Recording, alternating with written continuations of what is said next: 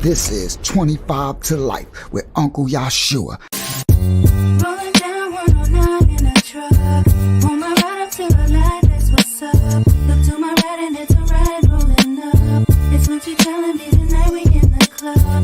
He got the 24 road Escalade. He got the Lamborghini doors like they blades. His hammers ring cause that's how he was raised. His palace mob and tonight we get I'm from the ghetto, the slums, the rats, the roaches, the bums, the metal that stuns, the addicts, the cracks, the crumbs. The level where funds gets tragic and lavish is none. With rebels, they runs and rabbits like savages' sons. With did him and bigger and swiftly he shined the mud. That city a pity when 50 took 9 of them slugs. This is 25 to Life with Uncle Yashua. What's good? What's good? Sorry, I got food in my mouth. What's good? 25 Life Testimony TV. What's good, everybody? Still getting myself together. Hope y'all had a blessed day. Drizzy in the building. Peace to Drizzy in the building. Peace is Yala Ya in the building. Yahakanad in the building. Shalom to Phyllis Richards in the building. My audio's bad. Is my audio bad, guys? Yeah, probably is. All right, let me make sure. Let me turn on my direct. Yeah, here. It don't sound bad to me. Is my audio bad, guys? Oh, input, that's why. Input, no, direct. It's really low? Oh, okay, so something's wrong then. All right, let's see what's going on. Let's see what's happening here. It should not be, that means it's bad. Something's wrong.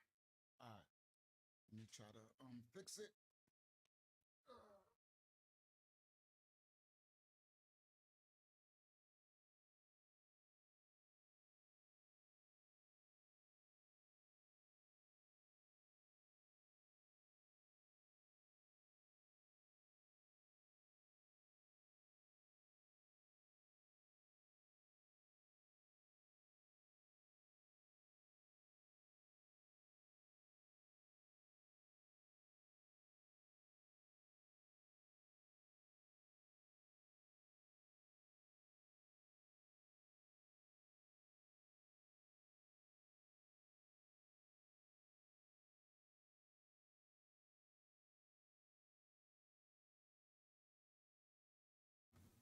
Oh, that's hilarious. All right, it's just trying to mess up this live right from the beginning. All right, so now I was saying now it should be crystal clear because I can hear it, I can see the thing, but then once I reset the audio interface, it mutes the thing here, and I didn't know it was muted here. So now it should be crystal clear. So I was saying, you guys, let me know when we doing this story tonight, if I clip, like if I get loud and I clip somewhere where I'm talking, because I'm probably gonna get a little loud tonight. I don't know. The story might have some. I think has some energetic points in it. You know how I get. So let me know if I get too loud and it clips, so I could turn it down a little when I get loud. All right. So now, all right, what's good? Shout out to Phyllis Richards in the building. Shout out to Yak Dillon in the building. Shout out to Zayana, Abraya, Lara Ya, to Yahakanan. Shout out to Delaris Ya in the building. Shout out to who else? Kayana in the building. Shout out to Drizzy in the building. All right.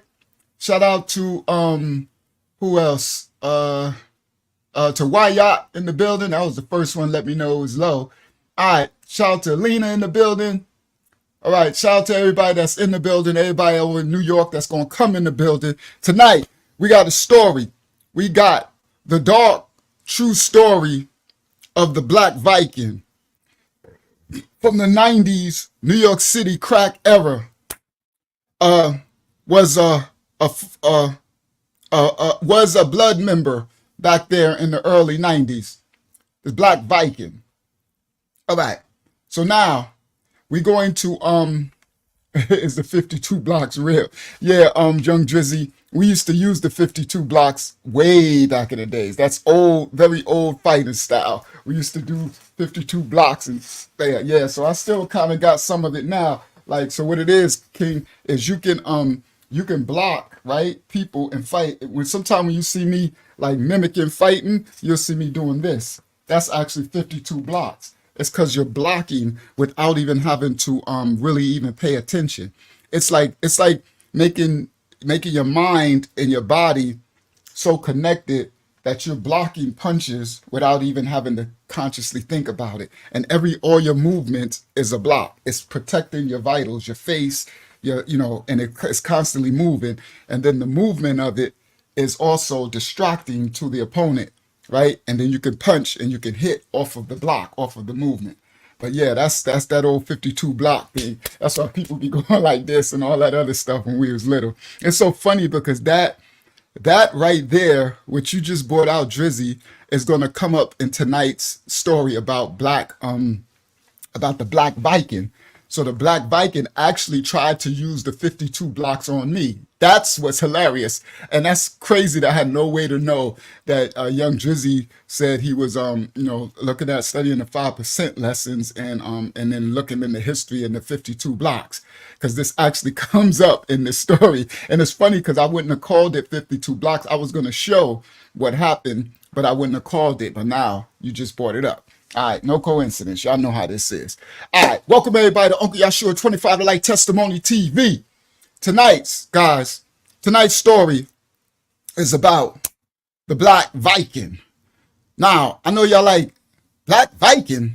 Yeah, it's very interesting because y'all know we have a ministry, right? Mashiach Assembly Ministries. I'm Uncle Yashua. I'm a minister, a man of the Most High, right? For my other channel, my bigger channel, the ministry, which will be tomorrow, Eastern Standard Time, 8 p.m. on the other YouTube channel. Now, in doing my research, there were Black Vikings during the time, in the ancient times. And the Vikings, guys, the Vikings were a warrior, lawless, a set culture of people who were just mobbing, robbing, killing. They were just vandals. They was raw dog. And what else word I'm looking for? Meaning they didn't even care about their hygiene and stuff. Vikings were just raw. It became synonymous with just beast mode, like animalistic. Okay, thank you, Laria. She put the title, The Story of Black Viking, New York City, 90s crack era. Now, the Vikings were you didn't, back in those ancient times, you did not want to see no Vikings come into your township back in the ancient times. Yeah, barbaric is the word. That's the exact word. They were barbaric. And barbarians, that's a whole nother lesson that we're going to do in our ministry too, the foundation. Now, a lot of the Vikings were actually Nordic and so-called white cultures, but they also had black cultures. Wyatt said, a fun fact, the word Viking is actually a verb, mean to do a thing.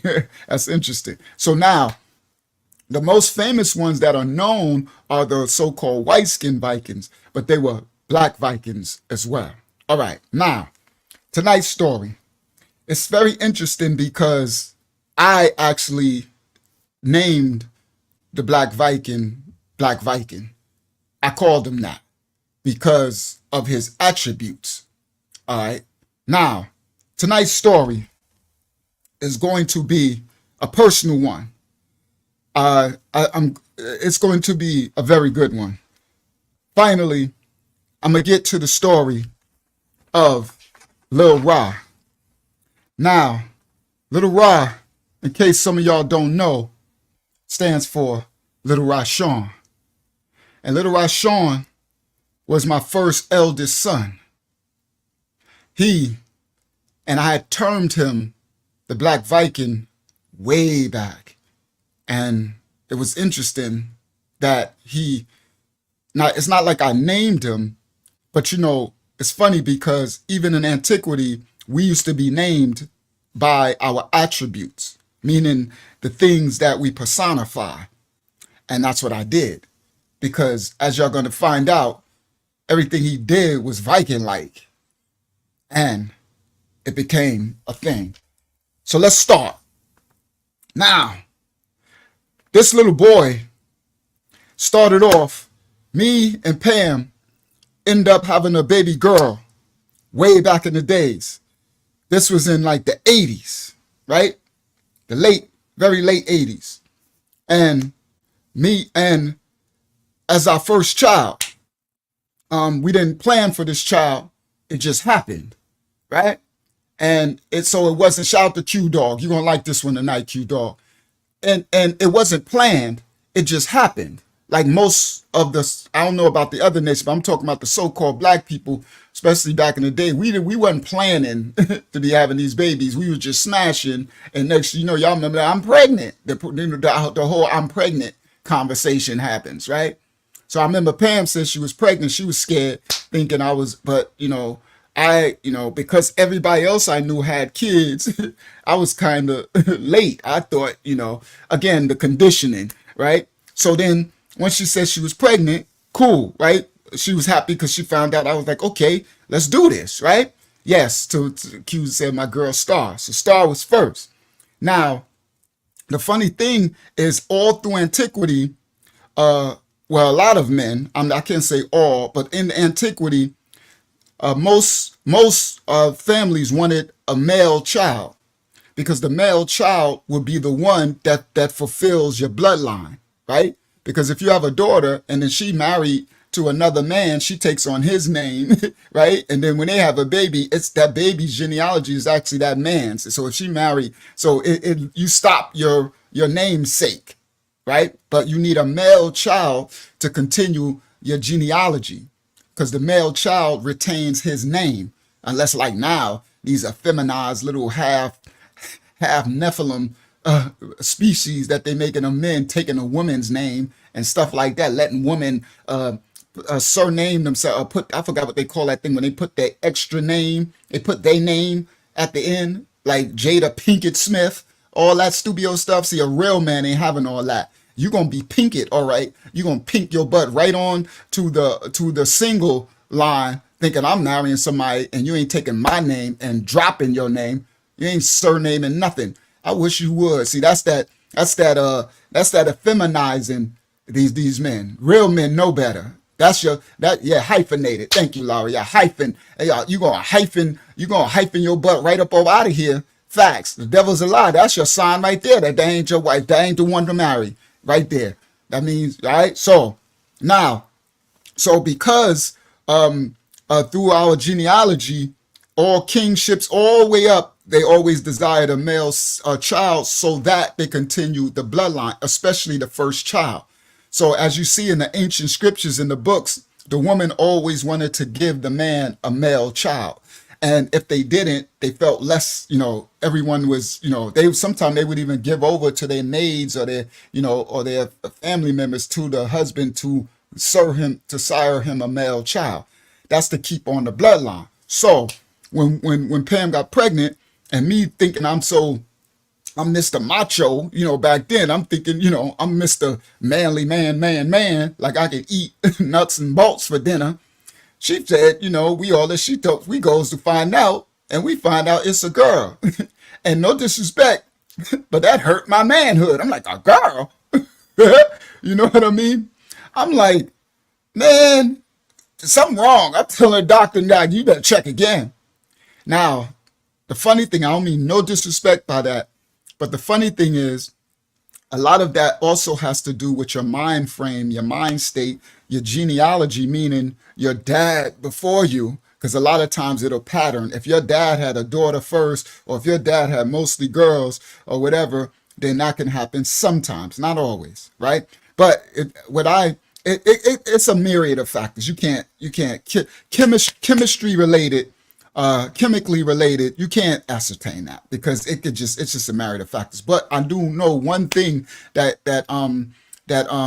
counts in is also your health at the time of insemination. Meaning if you're smoking and drinking or not really taking care of your temple, not really exercise, like if you're in a low state, then more than likely, no disrespect, you are going to have a girl. Now, when that happened, I was kind of, I don't know. It means no disrespect. I'm just telling y'all real. It's just a truth TV. So I was like, I wasn't okay with it. You know what I mean? And then the funny thing is Pam, my baby mom, she wanted a son too. So we were both, I was like, okay, good. Neither one of us, but we went forth. Of course, it is what it is, right? I got a baby girl, right? Bang. So we go forth. I do my thing. I read the Dr. Spock's books. I read this books. I'm reading about Lamar's classes. I'm doing all the stuff because that's how I am. I'm an intellect. So I got to find out, how do you do a baby? What do you take care of? You got baby bottles and nipples, and you got to boil on nipples, and you got to do this, and then the birth, and 52 weeks, and then at the first trimester, the brain is being developed, and we late, and Pam was all sick and skinny. So it was like, okay, we was on our dean, right?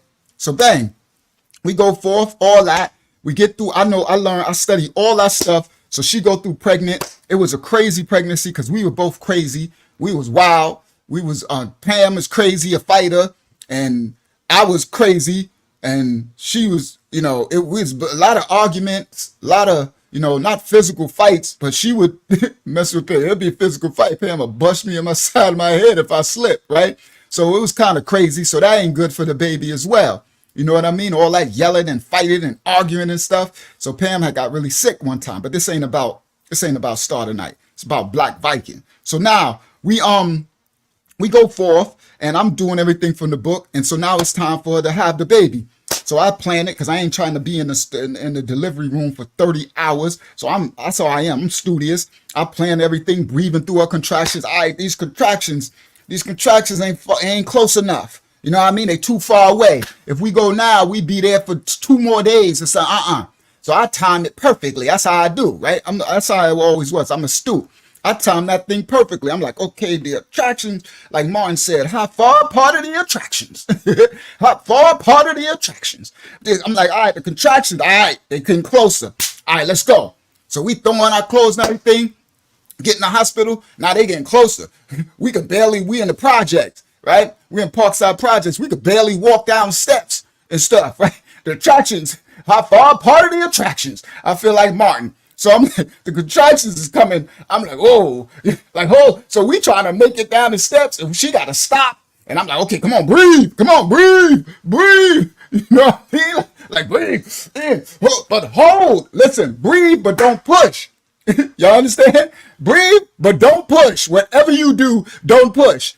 Because guys, when you time it the right way, you're being dilated. Your dilation has to be 10 centimeters. I remember this back from 30 years ago. There you go. I'm telling you, right? Your dilation, once you 10 centimeters, that means the baby about to come out. And if she push or sneeze too hard, or mess around and fart too hard, you can have a baby head poking out. We be having this baby in a project hallway. So I'm like, we on the bottom of step. I'm like, breathe, but don't push. So then we all right, that one passed, right? She's like, okay, let's go. So we trying to make it. We get back down to the bottom. It's like, okay. She's like, oh, she on the knee. I'm like, come on, breathe, but don't push. Breathe, don't push, breathe. So we finally make it to the car. We get to the car. She in the car. She on the side. I'm driving, holding up, breathe. We zoom into Meadowbrook Hospital. Hempstead Turnpike, and out there in Levittown.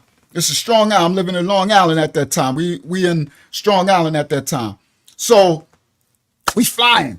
I finally get to the hospital. We get to the hospital, we take in, they like, by the time we get to the thing, they like, okay, I'm like the attractions.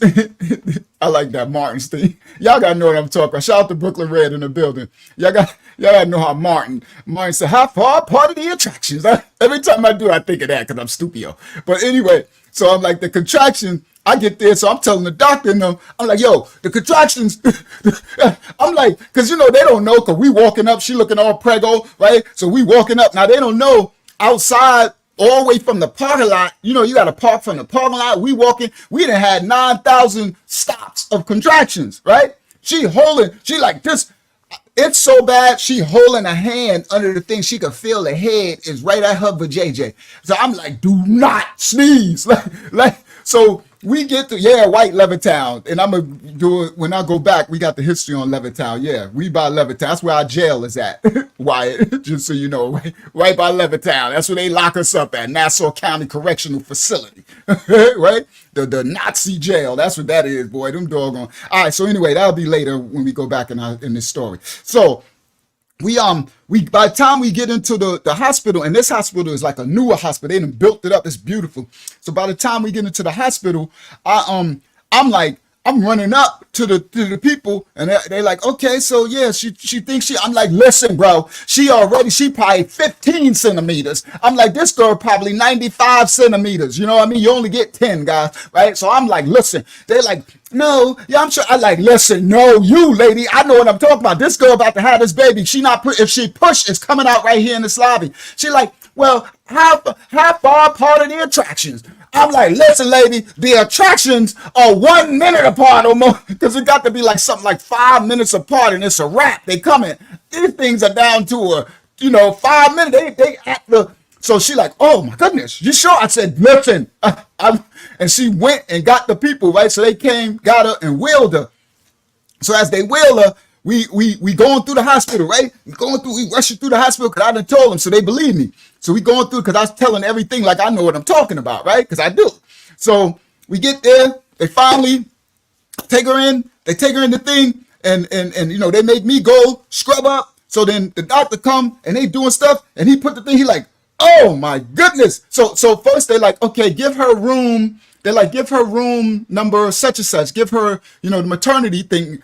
Give her the room, labor and delivery stuff. Give her, and the doctor said, give her nothing.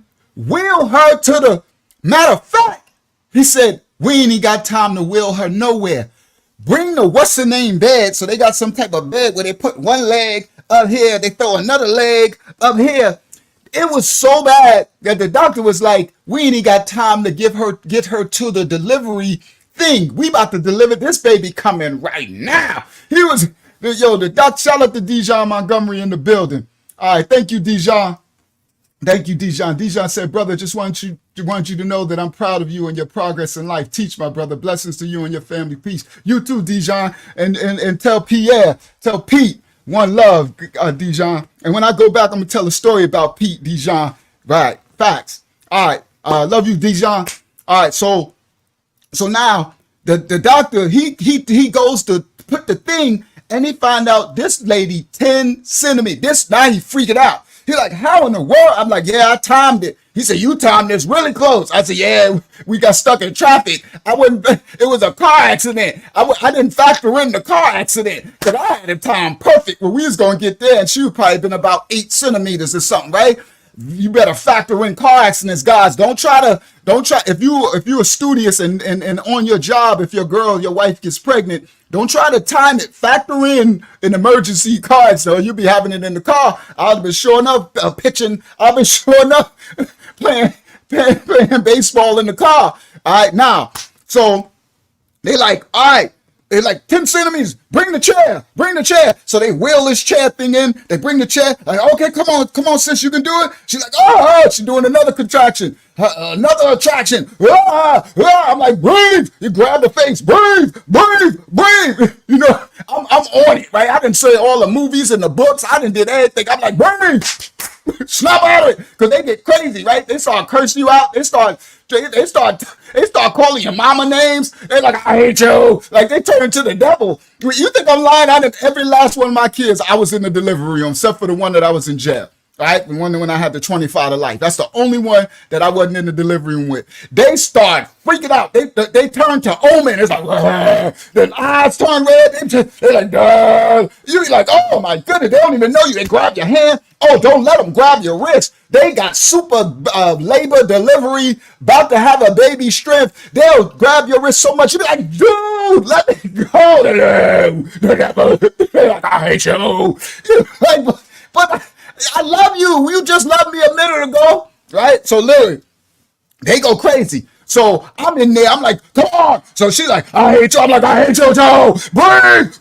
I'm like, and then the nurses, they like, oh, he is good. I swear. They trip. They like, you keep doing, because they usually have the nurse that'll come, because the dudes usually be freaking out, right? The dudes used to be over there, right? They'll pass out. Honestly, dudes be passing out, because that's some nasty looking stuff that happens, right? But I'm just telling y'all real power. I done had all of them. I've been there through all of them, right? It's some alien stuff coming. It's a little ET about to come out the coochie. You ain't gonna want no more coochie after you see that for a while, men. After a while, we like, who cares? I don't care if Leviathan came out. I want some. But anyway, so now so I'm on it, right? So the nurse and everything, they like, okay, we can get out the way so they can stay down there with the doctor, right? So nurse like, okay, he got this up there. Doc look at me. Doc like, yeah. I'm like, yeah, Doc, we got this. Let's go, Doc. It's showtime. It's time to play. Play, baby, play. So I'm like, come on, bro. So I hate you too. We going out of push. I mean, breathe. Because at first you want to breathe, right? So first you want to breathe, but you don't want to push because they have an urge to push, right? Because what I heard, what they tell me and all my exes, they said it feel like you got to take a big dunk, a big boop, a boo-boo, a big poop, right? And can you imagine having to have a big poop wanting to come out, but you can't push it out? And that's why a lot of them poop when they give birth. They poop. That's why you don't want to eat before when your contractions start, because the first thing coming out is all your poop, your feces, right? And that's embarrassing because that happened to a couple of my exes, made me really embarrassed. You know what I mean? I'm like, girl, and it stink. Human stuff stink. I mean, the doctors be acting like it don't stink. I don't care. Y'all know me. I'm transparent. I say anything. I ain't got no filter. I'm like, it stink. And the nurse like, oh, you can't say that. The devil's a lie. Yes, I can. It stink. Humans, girl. And they take a thing and wipe a handful of the poop. Girl, girl. I'm like, I ain't gonna look at you the same for a minute. It's gonna take a minute for this to leave my, so they take a handful of human poop, and that stuff stinks. I'm talking about human poop is the worst of it all, especially if you eating flesh and blood. So anyway, this ain't about the poop story. We won't get to the Viking in a minute. This is leading up to the Viking. So we so whatever. So we like, yeah, let's go. It's showtime. It's Super Bowl. It's time, right? It's fourth quarter. You heard? It's like it's going down, right? So we at the 10-yard line. All right. So anyway, so they're like, all right, come on. So I was so used to telling her, breathe, right? Breathe, but don't push. Because, don't push. So I'm like, breathe. And she like, breathe. Like, don't push. And the doctor said, no, she got to push. I said, oh, you're right. I'm like, you're right. I forgot. It's really showtime. So I'm like, okay. I'm like, okay, Pam. Okay, here we go. New game plan. Game number 2, right? We 4th and long. We got to throw a Hail Mary pass, Pam. Come on, Pam. All right. They said, okay. Doctor's like, okay, on the count of 3, when the next contraction comes, he said, don't give me a breathe, you give me a hard punch. I said, all right, Pam, come on. We've been training for this. We've been working for this. We've been in training. We've been in training camp. This is football season. Now it's showtime, baby. Time to show up and play out. Time to show up and show out. Let's go. 4th and long. Let's go. She said, here it comes. I love the traction. Here it comes. Come on. I'm like, come on, man. Come on. I grabbed her face. I said, push. And she said, yeah. And the baby said, zoom, and flew. You think I'm lying if I'm lying or flying? The baby flew out the JJ star. Flew out the JJ, and the doctor, it flew out, and the doctor like, whoa. And the dog umbilical cord said, whoa. Snapped it back. Yo. I'm like, what was that? He was like, the baby just came flying out. So he's like, okay, don't push, don't do nothing. And he just took her, and she was already out. So little. He took her, and he's like, okay, come on, Dad. You want to cut the umbilical cord? I'm like, all right, let's go. I'm like, ooh, that look nasty. This whole thing look nasty. This thing is greasy, slimy, look blue. It looked like an alien. It looked like the movies, like an alien. I'm like, that ain't a baby. That's a monster. What? That's nasty, right? So he like, you want to cut it? I'm like, oh, what is that? The thing, it got a thing sticking into the coochie. A whole thing that's in the coochie, and it's stuck to the baby, and the baby look like it ain't doing nothing. I'm like, what's happening? He's like, all right, we got to make it breathe. Boom. They smacked the. I'm like, whoa! All right, Doc. He smacked the baby, but I remember you got to smack the baby, right? He smacked. I'm about to smack the Doc. I'm like, bro, this baby too little. Why you smacking the baby? Bang! And the star go, wah, right? And wah. I'm like, all right. They're like, all right. She got healthy lungs. All right, you got to cut the cord. So I'm like, all right, they let me get the thing. He's like, come on, get them nice down close. So I cut the cord. Boom. So when I cut the cord, right? I go and it go boom, and the thing go and like and the thing snapped back in like an alien thing. Like I'm like, ooh. And I'm looking at the coochie. I'm like, the coochie don't look the same no more. I'm like, what? There's too much going on down there in the coochie. The coochie done turned into a portal. You know what I mean? It's like it used to just be a coochie, like a fun box. You know, we used to have fun. Now it's a whole, it's blood, it's guts, it's open, it's pumping, it got stuff coming out, it got this thing, this big cord that snapped in that looked like a snake sticking there, this little alien that came out, and then I'm like, ooh, what's, so they're like, okay, we give it a second, we're gonna wash it off, and then we're gonna give it to you. So I'm like, okay, so I'm looking at the baby, I'm looking at her, and she's sitting there like, I'm like, girl, you stink, because she shit it too. So she pooped. So I'm like, girl, you stink, right? So she's like, don't make me laugh, boy. Don't make me laugh, because that's how I am. I'm like, girl, you ain't gonna let this one down. I'm about to make you wear this one for a while, right? So then she's sitting there. So then she's like, oh. I'm like, oh no. Oh, hell no. What you owing about? Don't be owing. What? No, hold on, Doc. She owing. He said, oh. I'm like, Doc, no, don't tell me it's two. No, Doc like, no. Hey, come on. The nurse like, I got this. Like, come on, babe. Come on, sis. Let me go up in here. We gotta push. All right, push what? What's coming out now? They're digging. So the nurse take a hand and dig her hand in the vajayjay. I'm like, it's way too much stuff going on in the vajayjay right now, right? It's way too much action. The vajayjay is a whole city now. It's a highway, a byway, a throughway, a parkway. It got things going in, out, snacking back in, all type of. It's a whole portal. I'm like, I don't know what's going. I don't think I want no more vajayjay for a minute, right? Because it's looking crazy right now. It's all crazy looking, and so then they like, okay. The lady, she stick her hand in. I'm like, lady, first of all, that's mine. Right? She don't go that way, lady. What are you doing? She stick her hand in. She's like, come on. I'm like, ooh. So she take her stomach, right? And you know, they got the pregnant stomach, so it went down a little because after the baby come out, it goes down. Now it look like a basketball with some of the air's let out, right? So the basketball, some of the air's let out. So he's like, come on. So I'm like, ooh. So Pam like, ow. I'm like, wow, what you doing, lady? What's going on? She's like, come on, push. So she, and push. I'm like, what is happening? And all of a sudden, there's not another alien. It's just some big bloody, big group of blood and plasma and, I don't know, some nastier alien the way Star look.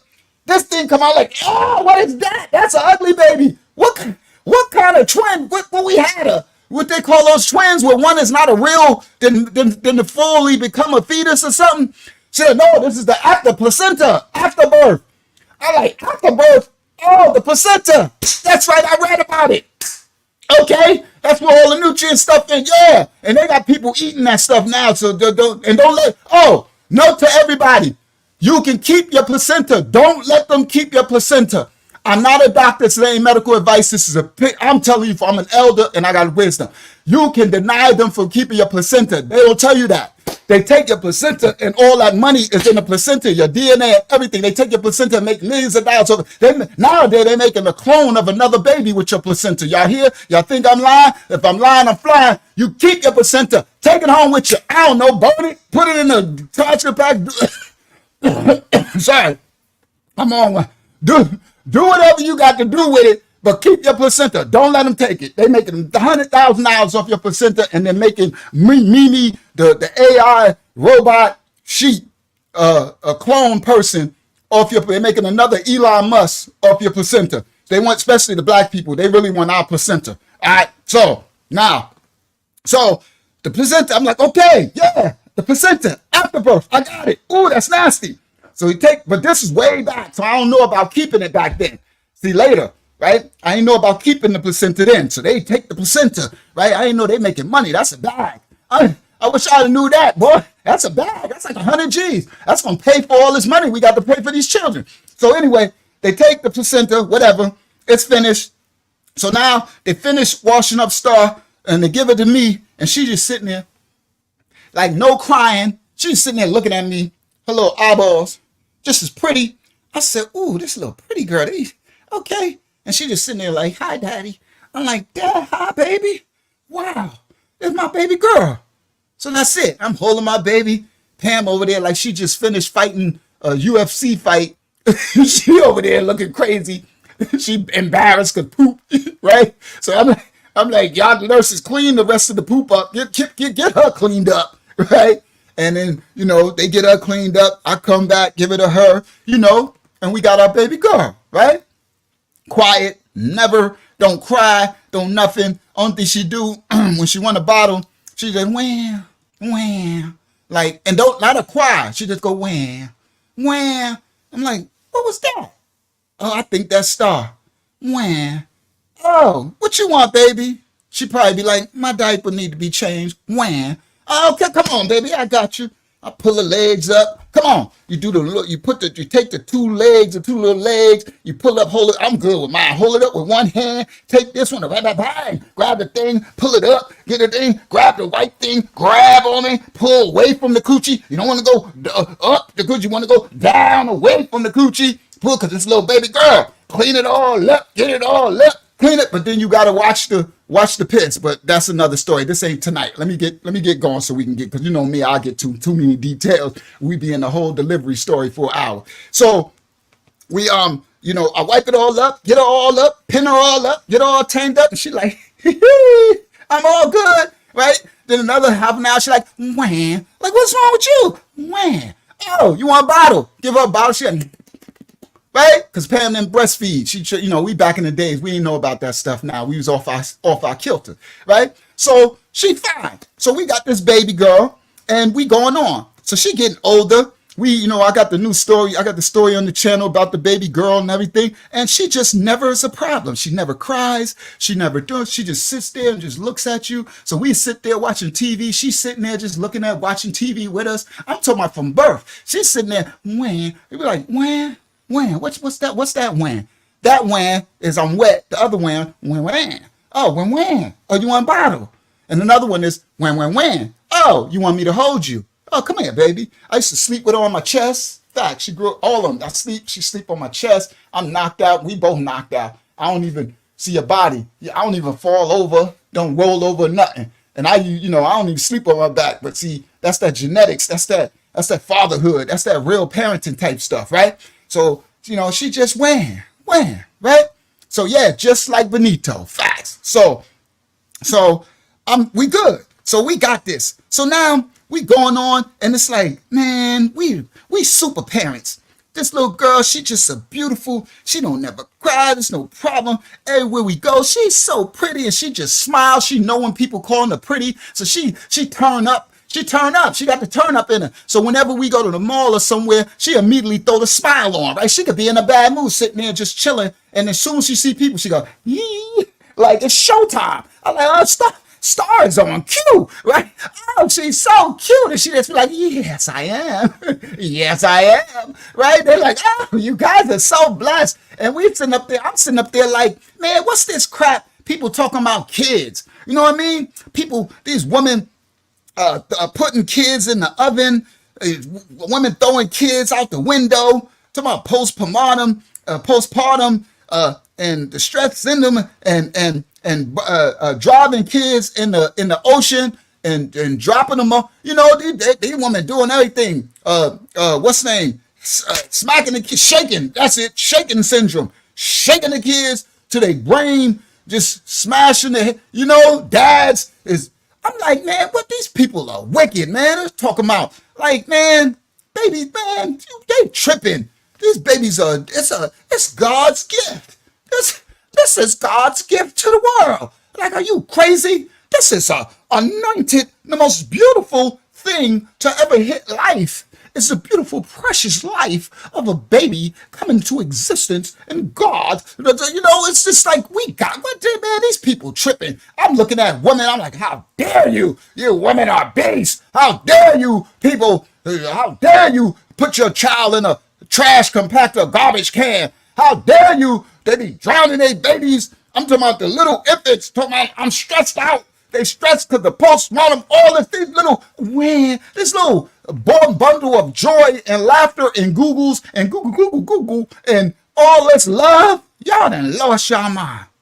All right. So now we got baby girl. We rocking. We got this. Me and Pam, we pro parents. We rocking out. We too handsome looking. Got a little pretty baby girl, right? So then my little baby girl, she starts to get a little older. Okay, she got a little older, and you get a little colder. All right. So now we hold on. Y'all know me. Y'all know I got receipts. So we going on. Yeah, this is a receipt one tonight. So we going on. All right. Hold on. Let me get my receipt together. There you go. Let me get that one together. So we going on. All right. So let me come back here. Pull this over here. Share. Present. Y'all this gonna be a good one tonight. Y'all hold on. Let me walk this down. It's gonna be a good one tonight. I'm ready tonight. I got time today. You heard? Window. All right. There you go. That's my baby girl. Look at her. Y'all see that? Look at that face. Look at that face. I told you I was gonna get loud. Am I clipping? Let me know if I'm clipping, because if I ain't clipping, I'm gonna keep it loud. Because when I get softer, I'm probably gonna be loud all night. I might need to turn it down. Y'all think I need to turn the volume down? Let me know. But look at that face. All right, I'm good. Y'all can dude, boy, you see why I'm kissing it? Look at that face. Look at them cheeks. Look at the little hand. Right? It's the 80s. It's the early 80s. All right. You see the rope? Y'all already know how I do, right? You see the chunky. Right? Atlanta Braves shirt. That's when these jerseys first came. This before throwbacks and all this. And I got something on my hand, probably a 4-finger ring on the other hand or something. I'm light on this day. Right? That's her. Look at that face. Okay? That's me and her. Rocking out. Oh, hold on. That's her when she got older. Yeah, she grown now. But hold on. Let me walk this down. Look. That's me and her. She getting older. We in Green Acres Mall, Sunrise Mall in Queens, Long Island borderline. Oh yeah, y'all see the big Gucci link. Y'all heard. And that's the Levi suit, the jean suit. Me and my baby. Look at her. Hot star. See, she getting a little older. Walk around the mall. She's walk like this. So little. You know, they're like, how is she walking? How old is she? Because she real little. She look like she shouldn't be walking. She walking everywhere. She walk up to you. Hi. They like, oh, you can get some girls messing with a baby girl like this. Yeah, they a woman magnet. You heard? Yeah, she waddle when she walk. Yeah, got that little, and then the diaper, the little diaper in the, cause the pants be all, yeah. So, all right. So this she became a little baby girl. So we doing this. Me and Pam, we got this. Okay? We got this. I don't know what people tripping, talking about some babies. All right. So now she get to this point, so we good. So now, here my crazy butt, I'm like, all right, I need a son, okay? I need a little man. You know what I'm saying? I need my namesake, my heir's sake. So I go to Pam. I'm like, all right, Pam, we did this. We got this. We are the parenters of the year, all right? I don't know why these people weak, these people tripping, all right? Now, so I'm like, it's time to go back in. I need to go back in. I need to get back in the game, Dijon. Time to get back in the game, D. I need a baby boy, Dijon. So I'm like, all right, you ready? Parent like, ready. You ready? Ready. All right. So we yeah. Say Brooklyn Red said you show a shoulder. That's because back then, Brooklyn Red, we used to not wear a shirt. So you would rock your jean shoots and everything and have all your gold, have all your wells with no shirt. So you'll see us with like a Fendi or MCM suit on, whatever, a jean Levi jacket with no shirt on. So when I had them, the what's the name? The mic clips. All right, I'm gonna pull it back. All right. Then when I had them, the jean jacket went back a little. That's hilarious. All right, let me turn the mic down a little bit. Thank you, Kayana, because we don't need no clipping because we're going in tonight. It's going to be a good one tonight. And I guess I'm going to be kind of loud because when I get to the back Viking, it's going to be some loud stuff going on. All right, so now let me go down a little bit more. There we go. All right, so now when I get loud, there we go. It shouldn't clip now. All right, we cooking with olive oil right now. All right, so now, okay, so yeah, so here we go. So I tell her, I'm like, all right, we need to get back in the game. All right, we need a boy. We need to go back in. We need a touchdown. So she's like, all right, let's go. So now, guys, before I told her that, I was already cleaning up the temple. I learned. Remember I told you I'm an intellect. So I had to study and show what's going on. Why did I have a baby girl? No disrespect. Of course, I wanted a baby girl. I want two. I wanted two. I wanted a girl and a son. A man definitely want his baby girl, right? You need a daddy's girl and you need a mama's boy, right? Because the dad has the masculine for the woman's feminine, and the woman has the feminine for your son's masculine. That's the balance, right? So I'm not saying I didn't want a girl. Definitely, I always wanted a baby girl, but I needed my son first. I needed my heirship first. But you want the son first because you want him to be able to cover the baby girl. She needs a big brother. You know what I'm saying? You don't want the girl first because now you got problems. You know what I mean? You got dudes growing up want to smash the baby girl, and the little brother is smaller, and he can't beat the bigger dudes. But when the dude is older, when he got the bigger, don't nobody mess with my little sister, right? He put it down, right? So I'm like, all right, I messed it up because I studied. And it said, yeah, I'm smoking blunts 1,000 miles an hour. So my sperm, they swimming like this. my sperm is walking. I'm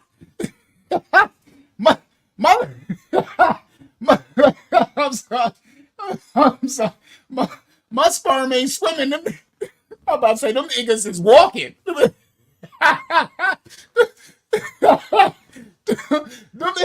niggas is crawling on their knees in the coochie.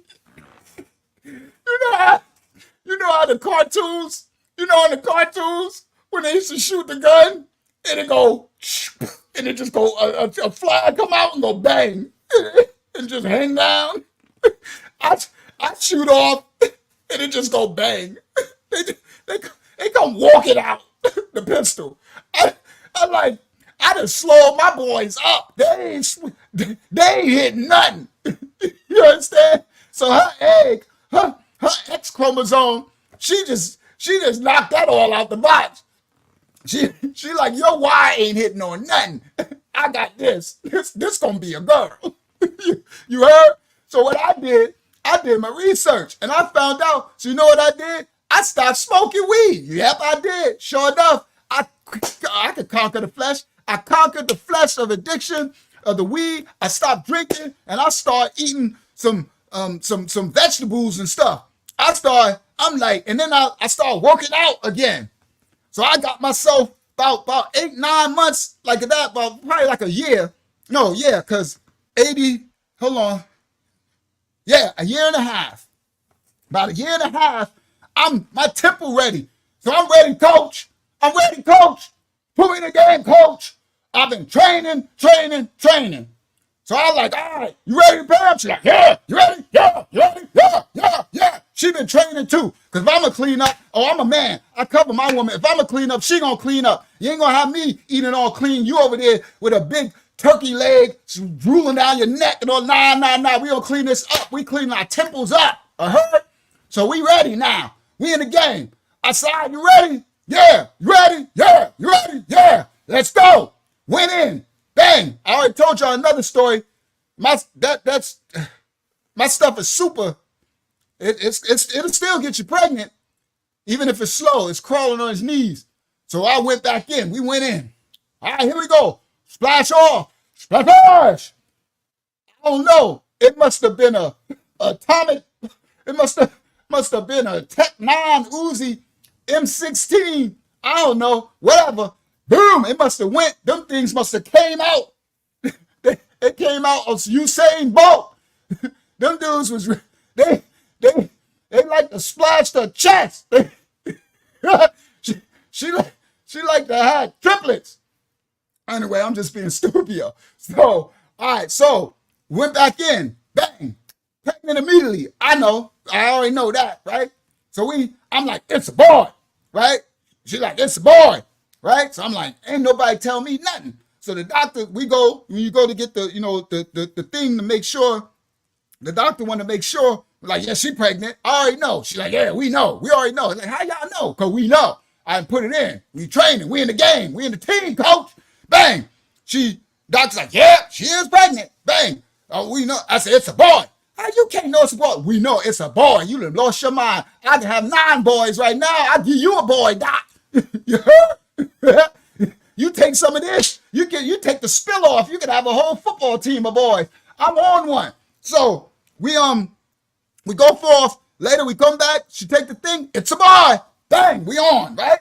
Now, with Star, she wasn't really healthy. She was sick and everything because we was arguing and fighting. We was crazy. You know what I mean? And everything. But with Rashawn, who I named him after me, Lil Ra, of course you name your little son after you. Most people do. For those who don't, I don't know what's wrong with y'all. Usually, no disrespect. I don't know. Just a different breed. Where I come from, you name your son, your first son, you name him after you. I don't know. Who am I name you after somebody else? The devil's a lie. That's my boy. That's my son. You're going to be Lil Me.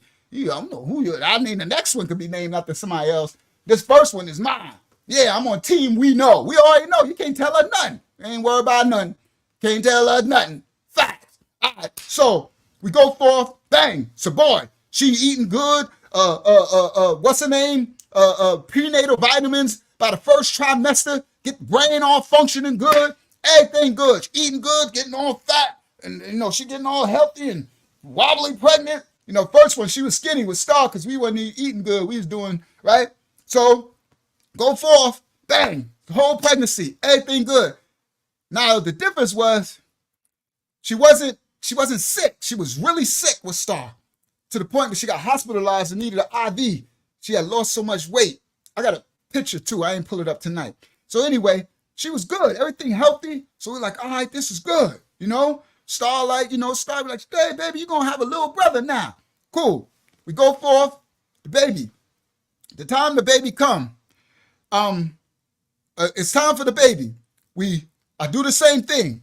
Now I'm a really pro. This is the second child. I'm a professional, right? I'm a professional. I already know how to do this, right? So I'm like, come on. You know how we do. We ain't going to be in that hospital no 20 hours. We don't play that, right? So this is the one, y'all got to be careful.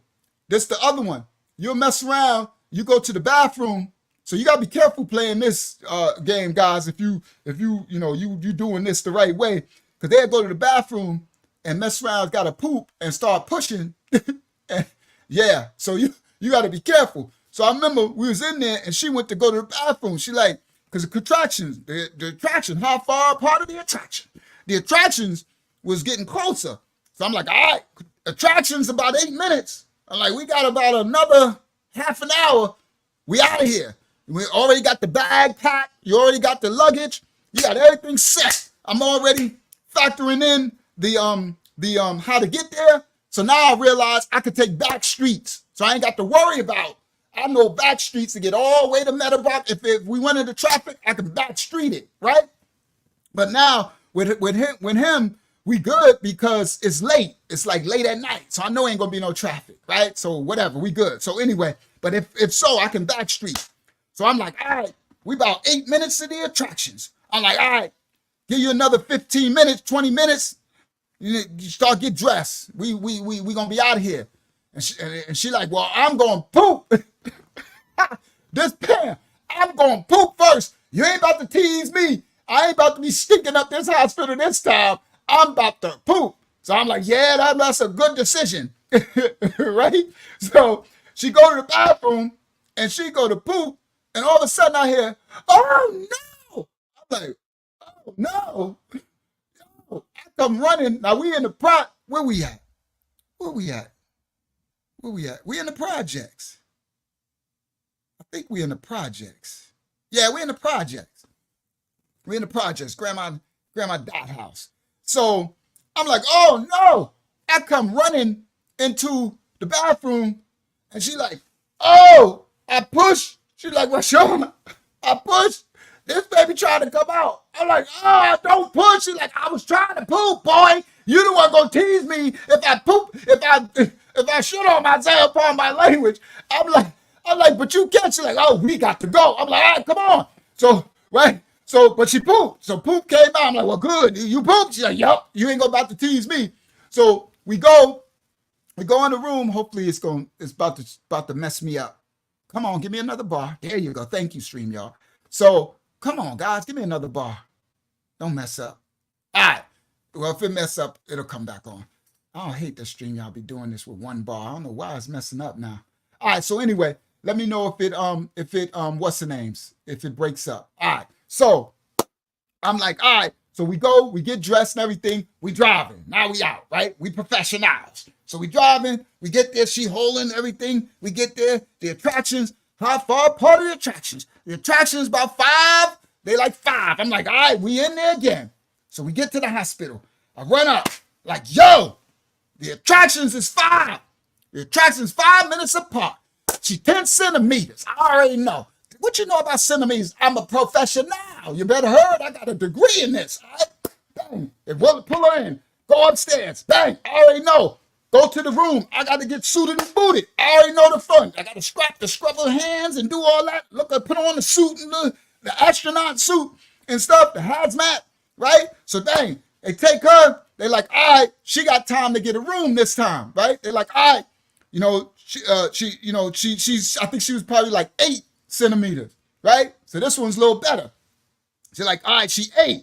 So they're like, okay, well, we ain't taking her to the holding room. Take her to the labor room. She about to deliver any minute now, right? All right, so come on, Dad. Go scrub up. I already know what I'm doing. I'm a professional now. So I go scrub up. Bang. Go back, get back to the room. Doctors are in there. They're like, all right, this is your first one. Now, this ain't our first time at the rodeo. We professionals, Doc. Let's go, Doc. I'm like, come on, Doc, let's go. So he's like, all right, you gave your first one. Listen, you gave your first one. It was vaginal, right? So now they got this thing. This is warning to y'all guys. They got this thing, especially the so-called black women, where they want to give all of y'all C-sections, cesarean sections, cut you open and take the baby out your stomach because they get over $10,000 to $13,000 for each cesarean section. It's probably more now versus $5,000 for a vaginal birth.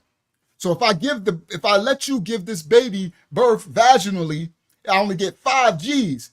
But if I cut you open and give you a C-section, I get $13,000 to $20,000. So they have a thing where they want, especially the black women, it's designed, everything is after us. Shout out to Reese, call you in the building. Everything is after us, right? So I'm telling you guys, you got to go. So I don't play that at all. I come in there. I don't play with doctors. I don't play with nobody. Period. I come in there. You better go in somewhere like you know what you're talking about. Don't let people talk over you. They're going to run you raggedy. Doc, you ain't telling me nothing. I ain't taking nothing. No. This ain't hot, right? And they be like, oh, this one of those dudes. Yeah, I'm a field igger.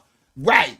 You got, and I'm a smart ill field igger. I ain't the ignorant field igger. I'm your worst nightmare. A field igger with intelligence that know what he's talking about. But I'm respectful and everything, but I'm not about to let you harm me and mine. You heard? There's mines in here. So anyway, so I go in there. So the doc like, this your first one? No, this our second time at the rodeo.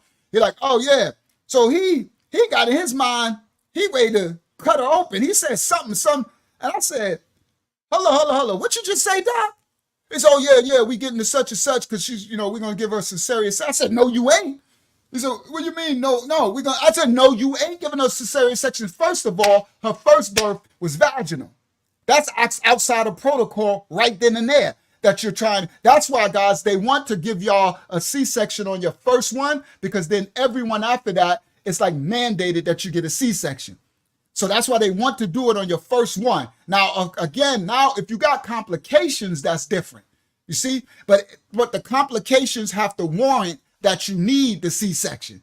This good stuff. Now, y'all listen clearly, sisters too, because a lot of times y'all don't got a man going in there with you. And so the doctor's doing whatever they want with you. You go in there, if you ain't got no man going there, you and your mama are going there, your cousin, and they ain't really thinking, your friend, your BFF, y'all in there googling, goggling, and they want to cut you open so they can make extra 10 G's off you. All right. So now, because I studied this stuff to show myself approved, right? It's way back then. So I'm like, because we in 91 right now, right? Yeah, we in the crack era. Yeah, 91.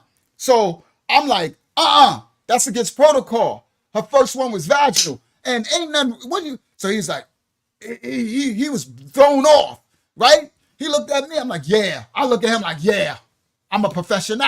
I'm in the game. You bugging right now, right? It ain't happening. So he's like, he don't like that, right? So whatever. But then also he looked at me like, oh, you're a smart man. So the fact that he didn't like that he's not going to get the extra $10,000 or more for this, but the also fact that he respected the intelligence and the covering, I could see that. Like we were here. He was mad at the money, but then that pass, he looked like, oh, okay, you about your business. I respect that. I'm like, all right, cool. You real detect real. You know what I mean? This ain't no boo-boo the fool. I ain't no idiot black person. I'm a smart black man, right? So bang. So now we she in there. I'm like, all right, doc, I got up here. You take care down there. He like, I like this dude, right? So I'm like, come on, baby. You already know what this is. Let's go. Right? Grab her by the chin, snap her out of it. Let's go. Time to push. Breathe, baby, breathe. Come on, right? So we in the game again. So now it's on. Fourth quarter, right? Fourth quarter. It's game time. Live shot of the play, right? So he's like, all right, sister. You're 10 centimeters now. Now this time when you breathe, we want to push. You want to breathe, then push, right? So it's a method to it. Breathe, and give me a big, strong push. And I'm like, Doc, she already used the bathroom. He looked at me like, oh, y'all are good. Professionals, Doc, professionals, all right?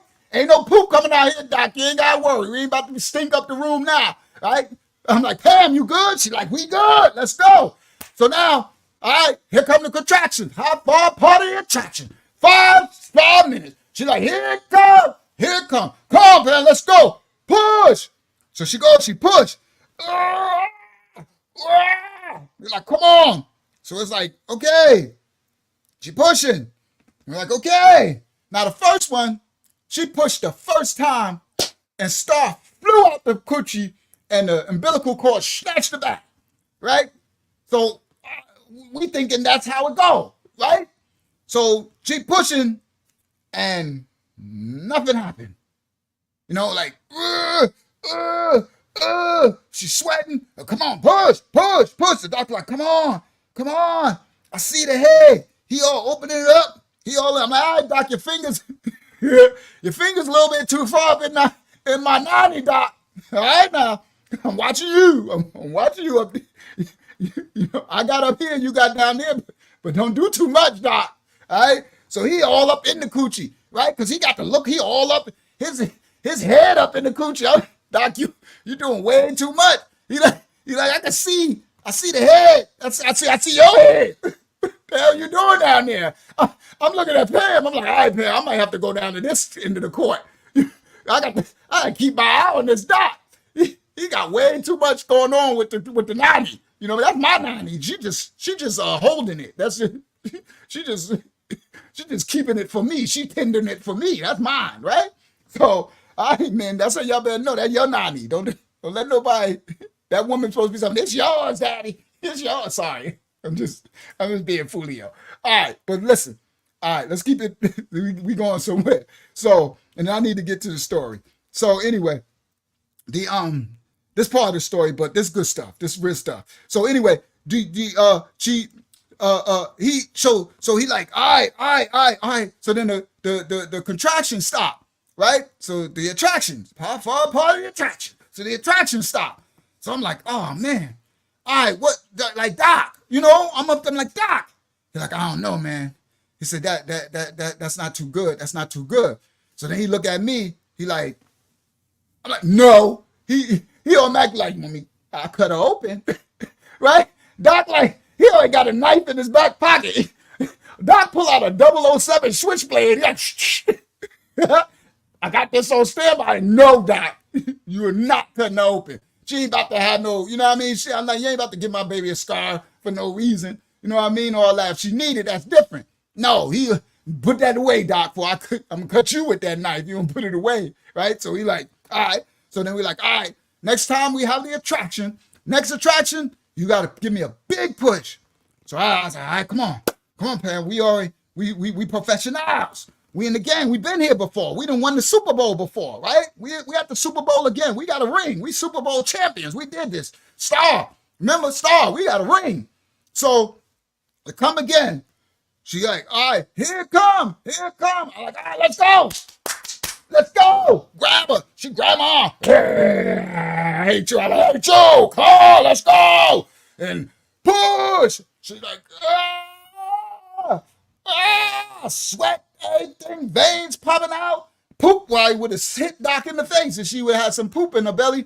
She, I'm like, come on. Doc like, come on, push. Nurse is like, push. And Doc like, his head, I didn't see Doc's head no more, his neck. I said, Doc, what the hell? I said, oh, let me go. Get off me. Because she got the grip of death on me. That doggone labor grip, that grip will have your blood, that have your hand throbbing like boo, boo, boo, boo, boo. Right there, stop you bleeding. I'm like, get over me. Boo, get off me. Now, if somebody mess with the coochie, I don't care about no grip of death. You mess with it, still dude mess with my coochie. I don't even see his head no more. All I see is his neck and shoulders. I'm like, Doc down there giving a head. Right? So I get off me. So I go down to the other end. I got to go to the other end of the court. I go down to the other end. I'm like, Doc.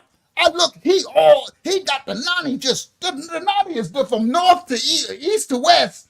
I said, what are you doing, Doc? He's like, something ain't right, something wrong. I'm like, oh man, what do you mean, what's wrong? He's like, it's not coming. I see it when she push, the head comes and it gets right, it starts to move and then it like stops. And I'm like, is that normal? He's like, nah, that's not normal. So they say, all right, nurse, go bring me the gabba dabba dabba dabba goo, you know, bring me this machine. So he gets this machine and he takes it and he hooks up to hook the machine up to her and stuff. You know, put the little stuff all on her and stuff, right? So I'm like, okay, this ain't going well. You know what I mean? This ain't normal. Like first time we was in and out. Literally, I got her to the hospital. I swear to y'all, I got her to the hospital. We went upstairs. The attractions, she poop, boom. Star came flying out. They washed up. She in my arm. Within an hour and a half, I'm back home in the project. Hour and a half. Back. Baby born, delivered. I done drove back home. I'm back in the project. She's still in the hospital. Job done. I'm sparking. I was sparking the L, sitting back watching the VCR. Right? So we think we got this. So now it's like this ain't going well. So we like, all right, here we go, right? So I'm like, all right, Doc. So like now I'm with the Doc, right? So Doc down there, this is funny. The coochie is the field, it's the football field. Now the coochie wide open. Look, coochie, boy, what the Most High created, the coochie does a whole new thing. That 10 centimeters opening up, it's a whole different thing that's going on. That's why men be passing out and fainting and stuff. I'm a raw dog, right? I'm sitting there looking at everything. Me and the Doc sitting there. We the coach and the assistant coach, right? He the assistant. I'm the coach because it's my field, right? So I don't play that game. I don't play all that. I ain't giving up my position. I'm the coach. That's why I'm like, Doc, you know you assistant, right? You're like, yeah, I got you, right? All right, now. So Doc down there, I'm like, all right, Doc, what's the play, right? So we down there, coochie all open, she up there, what's going on? Like, shut up, we got to figure this out. Doc, what's going on? He's like, I don't know, man. He said, she's going to get the spectrogrammeter, right? So I'm like, all right, cool. What's that going to do? It's going to measure. We'll be able to know what's going on over here, right? So he hooked the thing up. It came back. He said, all right, next time. He said, all right, go back up to the front of the field. He said, do your thing. He said, next time, get her to push real hard. So, all right, here come the attractions. Crash is coming. Let's go. Let's go. Let's go. This one for the team. We got the spectrometer thing going. So she go, all right, let's go. So we go, all right, push, right? So yeah, push, push. I'm like, come on, Pam, come on. Push, Pam, push. She pushing. So then the thing is going, oh, so when they hooked her up to the thing, you hear the beat. So you hear the heartbeat of the baby. So they hooked her up and they put the things on her stomach to hear the heartbeat of the baby. So so little Rashawn is in the stomach and the thing is going beep, beep, beep, beep. And Doc like, that's the heartbeat of the baby. So I'm like, all right, cool. So beep, beep. So they like, all right, let's go. Trying to push. So we go push. So she pushing, right? And you hear beep, beep. And she pushing, right? We're like, give us a strong one, a real push. And she push. And the baby said, all right, I see the head. And the head comes. He said, all right, keep pushing. Come on, make her push. I'm like, push, Pam, push. She's like, it hurts. It hurts. I'm like, just push. And all of a sudden you hear beep, beep, beep, beep, beep. And it's like, and the doctor said, stop pushing, stop pushing. And then she stopped pushing. And then it goes, and then the thing go beep, beep, beep, beep, beep, beep. And I'm like, oh my goodness. Okay. All right, Doc. Now we need another huddle. I gotta come back down to the other end of the field. Doc, what's going on? What's the play, Doc? What's going on? He's like, I'm not sure, man. He's like, something is stopping the heart. The heart is stopping. When the baby, he said, I see the head. Once the head gets to the canal, once it gets to where he wants to grab and pull the baby out, the heartbeat stops. So he said, all right, we're gonna try this again. He like, all right now, he ready to pull out the knife. I'm like, all right, Doc, no, you're too soon, Doc. We got to figure out what this is first. Too soon. So we go back in. He said, all right, when the attractions come again, I'm calling it attractions on purpose. When the contractions come again, like, let's push. So we go again. It's beep, beep, beep, beep. She pushed. Let's go. Push. She pushed. But give us a real hard one. He's like, there it go. So the nurse is like, come on. You see the head. Okay, we see the front of it. So the doc's like, so it's like beep, beep. And then all of a sudden, it's like beep, beep, beep. He like, I'm like, Doc, he like, come on, push. And it's like, beep. And he got the head. He's like, I got the head. He like, and it stops. And he pushed the head back in. He pushed back in.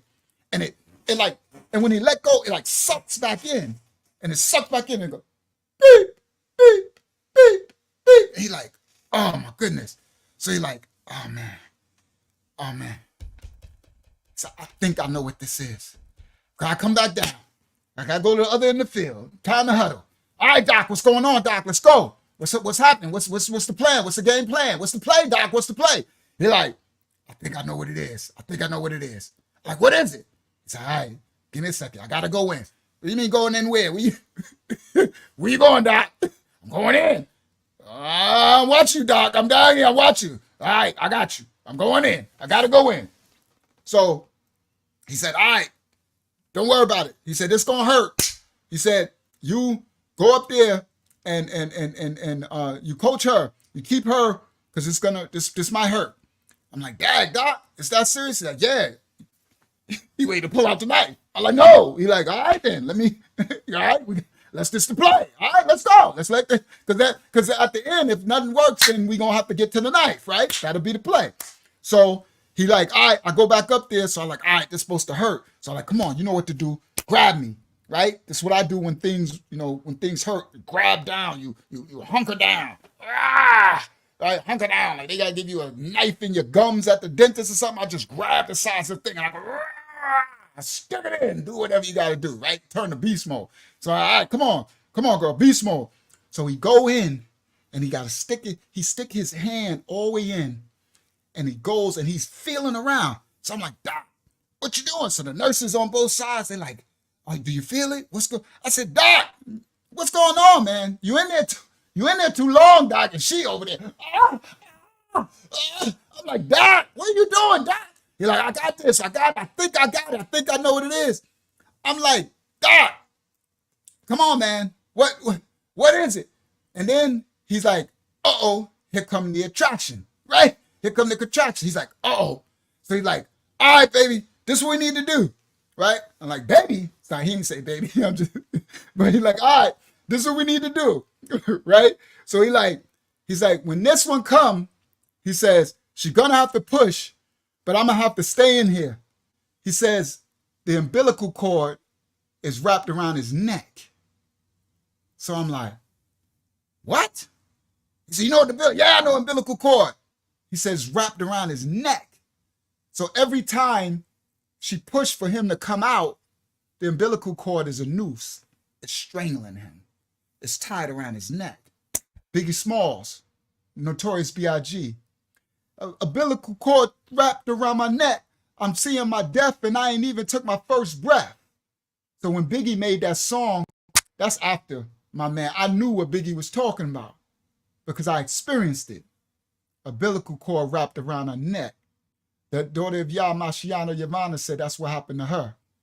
So he was like, so when you push, he said she gonna push, then I gotta do my part. He said, as she push, I need to grab the umbilical cord and pull it from around his head. So he like, all right, this is what we gonna do. He said, we all in on this one. This touchdown, field goal, whatever. Touchdown play, Hail Mary. Hail Mary, that's a long pass where they catch the long, they just lob it up in the air and catch the play, catch the ball, right, for the win. Now, he's like, all right, let's go. So the contraction come, she starts pushing. The thing like beep, beep, and I go beep, beep, beep. He's like, all right, push. He like, push. I need you to push more because I need to be able to get it. So he pushed, and the thing is like beep, beep, beep. And she like screaming because he's hurting her. The baby she pushing, his whole arm is in her. He up to his elbow in her nanny. And the baby, and then he grabs. I'm like, Doc, you got it? He's like, man, this thing is tight. And the thing stopped. I'm like, Doc, the heart stopped. He said, don't worry about it. I got this. I got it. So he's like, and he's like, come on. And they like, you could do it. And he pulling. And he like, I got it. It's coming. It's coming. Keep pushing. It's coming. And he like, boom. He pulls it from up over his neck and has to go over his head. And it, boom. And it goes into her thing. And now it's just attached to his navel where it's supposed to be. But it was attached and then wrapped around the neck. Somehow they shift in the belly and they can get it entangled. So when they push and the baby starts to come down, the umbilical cord is wrapped around the neck and it strangles the child, where the child will end up being stillborn or something. Okay? So once it snapped off the neck, the machine went beep, beep, beep, because it was not beeping again. And then it went beep, beep, beep, beep. He's like, oh, yes, yes, yes. We got his heartbeat. It's all right, let's go, push. And then she started pushing. And she pushing, and he like, push, push. And he pulling, and we, push. He's like, all right, here we go. I see shoulders. I'm like, all right, let's go. It's playtime. She pushing, shoulders. And it's hard, though, dude. I mean, this ain't easy. Star just flopped out like a doggone hiccup. This dude, she pushing, and then she stopped the contraction over. And now the thing is, his head is out. So I'm like, the thing over. I'm like, all right, Doc, I'm coming to the other end of the field. So I go down to the other end of the field. I look, I'm like, oh, what? And it's a head. I mean, I swear. I go down to the other end of the field. I look, it's a doggone alien, greasy, nasty looking thing halfway out the 90 with shoulders, head and shoulders, with shoulders just stuck in the 90 is like this wide. I'm like, man, I ain't gonna be able to fill that gap, right? The 90 like this wide, and it's a nasty alien with shoulders, and it's just sitting there. I said, Doc, what? He said, oh yeah. He said, I don't want to, I need this to stay right here because it's really hard to come out. So it's like his shoulders is really broad, right? So he like, all right. So he's like, on the next push, she got to give me a good one because I got to get past the shoulders. Okay. So we like, all right. I'm like, come on. She like, it hurts, right? Because she got, I just should.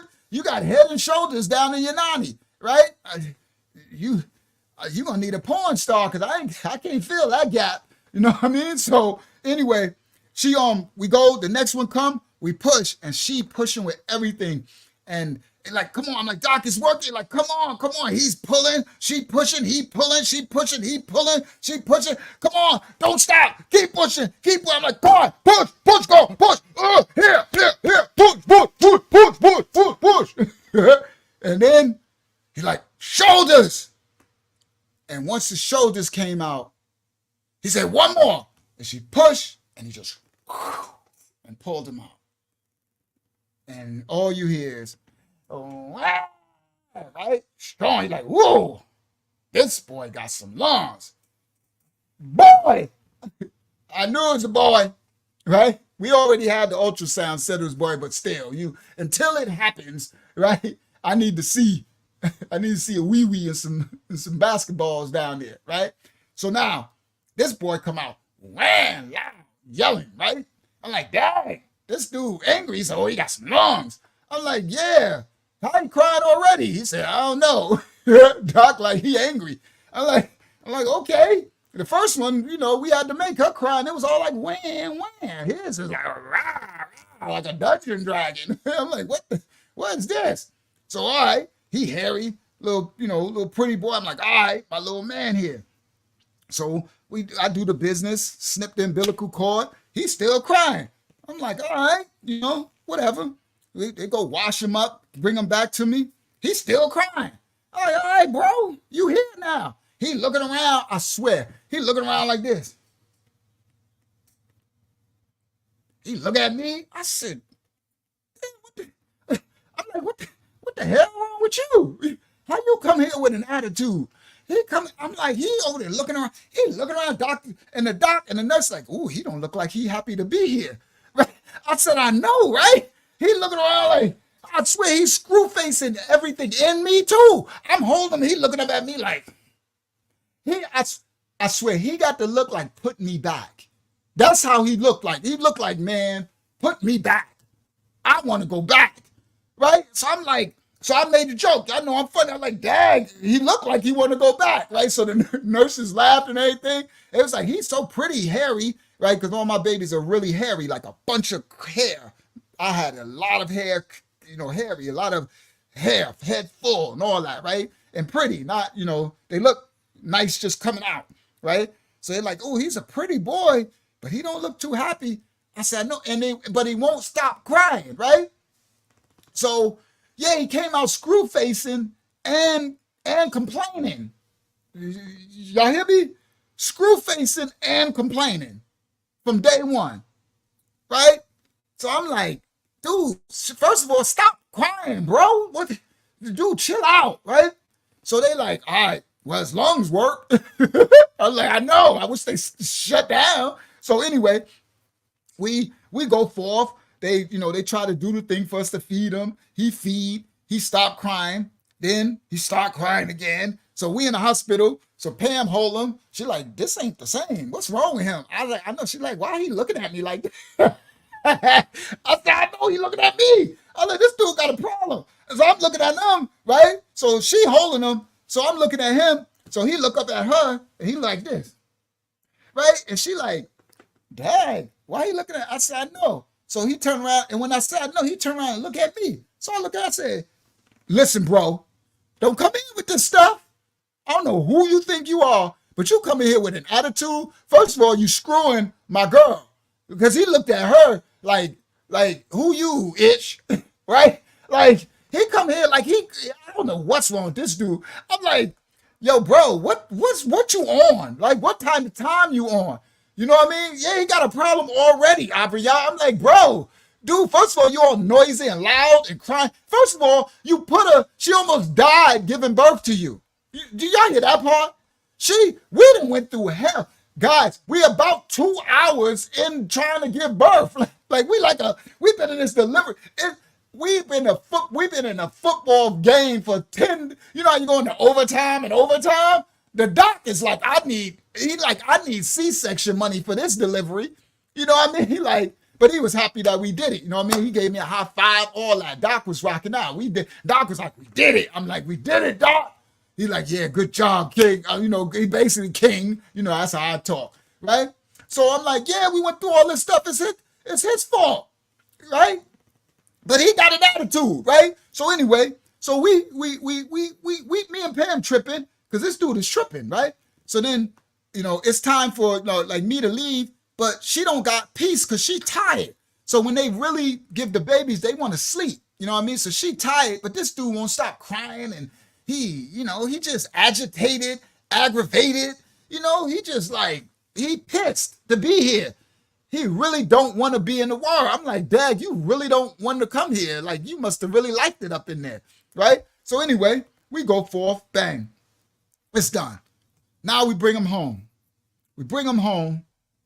And he won't stop crying. Like, so Star, she cried, when. That means I need my diaper change. When. I want to drink. When, please hold me, right? This dude is like,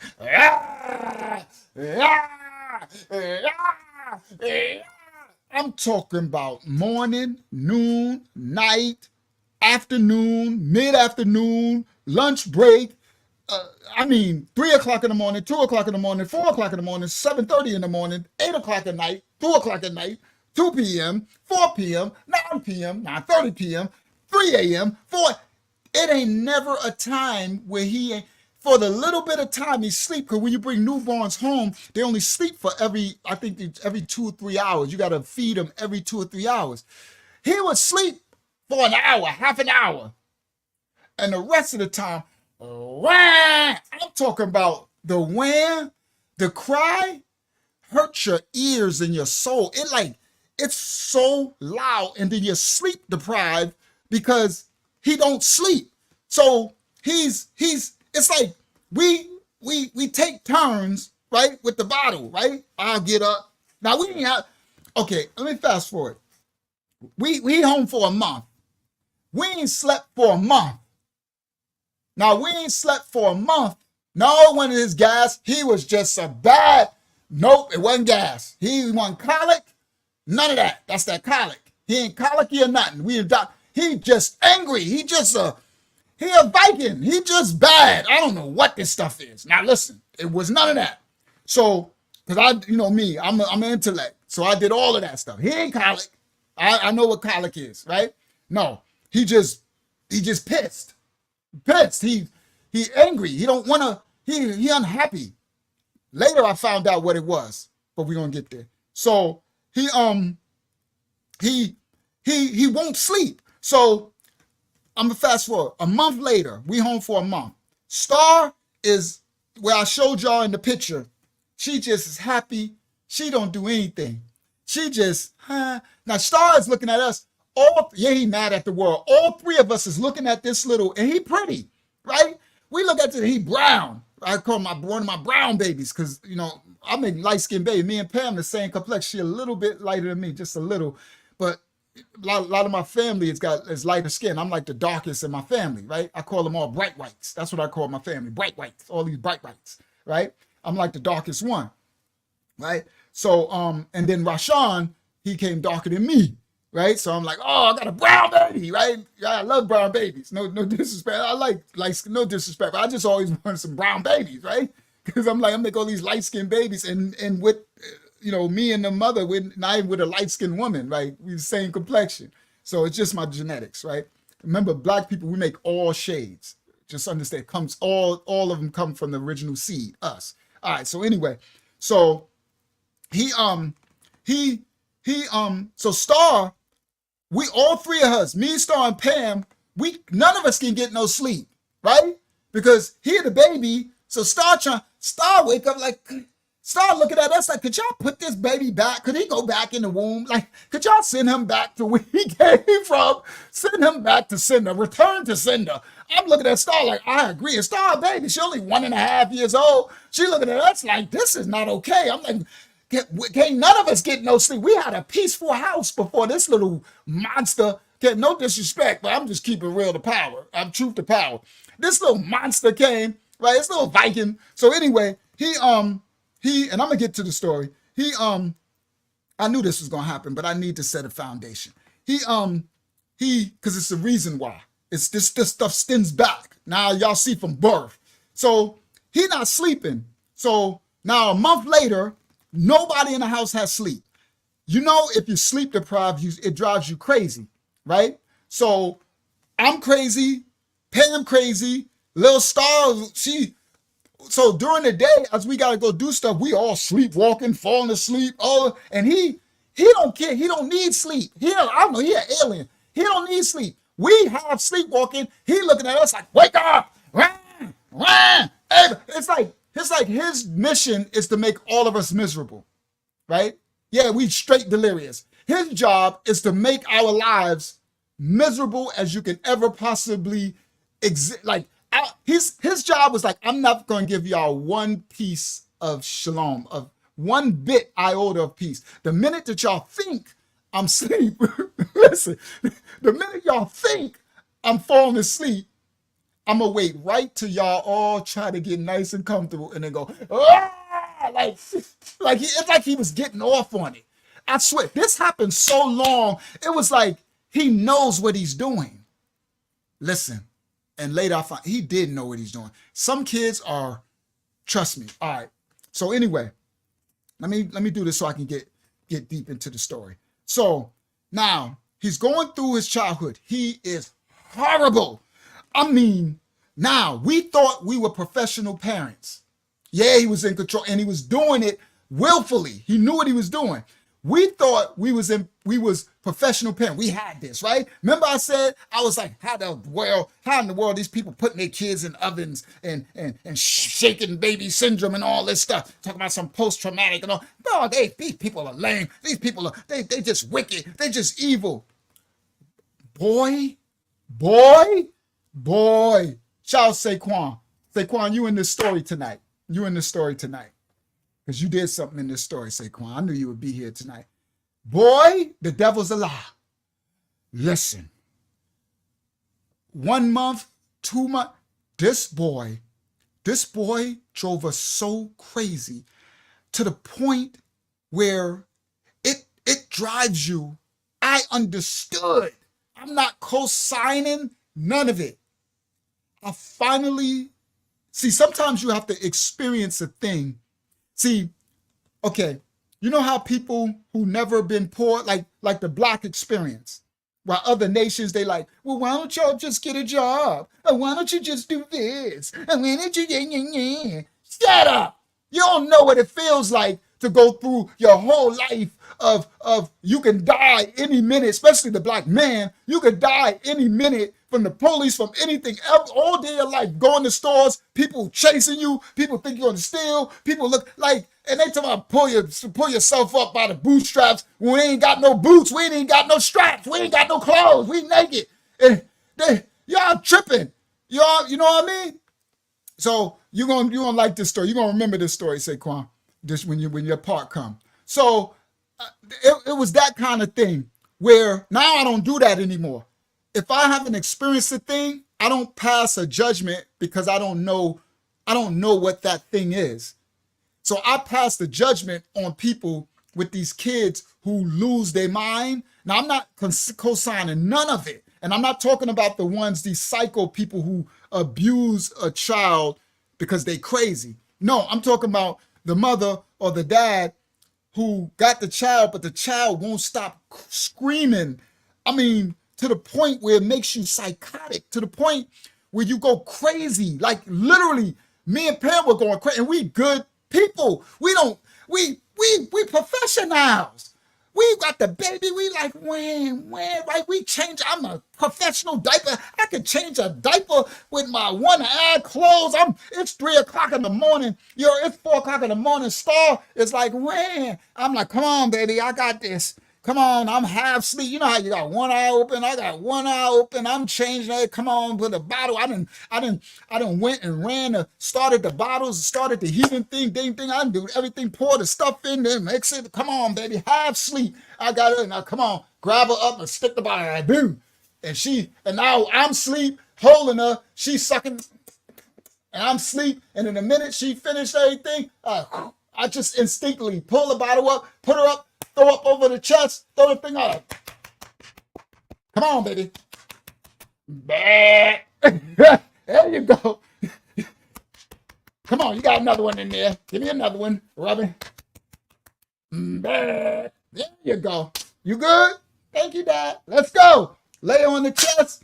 Because Star used to always just sleep on the chest, right? Lay on the chest, or sometimes she got a little bigger, and we go back to sleep. I got this, right? Man, this boy had me psycho. Like, I look at Pam, I swear, it's like 4 o'clock in the morning, it's night, this boy is just, I mean, to the point where you can't even hear. It's like, and I look at Pam and she got her eyes red, I see the devil. She look at me like, I'm gonna kill him. I'm like, oh my goodness. Me too. I'm like, this is what these people be feeling. This is where they be putting it. That stuff is no joke. If you ain't experienced it, do not judge. Trust me on that. It was 2 of us. And I understood a million times why these people be taking it and put it in the garbage and crazy stuff they be doing. Or, this boy wouldn't stop, bro. I mean, we didn't sleep for months. We couldn't even function. And he would cry even a day. He never stopped crying. Ever. Ever. So now, we go forth. Let me fast forward. Let me get to the story. Fast forward. He making it to 1 year old. We still ain't. Now, I think it took about maybe 9, 8, 10 months of no sleep and torture for him to finally sleep at night. But then he still cry. He won't stop crying. Like, okay, when they get a little older, it get to a point where they want something that they snicker. His was an all-out cry. I'm talking about like lose his mind. Okay. You 9 months old and you want this, you want to play with this, or you want your bottle, or you want this. He would go, he would cry like someone's killing him, like he's being assassinated or something. Like, bro, you so over the top. You such a drama queen, dude. What? I mean, people, like the neighbors, I'm like, bro, they're going to take you away. Stop. They think we killing her. We come out the house and the neighbors is looking at us like, ooh, they're abusing this child. I'm like, he abusing us. We ain't touching this boy. This boy is horrible.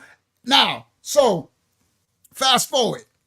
He's doing this so much. That's just it. He'll do it when we in the store. He just cried. We used to take turns going into the supermarket or something, because somebody got to stay in the car with Rashawn, right? So we take Star with us, because he going, when people in the store like, oh, get that baby out of here. What's wrong with him? Right? He just unhappy. Listen ain't nothing wrong with him. He just unhappy. He angry. Now, we getting there. So now we in Queens now. Moved my first spot in Queens. We in Queens. No, he was in Queens. Yup, Rashawn was born in Queens. There you go. No, we wasn't in the project. Star was in the projects. When I got Rashawn, that's right, because I had got my first spot in Queens. When I go back, I'll tell you that story. So, because that's the story with that old man when I was running through the house, the backyards in Queens, when the old man almost cut my hand off, my scar. My thumb was hanging off and stuff, right? You can see some of it right here. It goes all the way around. It cut my thumb off. Anyway, the other story. So Here in Queens, right? Farmers Boulevard. So, all right. So now, and there's 3 of us in 1 bedroom. That's another thing. We got 1 bedroom. So his crib and Star sleep with us in the bed. And his crib is right there against the wall. So now he's 1 year old. We're used to this psychopath of a child, right? Of a baby. He's just crazy. We used to it though. It's our normal, right? So I'm sorry, I had some people come over on Facebook. I ain't say their name. Shout out to Swift, Audrey Oates, and Rod Napier. Shout out to them over on Facebook. So now we're used to this, right? So this boy, I swear, this boy is so I learned by observing him what I deduce, guys, and some of this might help some people if this when this channel blow later, it'll be blowing later. Just mark my words. What this might help some people. What was wrong with Rashawn, guys, was he was an adult trapped in a baby's body. I'm gonna show y'all. This is how I knew that's what was happening, because as he got older, I realized he wanted to do things, but he couldn't. What I mean by it is his spirit or something was like, I want to walk, talk, I want to smoke a blunt, like I want to run, I want to do, but I can't. I'm a baby. Like I can't do nothing. Like I can't make these arms work. I can't. So he was unhappy. He was trapped. He was trapped. Like, so he was so miserable because he's trapped. He wants to do stuff, but he can't. So and I'm gonna tell y'all why I noticed this is what happened, because it continued. All right. So now fast forward.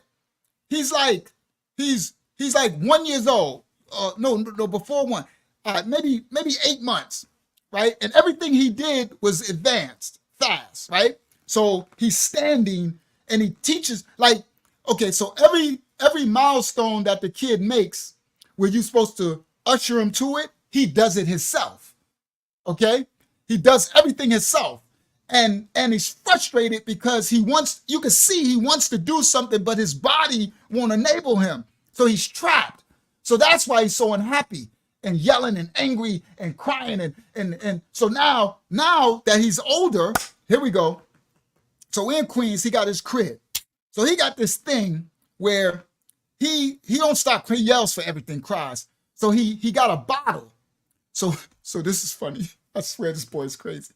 So what he would do was, I used to hustle. So this is at the time in the stories when I owned my block on when I owned Elm Street, back then, between what's the name, the projects and South Franklin, right? The story with LL on there when I had the block, and I would go out 12 at night to 6 in the morning, right? So this is that time. So what he would do was, whenever I would have to leave the house, he would get mad. Like, he would get so mad because he wanted to go with me. Like, he wanted to walk. He would get mad because we would pick him up and he would like, put me down, but you can't walk, boy. You're a baby. And he would like, grr, ah, ah. All he could do is cry and act out because he wants to do it, but he can't. He's too little, and you can see him. He's frustrated. And that's when we were like, we both saw it. And even Star, just like, he is mad because he want to do, like, so let's say we eating at the table and he's in a high chair and Star's eating, I'm eating, and she got to take the food. She want to give him the little baby money. So it became funny after we knew what it was. Then we reversed the joke on him. You know what? You know why? Because he tortured us for so long. Once we knew what it was, the joke was on him, and he knew what it was, and he would cry even more, right? And we like, right? It's funny. So we eating, right? We might be eating some, chicken fingers or some stuff, and he looked at, and he got to get this mushy food, and he had taken and pushed the spoon. He would knock the spoon and spit it out of his mouth. We're like, and then he'd be like, he'll look and be like, you can't eat this. He like, and we like, here. So we take this how we learn what it was. I take I said, let's see. I take the chicken thing or whatever, because this one I was eating flesh and blood. I take it and I go there, and then he would stop. And he'd be like, I'm like, oh, you can't eat this fool. And we go, and then I'm like, you can't eat it. And he go, I'm like, oh, and so it was everything. I realized he wanted to do everything, but he couldn't. He was trapped. So he wanted to move, do everything. He came out like that. Now we getting there. So it got to a point where he like 8 months or whatever. He pulls himself up in the crib, right? Everything's premature, earlier than supposed to. So he has his bottles, right? So now he would take the bottles, right? And he would drink the bottles, right? And then when he would finish, listen clearly, this is a baby. He's only 8 months or 7 months or something, right? And he would drink the bottle. Let's say he's sitting down and she like, he like, right? This little doggone devil. All right, we go get the bottle. Or somebody, we give him the bottle. Or Star go give him the bottle. And it's so funny because this is hilarious. Listen, guys. Star would give him the bottle. She little, right? And then all of a sudden she come running out the room. She would run, and all of a sudden you hear a bottle go, sure, boom, and bust. He would drink the bottle, right? And then when he finished, I'm not lying, he would be in the crib laying like this, right? And he'll put his leg up on a toy or something. So he got his leg up, and he's sitting like this, and he take the bottle and stick it in the side of his mouth.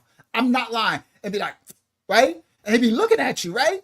Because he was crying and so now we finally gave it to him to stop him from crying, because he's making all of our life miserable, right? And he likes doing it. He's getting off on it. So he would sit there, right? And he'd take drinking the bottle, right? And then when he finished, right? Because you let him go do what you do, right? Or you prop the thing up before he could hold it, you prop it up, right?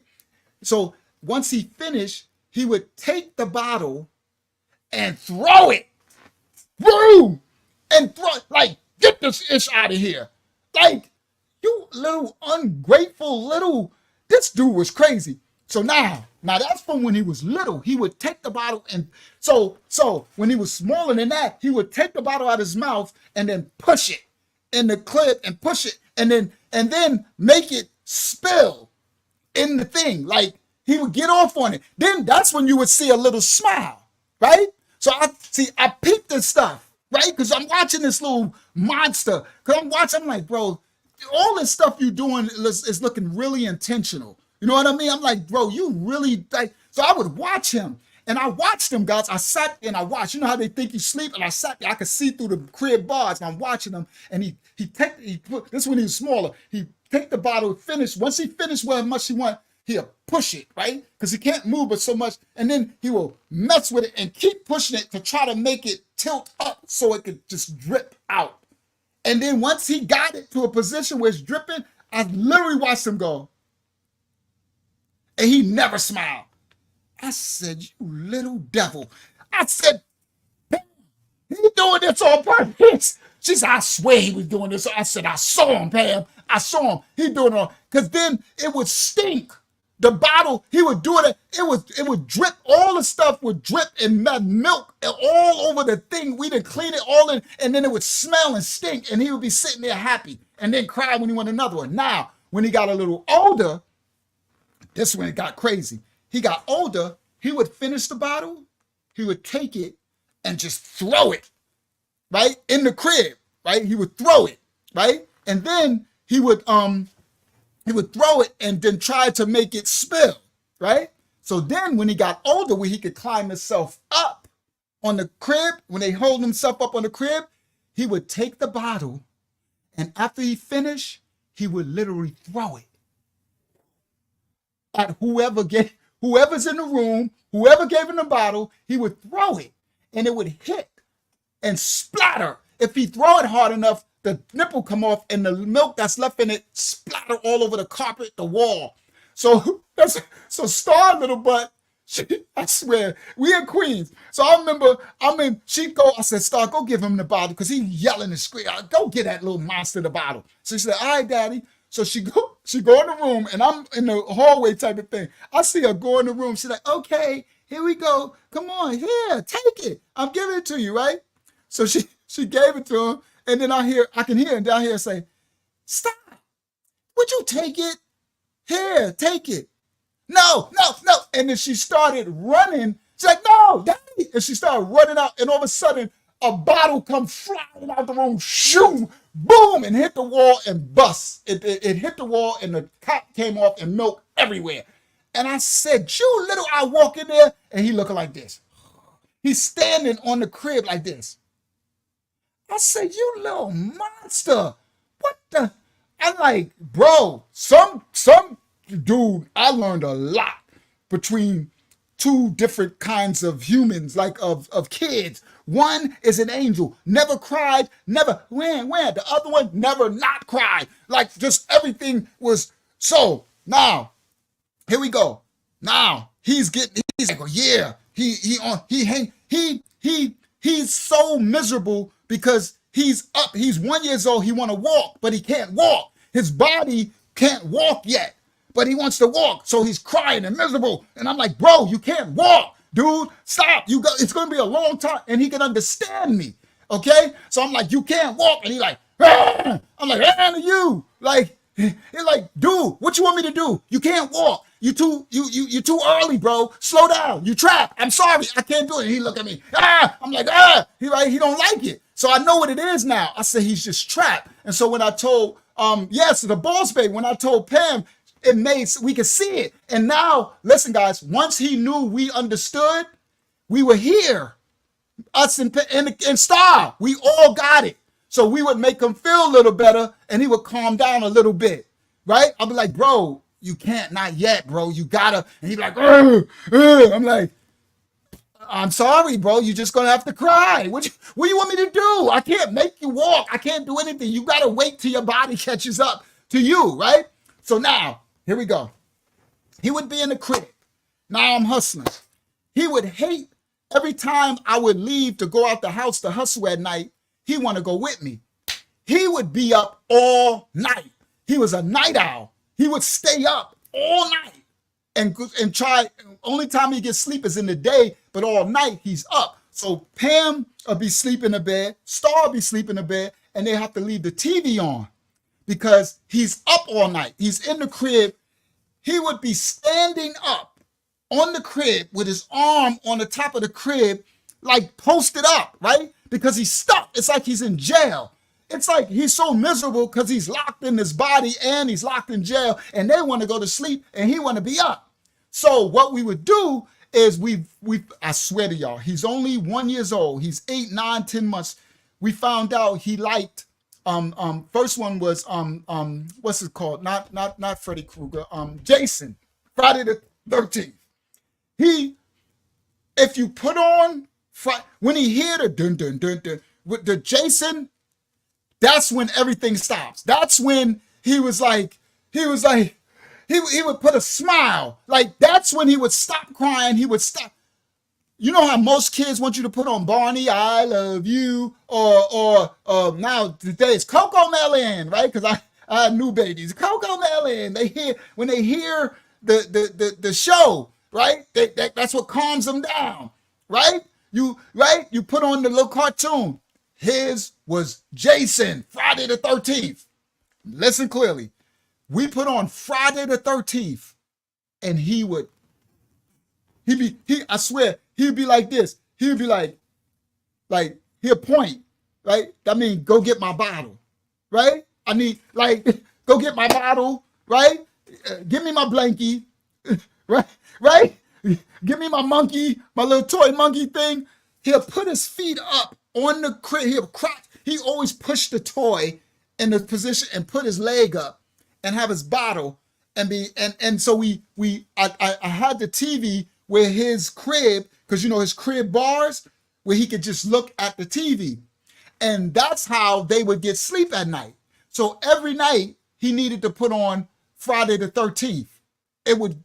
So now I know y'all think this is crazy. This is facts. Okay. Now, Star know what I'm talking. Everybody know what I'm talking about. Who's there? Star should tell you. Star an adult. So now so now he's at this point where he like 1.5 or whatever. He's like a grown man stuck in this baby body, right? And he can conversate with you here without even being able to say it because he can't talk, right? He's still a baby. So so everything is crying, right? Everything, yeah, it's very creepy. Listen, guys, it gets worse. So everything is crying, right? And screaming because he can't verbalize the words, right? And he gets frustrated because he wants you to understand him and you can't. So he get red and he get mad and then he'll throw the bottle at you. Boom, he'll throw his bottle, right? This boy is crazy, right? This little baby is insane, right? So this is the thing. This dude, every time it would come, like I'm ready to go out, I would leave about 11:30 at night, 11 sometime, to head to Hempstead. I'm living in Queens. When I was hustling, I did my time for any crime that I committed, right? I don't do any more crimes. This was in the 90s when I was in my sin, and I did my time for any crime that I committed back then. So I was hustling. So whenever I would leave, he would get so mad that I'm leaving because he wanted to go with me. And I'm like, bro, you can't go, baby. You 1 year old, like you 11 months or something. You cannot, you 13 months or something. You cannot go with me, dude. And he was like, I'm like, bro, calm down, man. Like you can't leave. And he would get so upset, right? So what he would do, he did this for a long time. Every time I would try to make him feel better, right? I'd be like, listen, man. Now listen, guys, he's standing on the crib. Like he's standing at the crib and remember, he came into the earth, to the world with the screw face. He came into the world looking like this. So that's just his natural look, right? So I'm like, he's standing on the crib and I'm like, listen, bro, listen, you got your milk. You know what I mean? I'll be back in the morning. Now they already sleep. Right? They didn't fell out asleep 10:30 or something. He up by himself and it's in the dark. It's dark, right? So I cut off the light, they sleep. He in the dark. So I'm like, listen, bro. And I'm like, you cannot go. I'm coming back. I said, here, I got your Friday the 13th. Okay. I'm gonna put on your Jason, right? Now this boy, 1 year old, 1.5, he did this forever. 1 year old, 2 years old. But I'm telling you this time, he's 1 year old, standing on the crib. I would turn on his Jason, right? Turn on his movie. And then I made, so VCR tapes, guys, back in the days, VCR, you stick in a machine, you can make a tape, right? So you take blank tapes and you record. So I made, I think it's like 12, 15 hour videotape of Jason repeating. So once it finished, it play again, right? And then as new seasons came out, we just added different seasons. So it would play the whole time. He would stay up watching Jason. Listen, I know y'all think it's crazy. It is what it is. That's the only thing that made him not cry. Okay. So now I would do all that. He wouldn't be happy that I'm leaving. And it never failed. Every time I turned to try to leave out the room, he would take the bottle and throw it at my head. And it would hit to the point where I stopped giving it to him, right? I'm like, listen, you gonna have to wake her up and she gonna have to give it to you because you ain't about to hit, because it hit me before in the back of the head with the bottle. He would throw and hit me with the bottle because he want to go with me. All right, now, this other point, and then we're gonna move on. When I would come home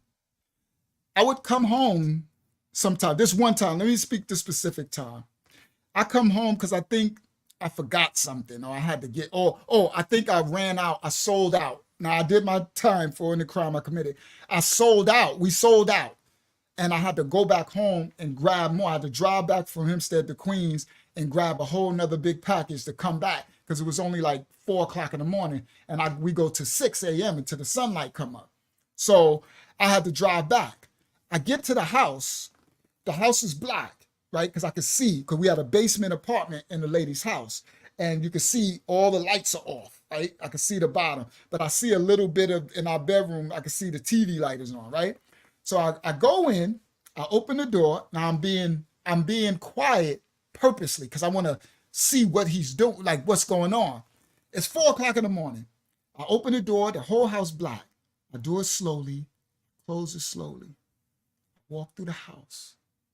I walk through and I get to the bedroom door.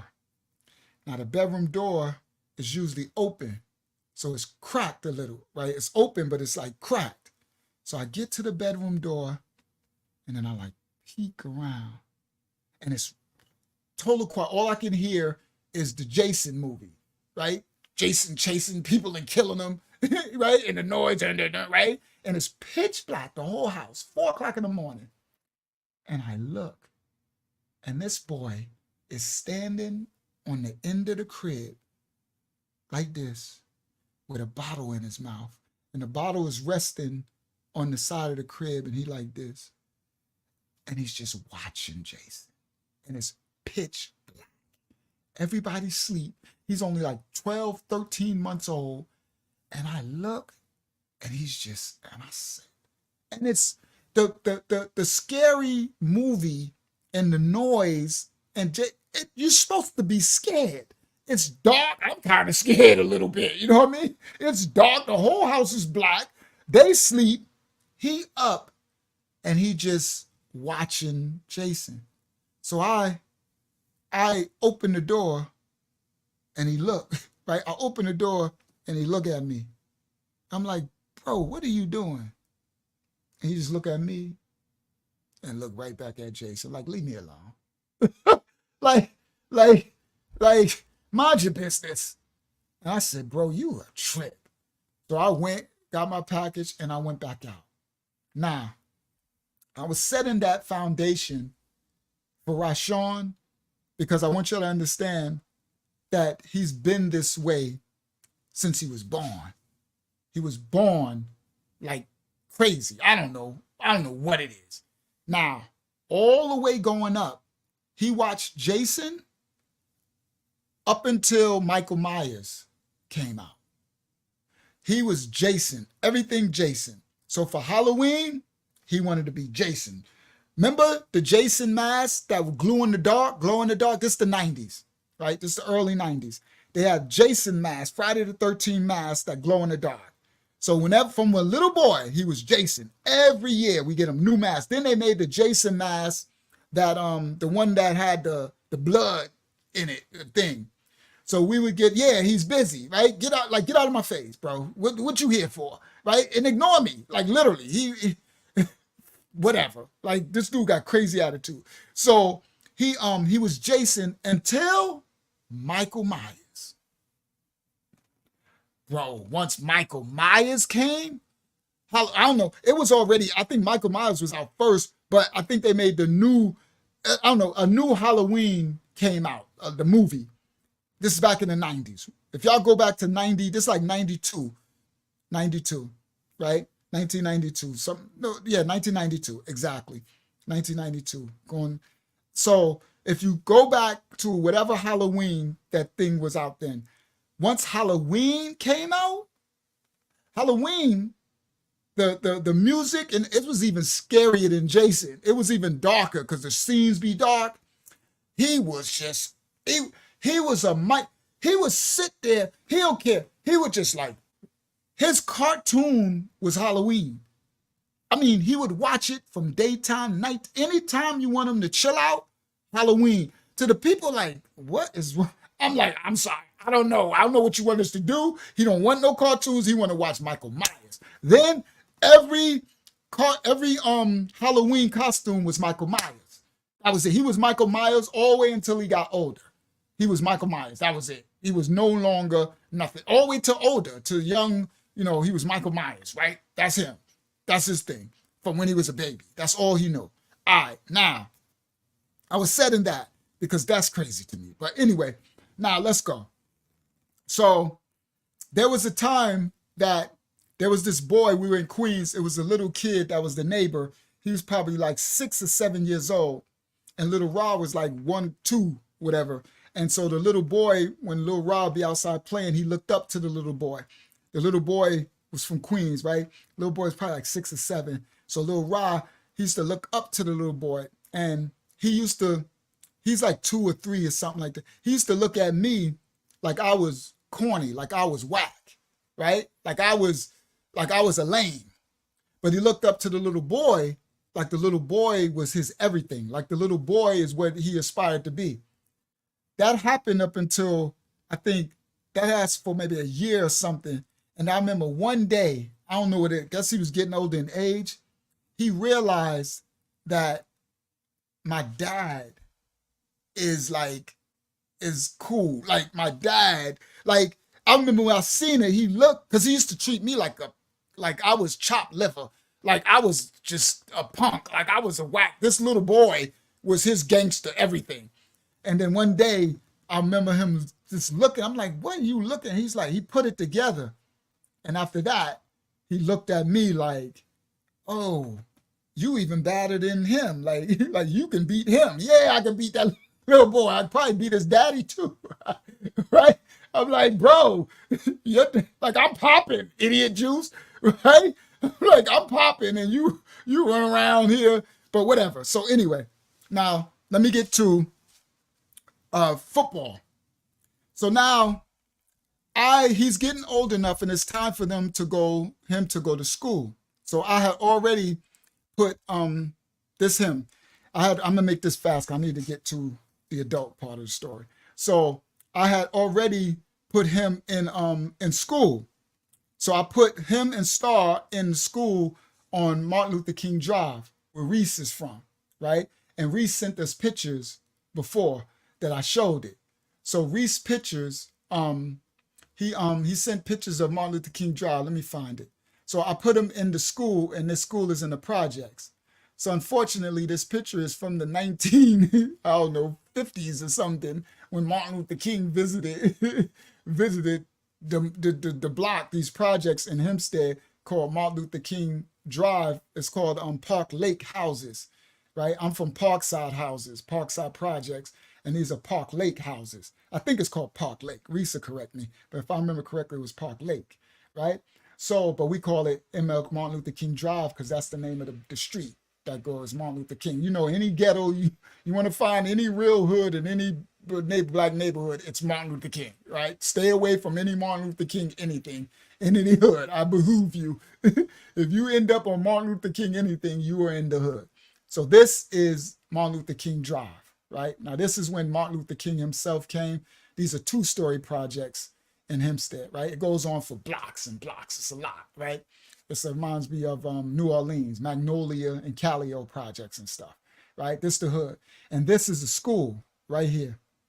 That's the school in the projects. See, that's the back of the projects.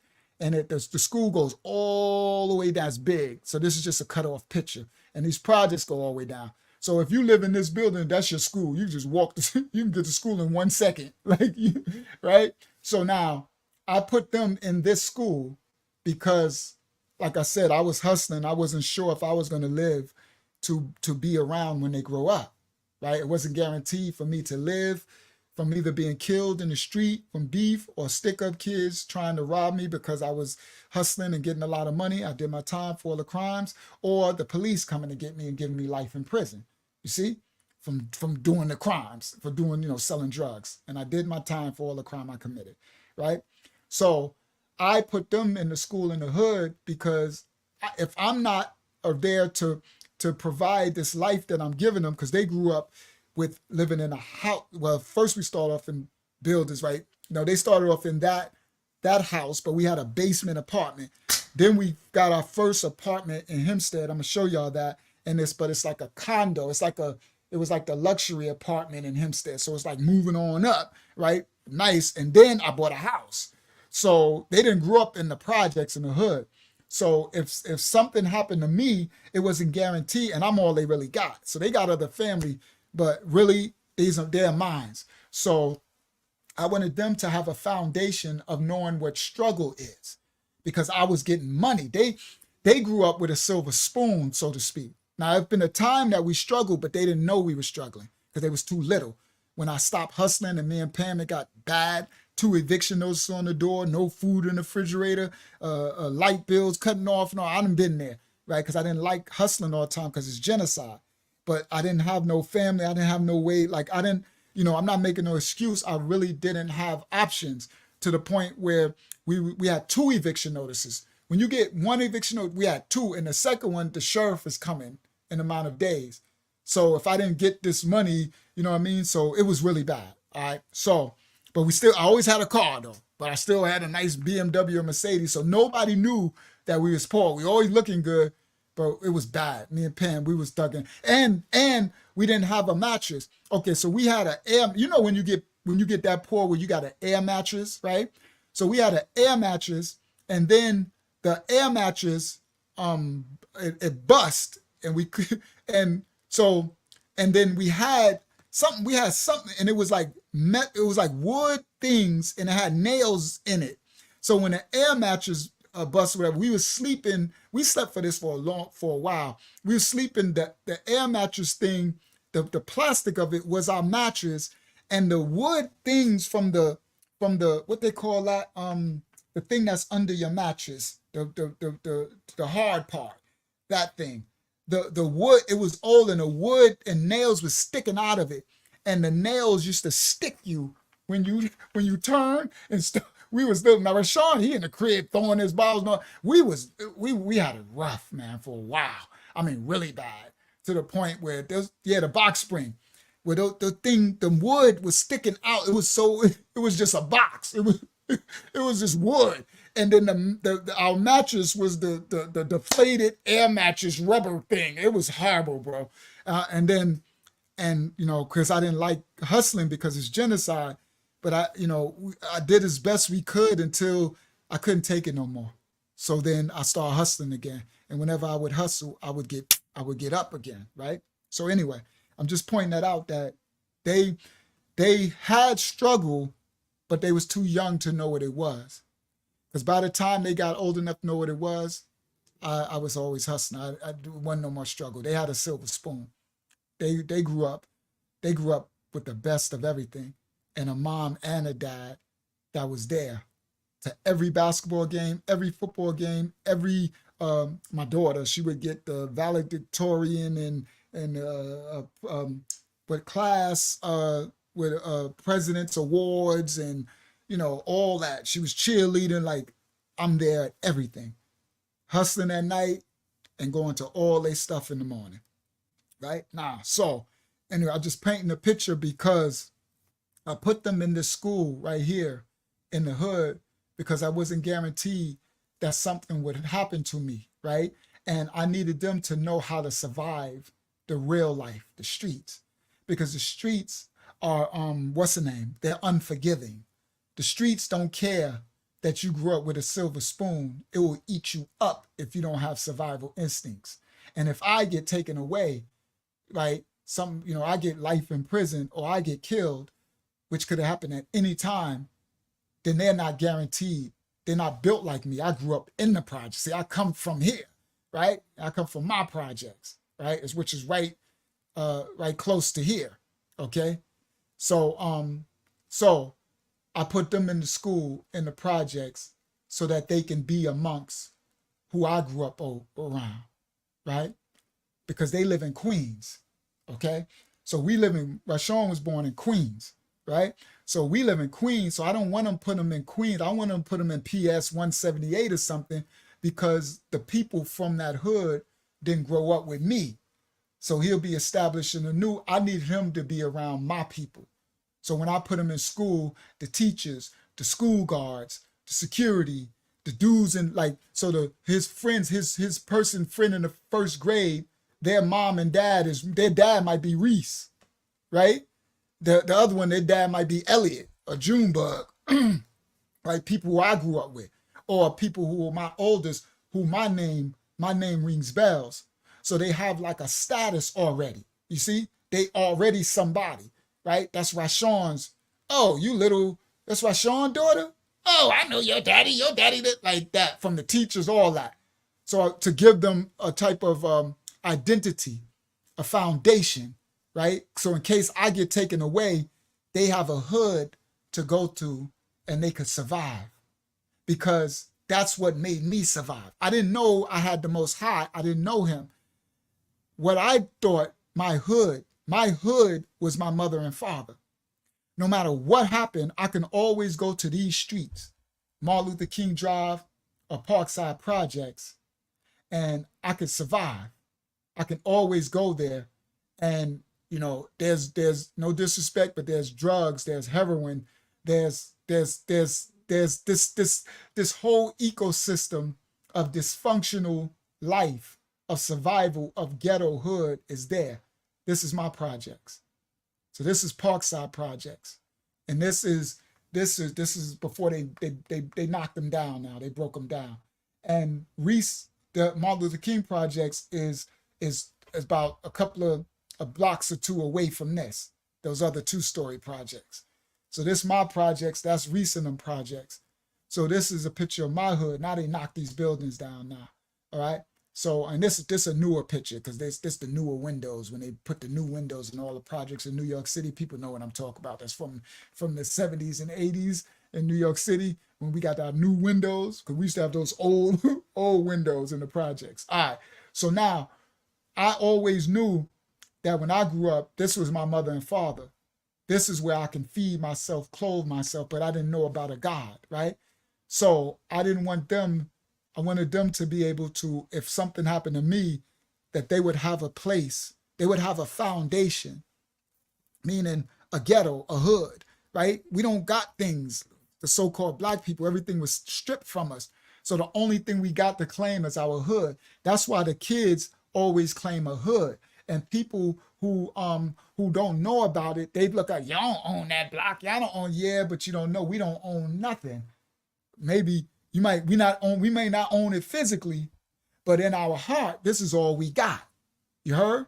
This is why we become crews or cliques. See, it used to be a crew back in the days, then we used to click, and then it became gangs later when they pushed the gangs in, right? So we would be crews, right? You would be a posse. Now, we was another one, we was a posse too.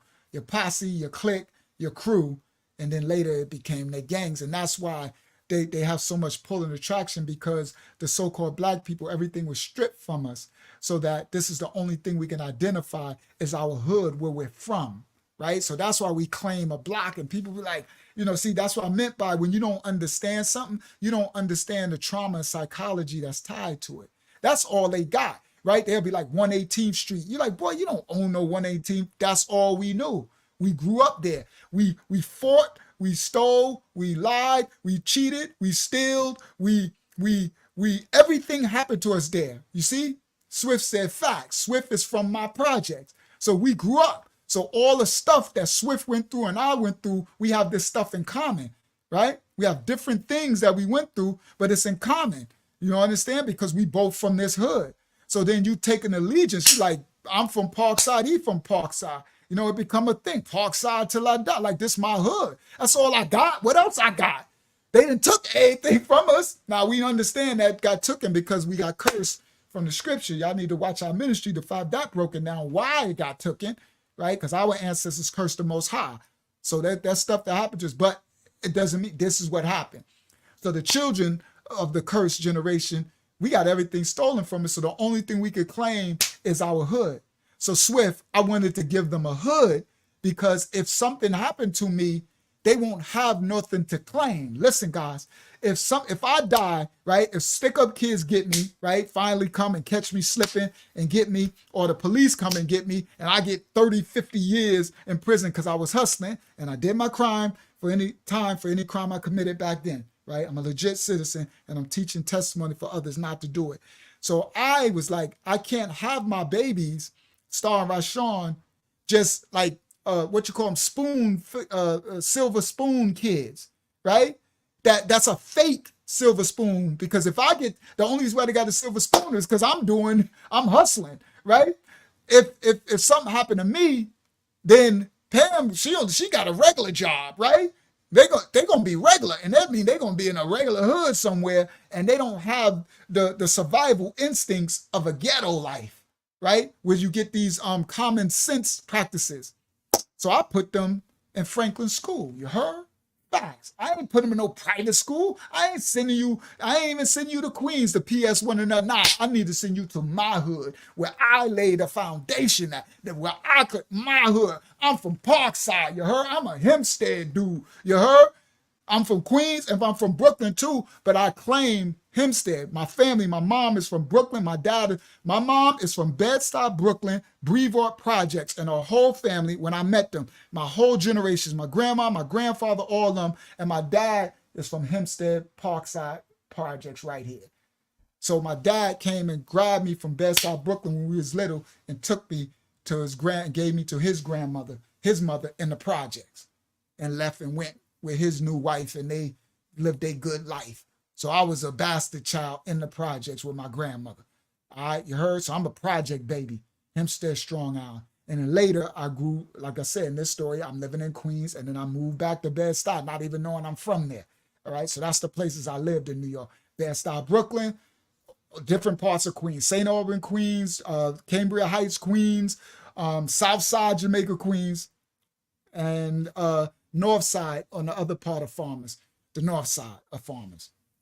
Okay, so I'm living 4 different places in Queens, and Hempstead Strong Island. All right, and then North Carolina, but I just own houses there. But anyway, so that, all right, so that's their story. I put them in the hood. Now, all right, so now let's get to the story. So now, Rashawn, I got them. So we live in Queens. So every morning, Pam would have to drive them to Hempstead from Queens to take them to school. I know y'all like, Dad, yeah, it was that important to me because my life wasn't normal. I could lose my life at any time. So these kids don't got a normal life. You know what I mean? Their dad ain't normal, right? Their dad is getting it, and their dad can lose his life at any time. You know what I mean? From the police or whatever, right? So their dad is from here, from the project. So so she would drive them every day, right? So now I put him in, let me tell this one. So he going to Franklin School. So Rashawn's in kindergarten. Now he's always been like unhappy, like screw face, right? He's always been just miserable, like he's trapped in his body, right? So, he was still a good kid, right? What I mean by it is he's a good person, but he's just a thug. I'm saying this like nobody, he's not trying to be it. He just is. He was born that way. What it is, I think your kids could either get the best attributes of you or the worst, or a mixture between your good and bad, or they could be just like you, right? So Star, she's kind of just like me, like identical. Benito, he got the good attributes of me, right? I don't think he really got none of the bad attributes. But Rashawn, I think he just got all the bad of me. Like, and Pam, because we both crazy. Well, Pam was gangster too. So Rashawn got a double dose. He got Pam's crazy gangster bad side and my crazy gangster bad side. So he just got, he you know how they say he got it naturally, honestly. He got that dark stuff honestly. So remember, I had a temper and attitude but I'm a nicest person. Like I get along with everybody, you know. Swift, no, they never see me disrespecting them, but you know, I was nothing, you know, I was always respected. I mean, I ain't got nothing, you know, I ain't nothing to play with, right? Meaning, you know, but you know, Swift, they know I wouldn't run around act like I'm the tough dude or nothing. I just was Rashawn. I just was the guy. You know what I mean? I just had respect. It is what it is. But most people like me, you know what I mean? But if ever crossed or wronged everything, I stand up, right? I could go beast mode, right? But it's something that you got to pull out of me. But with him, that was just his natural state, right? He's normally naturally really calm, but his trigger was just, where mine's was, I think, right? I had the gift of intellect. So I would assess the situation and think it through and be like, nah, I can do this and do this. And like, I can manipulate the situation. There's no thinking. It's that generation of kids where everything is off instinct and he on go at all. It's like, and he's not trying to be something. You know what I mean? And this the thing what I used to tell, where I had to tell my little brother Joey, I'm like, yo, y'all don't understand him. This is not a game with him. He is this thing. Like, he can't not be it. Well, he could if he actually tried to stop it. He would have. So his is natural. So I spent all of the time keeping him out of situations because he no joke. He was no joke. Like, facts. So anyway, now I'm saying this because he going to school. He's in kindergarten, right? First day of school. We take him. He happy because remember, he was a child stuck in a body, and Star was already going to school. So he been miserable. He been wanting to go to school forever, right? So he's a miserable child no matter what, because he want to be in high school. He want to be grown and doing stuff, but he's trapped in his body. So now he finally get to go to school. So he's happy about this, right? So we take him to school. He go to school. We go to Franklin School. They got the line, they had the kids in kindergarten. Now, Star, she always got a name in the school. She already established because she's Rashawn's daughter. See, this is why I put him in Franklin School. So Star went to Franklin School, and now all the kids who already grew up in the hood, she not from the hood, she live in Queens.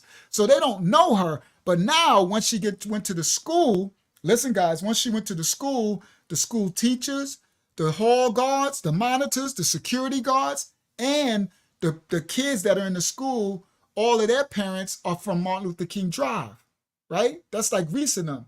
So when me and Pam got a reputation in Hempstead too. So when me and Pam take her to the school, the kids, the big tough kids, because remember, elementary school is from kindergarten to 6th grade. So you got 6th graders, and 6th graders look like teenagers. What are that? What's that, like 12 years old or something? They big kids. Some of them could be big, right? So and Star was always little. So when we put Star in the school, the big tough kids, the bullies, the whatever, how schools is, those kids' parents, right? So the bullies in the school, the tough kids, the older, their parents see me and be like, yo, rah. So the kids see that their parents see this little girl like, oh, who is that? And then the school, and then some of the little kids knew me from being on the drive or whatever, right? So because of it, Star clicked up with like one of her best friends was Carl Alexander, Pop C from Martin Luther King Drive. Shout out to Pop C. Dominique. Dominique was her best friend. And then what's her name? Charles Edge, little niece. I forgot her name, right? These are people names from the drive. These are people from my hood. These are people who got families and names. So because once those kids find out that, oh, her parents are somebody too, it's like a bonding thing. So Star, and then I found out Star wasn't no joke. Even though she was little, she had my attitude, right? That's why I said Benito got all of my good side. Star has some of my bad side too, if you trigger her, right? And that blew my mind, that little girl was a fight. I said, whoa, go ahead, little girl. She wasn't taking no, and they respected it. But she had all these big girls, right? What's her name was her best friend too? Dow Singleton, the Singletons, Two-Tone, Andre Singleton, Greg Singleton, what's the name? So, and people from Hempstead know these names, at least from the drop, from the hills, know these names I'm talking about. So anyway, so Star, she had established herself, right? So she was straight. That was little Star. She had a team of girls. This was Star life in school.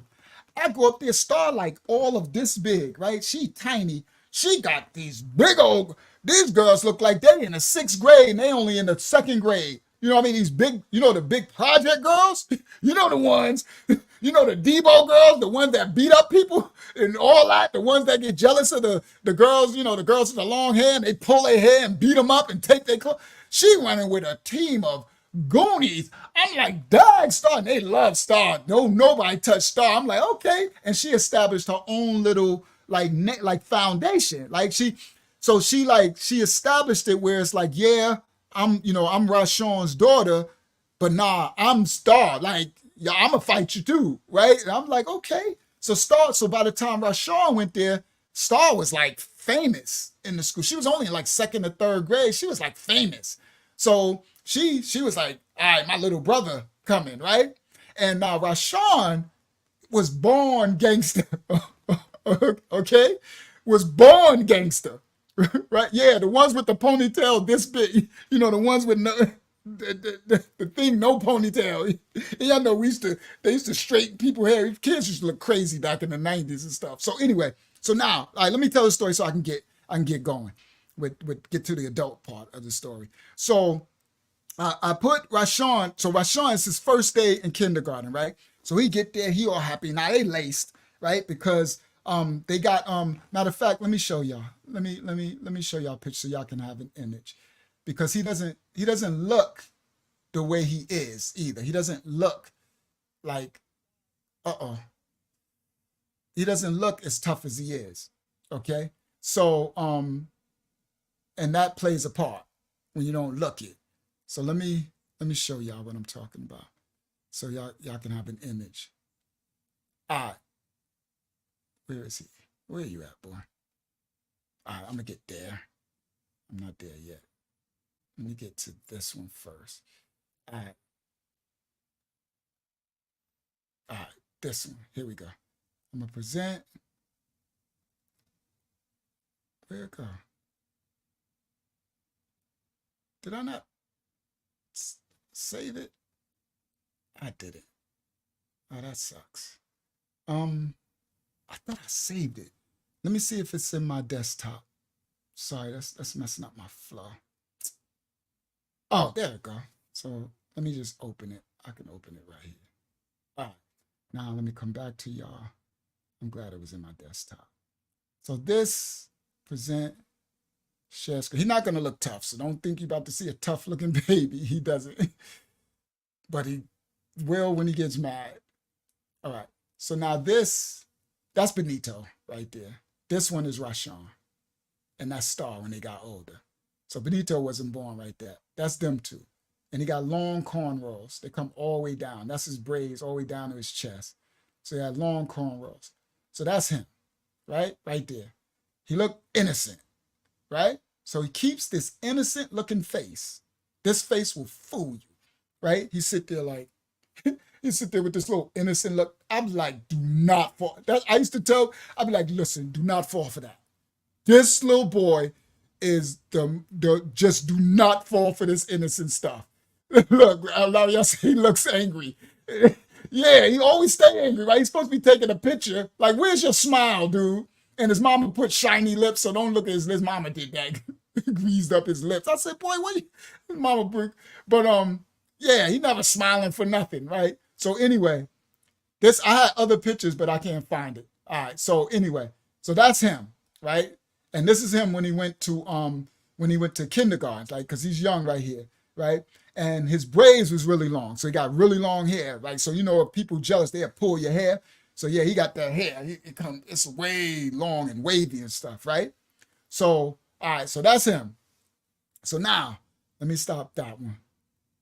Stop share because I just want y'all to have a image. All right. So now his first day of school, right? So he's in kindergarten, and Star's happy. Saquon, I'm about to get to your story in a second. Star's happy, right? She got her little brother in school. Yeah, serious. He stays serious. Star's happy. So he go to school, whatever. He gets on there. He gets online and everything, meets whatever. So kids come up. So Star's already got a whole team of people. It's like it's a posse. So big girls too, the big Debo girls. Like, you know what I mean? The ones with the ponytail that don't even, they're them Debo girls, boy, to beat up a dude, And y'all know when we little, girls could beat up guys. So when we're little, girls are stronger and can fight more than when you're the same age, when you're that little in elementary and stuff, girls are the ones who could beat up everybody. Like, it takes us guys to get a little older, then we start handling them. But when we really little, girl will whoop your butt. Boy, they be no joke, all right? They mature faster than guys. So anyway, so Star come up, she got the whole team, and they like, ooh, that's your little brother, he cute, right? Because he got the long braids, and Rashawn like a pretty boy, right? So they like, oh, he he cute, right? So everything, right? And Rashawn is serious, right? So he always like, you know, like I say, he came into the world angry, like in a way. So he's always serious, right? Like he don't be playing, right? Until he get comfortable with you. He get comfortable with you, then he smile. He's a good kid. Like he's a nice guy, all right? But you, all right, y'all see what I'm talking about. So anyway, we at the school, so you know, he got his classroom. So they line him up and all the kids, and he's the type, oh, there we go. He make friends no matter where he go. All right. He is the type you could drop him off in the doggone Mars and he's going to come back to you with a bunch of Martians. Okay. He'll come back with 10 Martians and it'll be like they've been together their whole life. He has that gift. Okay. I don't have that. I do it too, but he got it more than me. He just makes friends. He's gifted with this stuff. He just loves it. Right. So he immediately starts making friends. Immediately on the line, he got like 5 boys. Because me and Pam's talking to some of the girls from the drive, and I'm sitting there. Some of the dudes is coming up that went to high school with me, like, yo, wow. I'm like, they ain't seen me in a long time. So we kicking it. I look around, he already been clicked up. So I said, okay, he's straight. So I'm looking at him, he happy because he wanted to be out of the house. Like, remember, he been trapped in the baby's body so long. So he's happy. So anyway, bang, he's in school. So we go to school. It's cool. We picking him up, right? He's going to school. It's a couple of days is going, weeks going on, right? Like a couple of days, maybe a week or so into the new school year or whatever, right? So, you know, we one time he had this, I bought him this, he had a goose down, but it was camouflage. So these are days with camo gear. So, you know, camouflage pants. So we wore camouflage like we was in the army. Fatigues, right? Fatigues. We wore fatigue hat, the green or the black or the beige or the camouflage. So I got him a camouflage triple fat goose. So this one, but it was white and black camo, and with the white and black camo pants, exclusive. I got it in Brooklyn. I got it out in Flatbush, right? His dad was, I was a hustler, so I had money. I remember I'd say they had a silver spoon, right? So they was laced. They used to have the best of everything.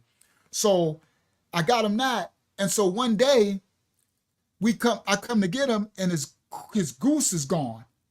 So I'm like, yo, bro, first of all, I paid like $170 for a little kid coat. And it's so exclusive. I got that in Brooklyn, bro. You can't even get it no more. Everywhere we go, people were like, and it had triple fat goose on. People were like, that's where'd you get that? I always find exclusive, right? So I'm like, he like, I don't know. I took it off and to play football because he's the type, he's not, he don't be focused, okay? What they call now ADHD, he doesn't have the ability to stay focused. Like I have it, Star has it. He doesn't.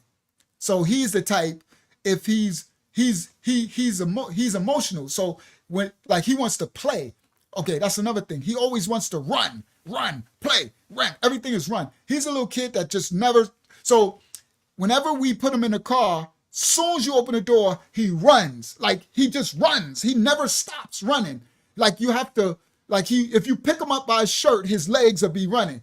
So as soon as we come out the house, he runs. And what I mean by run, so we lived in a building, and so we'll come out the building, come down the elevator, and as soon as we come out the building, he would run. And as we walk in to go to the car in the parking lot, he's running around the parking lot. And we walk in, he done ran this lap around the parking lot as we walk into the car, around the park. By the time we get to the car, we're like, boy, come get in this car. And then he'll run to the car. And then we get in the car, drive. As soon as we get to the store, wherever we going, as soon as the door open, he runs. So he just runs all the time. So that's why I put him in sports, to get that energy, the release of energy. I put him in boxing, football, and basketball so that he can run in the boxing to get that energy out, right? So he's the type, because he lacks focus, he's the type, he went to school, and at lunchtime, he wants to play, and they play football, right? So he's the type, he'll take off his coat and just drop it and not be cognizant to be like, listen, I got the best coat in this whole school. Big kids is after my coat. Listen clearly. These fifth graders and stuff, they want my coat. They won't take it from me because I'm covered, meaning I'm Rashawn's, whoever this Rashawn, well, they see me when I come up there, but their parents know who I am, right? Their parents, and so, right, so the kids who will probably be bullies, and now they know Star, because Star's established, she got all the big girls who give her, so they're like, they can't take it from him, but if he put it down, you understand? It's a wrap. And he's Fulio, he puts it down and goes play football. And then when he's finished, his coat is gone. So now I went through the school and I'm trying to screw face all the sixth graders and the fifth graders. And I walk around, you got his coat? You got, and Pam like, you gonna get us locked up. I sure stop. Right? So I'm like, yo, who got his coat? So I'm yelling and stuff. I'm like, listen, y'all, that coat need to come back. I'm trying to talk to my dudes on the drive. Yo, if y'all see somebody with a fatigue, but it never showed up. I never seen it again. So anyway, let's get there. So now, about 2 weeks, he's going to school. Me and Pam pull up to go pick him up. 3 p.m. We pull up. Soon as we got the car, we pull the car up. A school guard comes running up, right? So they come running up and they're like, don't be alarmed. Don't be alarmed. The school lady, she's like, don't be alarmed. Don't be alarmed. We like, she bummed us. We're like, what? Why? I'm like, what happened? She's like, he's okay. He's okay. We're like, he's okay. I'm like, what happened to my son? No, he's okay. He's okay. I just wanted to come to you. Yeah, they sold it. I just wanted to come to you and let you know that he's in trouble.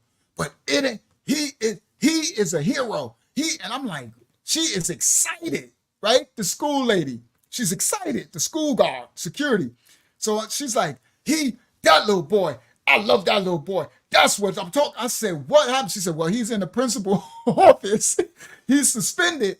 I'm like, but he's in kindergarten, right? And he just got there. It's only been like 2 weeks of school or whatever. So she said, it's not his fault. It's not his fault. So I said, okay. So Pam was like, I'm going to get my son. So Pam went to go inside to the principal's office. So I stayed with the lady. So she ran to go in the building. She like, I'm going to get my son. They talking about they're going to, because Pam is protective like me. And Pam is gangster too. Pam could fight, right? She's not a punk, right? She's pretty, but she could fight, right?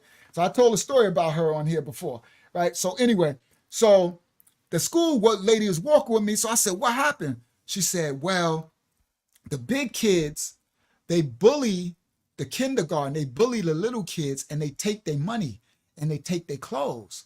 Remember, guys, we're in the projects, right? So some of these kids in the projects, their moms is crackheads and stuff.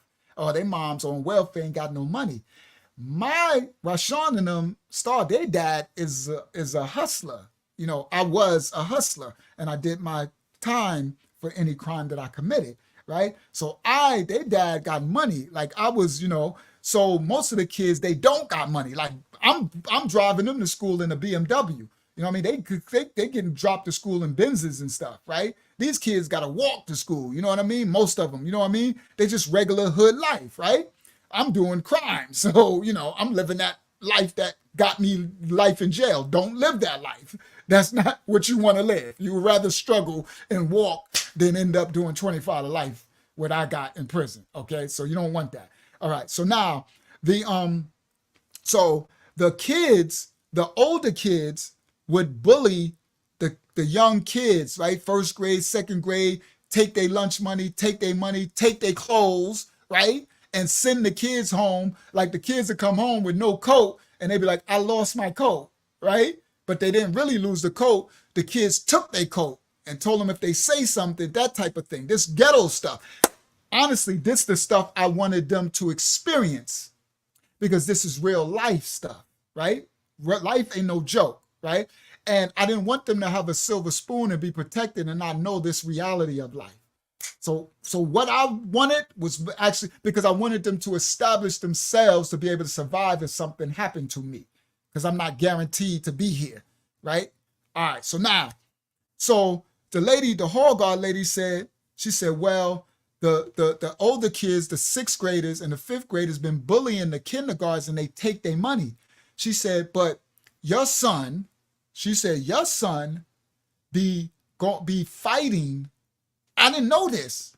He was already getting in trouble. This boy's in kindergarten.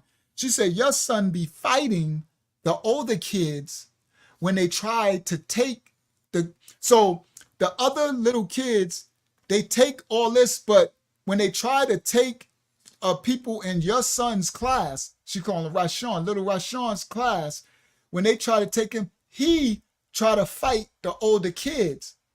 But the older kids, only reason why they don't beat him up is because of your daughter. And I guess the respect that you got, so they don't beat him up. So he's fighting them, but they, you know what I mean? So he's standing up for the kids in his class. So I said, huh? I said, so how long? She said, this been going on since the first day y'all dropped him here. From the first day of school, he's been standing up for the little boys in his class, the ones he made friends with. Anybody in his class, he's standing up for them. So I said, okay, that's interesting, right? And I like that, right? I'd rather him, you know. So I'm like, okay. So I said, so what happened? She said, well, this one he bad. She said, he's in the sixth grade. He's big. He's tall. She said, he be bullying everybody. So Rashawn got a best friend. And he, every time this boy be trying to take their money and their lunches, so he be taking people's stuff, right? And she said, but then today he went to take Rashawn's friend's money. And she said, he went and he went to the little boy to take his money. And the little boy said, no, you can't have my money. And he punched the little boy. And when he punched the little boy fell and hit his head. And he said Rashawn was on the line to get his food. And now this is a sixth grader. Now the boy is probably like 5'7", 5'8". Rashawn's in kindergarten. She said when Rashawn saw the boy fall, he said, and I know that sound, right? She said all you could hear was it go, and she said he ran from the lunch line, and the boy's back was turned because he was taking the little boy's money out his pocket, and he was down. She said all you hear is and he ran and said he jumped on the boy. And when he jumped on the boy, he grabbed him and he bit him on his back. And he was on his back and he bit into the boy's skin. And he said the boy was like, get him off. He couldn't get him off. And he was trying to punch him and hit him. And he was biting him and he was locked in like a pit bull. She said, and all the security, we ran and we was trying to get him, and the boy was screaming, get off me, get him off me. And he was punching him, but he wouldn't let go. And he would just bite him. He said the boy fell on the ground and was knocking him around and he would not let go. He said he would just bite him and the blood was coming out, right? She said, so by the time we got there, we're trying to pull him off and the boy screaming, get him off me. He's crying, get him off me, get him off me, get him off me. He said we couldn't get him off him. And it was like we had to hit him and pry his mouth off of him. He was just locked in and just making this screech sound while he was, and she was like, so she said, and then we finally got him off and the boy was screaming and running and crying and everything. So he's in the principal's office and he's in trouble. She said he's in trouble. He's getting spent because he drew blood. So, they had to call the police and the people and stuff, the parents and stuff. And they was like, she said, but I waited out here purposely to pull up and tell you because he ain't in trouble. He did what was right. That lady, a little black lady, y'all know those ladies from the hood, she said, he did what was right. That was right. Those little boys, I watched them. They take these boys' money. He ain't having it. That's a good, do not punish him. He is a hero. These boys, they won't mess. They say, I bet you he won't mess with no more of those kids in this class. I bet you he won't mess with no more of those kids in this class. She's like, that's my man. That's my man. She said, let me tell you something. For all this time that I'm in this school, I will make sure I protect that little boy. And I was like, well, thank you for telling me, right? So bang, I go into school. Now I got the update. I go into school. I go in the principal's office. This little boy is in kindergarten. He's sitting there with that's his face. This boy came to earth with the screw face. He got the worst screw face in him. You think I got a screw face like when I get like this? That little boy sitting there. I said, I walk in, I'm like, boy, this face, and then he's extra emotional, right? So he'll cry. So he's really emotional. Because I'm telling you, he always is crying. So he'll cry, right? He's a type, like, he gets crazy. Like, he'll cry, right? But it's a rage, right? It's like, like you got to calm him down, right? And he'd be like, that's what I say. It's crazy, like literally crazy, right? So he's sitting there and and I'm like, Rashawn, stop. And I'm like, and then this teacher, now the print, they like alarmed at it, right? And it is alarming. I understand. Cause it's like, man, is he psycho? Like, will he kill everybody? But he won't. He's a good kid, but don't mess with him. You know what I mean? Don't mess with nobody. Like, he don't like bullies and stuff, right? So I learned that as he's growing up. I'm like, I like that about you, right? So anyway, so I'm in there, I get there. So Pam is mad and she's trying to find out what's going on, and Rashawn won't talk because that's how he is. Once he get mad, it's over. He ain't saying nothing. You just gonna sit there and blow. He's like a bull. He's just gonna sit there and blow smoke out his nose, right? Yeah. So he like, yeah, that's how he is. A temper tantrum till you almost black out, right? So he just sit there, right? So he ain't talking. So I went in there. I said, Pam, he good. He good. The principal I already know what happened. I said, all right, so what? He suspended? They're like, yes, he drew blood and the police, y'all have to. I'm like, whatever. Wait till you go find out. So I explained to them what happened, whatever. We sent them home. He got suspended for a week. So anyway, I wanted to explain that. Then, all right, so now let me fast forward so we can get to the Viking. All right. So now we move from Queens, okay, and we move to Hempstead. We move back to Hempstead, and we move to Washington buildings. There's these like buildings. They're not projects, but they're like upper middle class, right? So they're on 100 Washington, and like the Congress people from the village of Hempstead and the mayor and stuff like that, the people who run politics, they used to live in the building back then, right? So this is a picture of the building, but it's not a clear picture. So, but you can have a little idea. So this is the building right here. Window share. All right. So now, but it's cut off. Now that's my green BMW that Quentin was talking about. It's a dark money green 5 Series that I had back then with the MKs. This back in the days. This like 90 something. All right. So now this is the back. This is like, so it's terraces. It's like 6 stories. It's tall buildings, 6 stories, right? So it's the parking lot and all that. That's the back of it. This 100 Washington, right? So we moved to this building, right?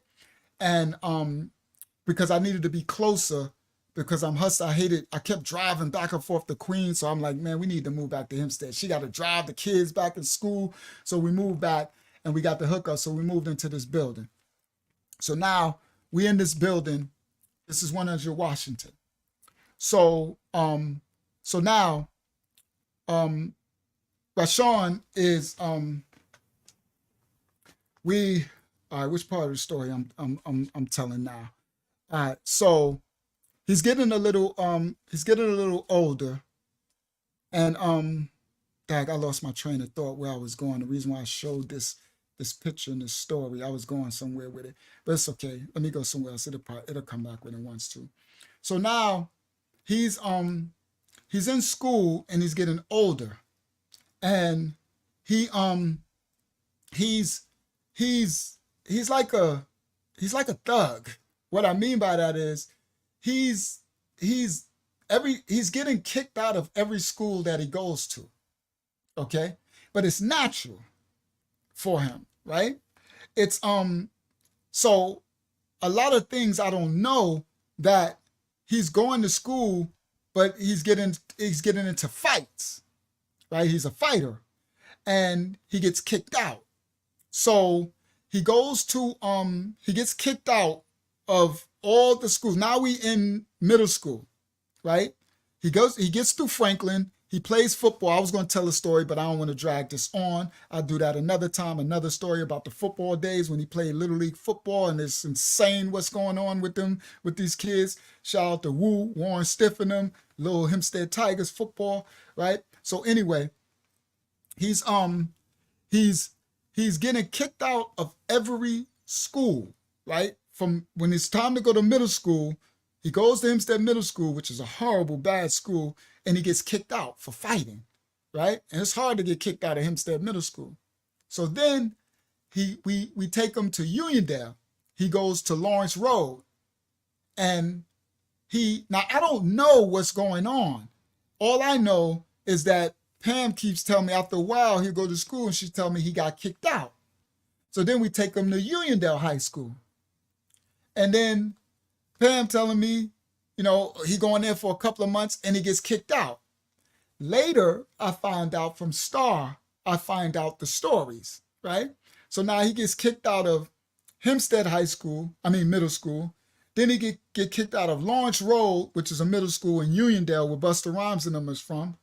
Then he gets kicked out of another school. No, yeah, he goes to high school. Or do he make it to high school?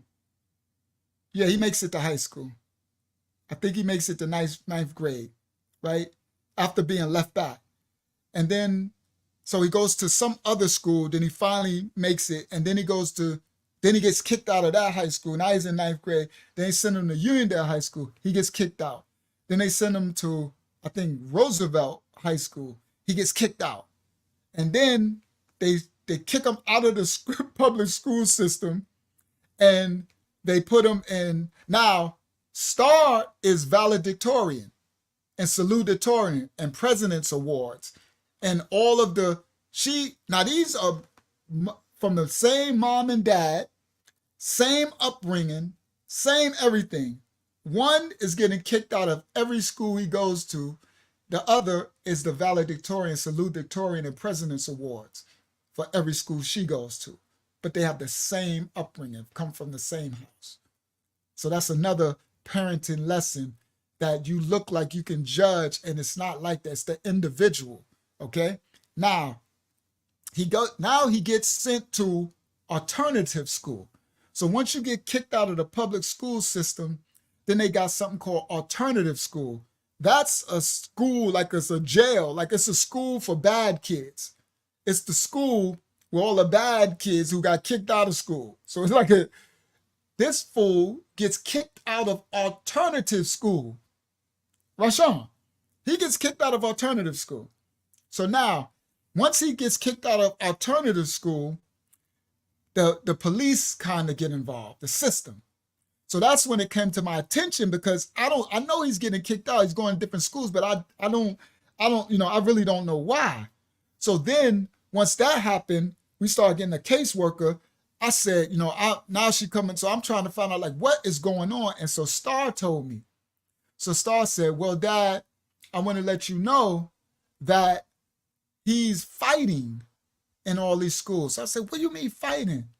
So she like, yeah, because every time he go to the school, they like, that's that dude who, like, he a new kid going. So if he go to Roosevelt, he the Hempstead dude going to Roosevelt.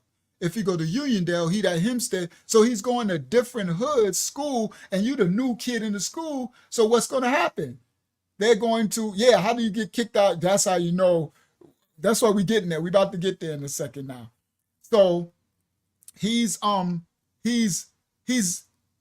now, this the thing. He have this thing, I swear, he got this himself. He got this thing where he's parkside. Okay? So, because, I'm from Parkside and I'm Rashawn, right? I was Rashawn, the god Rashawn. So my reputation, my hood was Parkside. So even though he's in the school, Franklin School on Martin Luther King Drive, that's D Block projects, Martin Luther King Drive projects. I'm from Parkside projects. So his boys are from the D Block in his school. They're from Martin Luther King Drive. But his dad is from Parkside. Now, he ain't never been to Parkside a day in his life. Listen clearly. He ain't never been to my projects a day in his life. Ever. Right? Because I'm going there but he don't know nothing about it. He lived in Queens. He was born in Queens, and then he lived in Washington buildings on the Heights where I showed y'all, right? Those apartments, right? Which is nice apartments. That's for the upper, the middle class type of thing, right? Was then. I don't know about now. Right, you had to have money to go and to live in there, right? Good credit and all that crap. We got a hookup to get in, right? Because Wesley Johnson, Wes, his big brother, I forgot, Rob Johnson was the manager. So Rob hooked Pam up when she went there because he wanted to kick it to her. He didn't know she was my girl. And shout out RoboCop. Leo lived in there too. Robo lived in there too. All right, he got a hookup. We was getting a hookup from Rob to go in there. Rob was trying to kick it to Pam and didn't know. So once she got the apartment, I came in there. He was mad. I'm like, too late now. I'm in there. Thank you very much. I'm in there, right? So anyway, because we wouldn't have been able to get in there. You have to be legit, right? So now he's never been to Parkside Projects ever in his life. He's heard. He know me. He heard my stories. I'm from Parkside, some of my stuff, and he heard from his growing in the schools. So he just adopted this Parkside thing on his own, right? But see, this is what I mean. I don't know. It's a mental thing. It's like that's his hood when he's never been there, right? And it's like, how is that your hood, bro? You never been. He's like, I don't care. I'm Parkside. That's what, right? Now, I'm going to get to the Viking. So he's going to all these schools, guys. And he's coming to the school. And when he gets to these people's schools in the middle school and when we get to high school, he's like Parkside. Now, he's the only one. He's in another neighborhood, right? He's in another hood. And he's claiming Parkside. But he's in a whole nother city. You understand? More or less, okay, what I mean by that, let's say if you in Hempstead and you claiming Parkside, someone else is claiming the Heights, someone else is claiming Terra Ave, someone else is claiming Midway, someone else is claiming Martin Luther King Drive, someone else is claiming, right, Hollywood, the Hollywood store section or whatever, right? So you claiming your hood. He's in another town. But yeah, he repping Parkside no matter what. Whereas you should be kind of coming in there trying to go under the radar, right? And he's a new kid in the school, right? So he's the new kid and they find out, that's some kid from Hempstead here, right? And they like Parkside. And Parkside, listen, got a reputation as that generation when Rashawn got the worst reputation of all Hempstead. Meaning all Long Island, that part of Strong Island, the beginning Nassau County.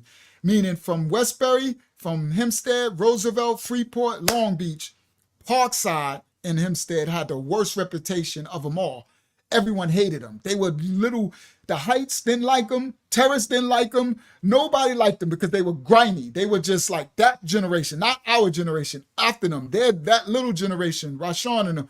They were because the generation before Rashawn was Bad News in them, the Parkside Massacre. Those dudes, oh my goodness, Lil Mighty K and them and all them and S1 and all them. That generation, the Hendersons and stuff. Oh my goodness, when Lover and all them. That we started Parkside, we got established, but they took it to another level and they was terrorized everywhere. Everyone, it was like Parkside is like you don't want they used to have on a club, they had a sign at Nagasaki that no Parkside allowed. Well, we couldn't even get in the club just because you're from there. So we would try to disguise ourselves to get in. That's the reputation.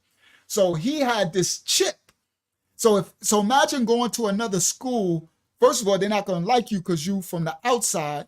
But number two, you from Parkside, you're gonna have so many people after you, and you by yourself in the school. Now, he no, it's not that he's feeling untouchable. He a thug, like he gangster, like what I mean. Listen, so he go to the school. Now he's supposed to. Now me, I'm a survivor too, right? But he got the worst part of me. Like my intellect. If I went to the school, I'd be trying. I'm gonna still be Hempstead. I'm Parkside, but I'm gonna be like trying to blend in and make the people like me. He the type. He go to the school. This what he do. Yeah, he's super gangster, young Dylan. Y'all, he go to school and he do this. And I'm telling y'all, I'm getting ahead of it, but I'm gonna tell you what. He go to school and do this. I'm from Parkside. Anybody here got a problem with that? To the whole school on the first. He coming now. Listen, he coming into school in the middle of the year because he just got kicked out of such and such middle school, right? He just got for fighting, right? For fighting. Okay. So now I'm telling y'all that because this is where I had to find out once because Pam was handling all the different schools because I'm hustling, I'm hearing it, and I know he crazy, right? So I'm like, whatever, right? He fighting. I'm like, he always fighting. He just a fighter, right? Anybody say something wrong, it's knuckle up time, right? It's so I'm like, whatever, Pam handle that. So then once he got kicked out the alternative school, it got sent to the authorities. Right? That's when the child protective certain the police and stuff. Now it's like, whoa, bro. Because the next step is jail. The next step is to get put away, right? To go to Spofford, right? So so now I got to find out what's going on. See, because the police are involved now. Now remember, guys, I was living a life, an illegal life, and I did my time for any crime I committed. But that was the life I was living. So our life, Pam, we can't have no police in none of our, now it's a problem, right? Yeah, he a born leader, the life shot, but it needs to be molded. See, it's in him. So I'm like, okay, so now I sit down, so I'm trying to find out like what's going on, but he won't tell you. Rashawn is the type that everything is, he like this. He don't talk, he don't snitch, he ain't tell you nothing. Like you gonna have to pry it out his mouth. I'm like, dude, what are you doing? Nothing. They want to bring it? This him. This how he talk. Nothing. They want to bring it? I'm going to bring it. I'm like, bro, man, Rob, come on with the gangster stuff, dude. I'm like, listen, bro. Now, guys, he ain't got no reason to be gangster. This is the funny part. I swear this is the funny part. This boy grew up with a silver spoon. You got money, you got Mercedes, you got the light, Now he ain't getting all the clothes because he's so bad. So I give him punishment, but he still get his back to school clothes. But he got no reason to be gangster at all. I mean, at all, bro. Why are you so gangster? It's like, now listen, I swear you can't make. It's just he was born. Now see, you got to remember the reason. Now y'all gonna know why I started the story of him coming out the womb like that, because I didn't want y'all to think this was fake. Because there's some people that is fake. And there's some people, I learned this with this little boy. Some people are born thug. Like they are born like that. He came out the womb like he was throwing bottles at me at the crib, busting us with bottles. So this boy, right? So now listen. So he like this. So I'm like, yo, wow, he like, nothing, man. This how you talk, nothing. They want to bring it, then they gonna get brought. I said, come on, bro. Listen, Rod, you ain't got to talk all the gangster stuff to me. I'm trying to find out what's going on. They about to lock you up, Rod. They about to take you. Why are you having problem in school? So he like, cause they want to respect me. That's all. I said, oh my God, I can't do it with this boy. So Star see me get frustrated. She said, Daddy, you want me to tell you? I said, yes, Star, please. She said, well, Dad, this is the problem. When he go to the school, when he got kicked out of the middle school, he got kicked out of middle school because he Parkside, right? So he in the middle school. So, the Heights and Terrace, they got separate beefs with Parkside. And Rashawn, you know how he is. He's Superman. So he he the type, this start to me. He is the type. Now, this is when I'm learning. He don't tell me nothing. I'm telling you this because he don't tell me nothing. All I know, he my son. I pick him up, he quiet. He always like this. He just, yeah, dad. He calm. Yeah, dad. You want this? Yeah, I want pizza. So he don't tell me nothing. I know nothing, right? All I know he's tough because he played football. I was going to tell a story tonight, but that's okay. I'll do it another time. So I know he's tough. I know if you push him, he crazy. I know, right? I know he'll fight because of football. I was going to tell this story, but I'll save it for another time. He proved they say he's crazy in football because they pushed him, and that's when I saw, okay, he bowed it, right? As a little kid, they only 6 and 7 years old. On the peewees, right? So anyway, so now I know he could fight and he'll fight. So, but he's quiet and he just don't do nothing. He just everything quiet, right? So Star says, so she says, so dad, she said, what you don't know is Rashawn fights for everybody. Meaning, if Parkside got a beef, if they in school and his boys, right? They're under bad news in them generation, right? They under them. Whenever, let's say if Terrace dudes or the Heights dudes got a beef, right? Whoever they got a beef with, Rashawn is the one that'll say, here, I'll fight him. He the one that'll say, nah, I got it. He step up to fight for any time. And I said, what? And I look at him and I'm like, oh my goodness, right? Now I wasn't like that, right? I could fight. But I wasn't the best fighter, right? But I could fight, right? Meaning I was good. Nobody messed with me. No, I don't want y'all to get that twisted and think. But I like to keep it real and understand there's some real tougher dudes than me that was. But I used to put my gun game that all get equalized at a certain point. But again, I'm not promoting that. And I did my time for any crime I committed. I just want to keep it 100. You know, people be fronting like they was no. If you was the toughest, then sorry, I don't know what hood you from. Because there's some dudes we put, So anyway, but Rashawn, from what I'm learning and what I'm like, he's that tough dude, right? The ones who, so she said, Star said, yeah, dad, I try to tell him, he's getting me into, because I'm the school guards and stuff always come to me and like, why do he gotta always be the one to fight? The beef ain't even with him. But he would tell the other dudes, nah, I got this. And this him. Here come the 52. Right? This the 52. So that's him, right? Right? So anyway, so she said, so dad, whenever anybody got a beef, even if somebody from Parkside start the beef, Rashawn would be the one that go forth to fight when it's with, so everybody hates him. Listen, she said, dad, and now this is the funny part. I have no idea that this is even happening. She said, everybody in every hood got it out for him because he didn't have a fight with everybody. Like he popped off. They call it popping off, right? He said he pop off on everybody. Like, so even if he can't beat them, even if they're bigger than him, he'll pop off on them, right? And then they would get to fighting, and even if he like lose, and they break it up, he don't care, right? He don't care, and he'll keep fighting to the point where they're like, man, we ain't fighting them no more, right?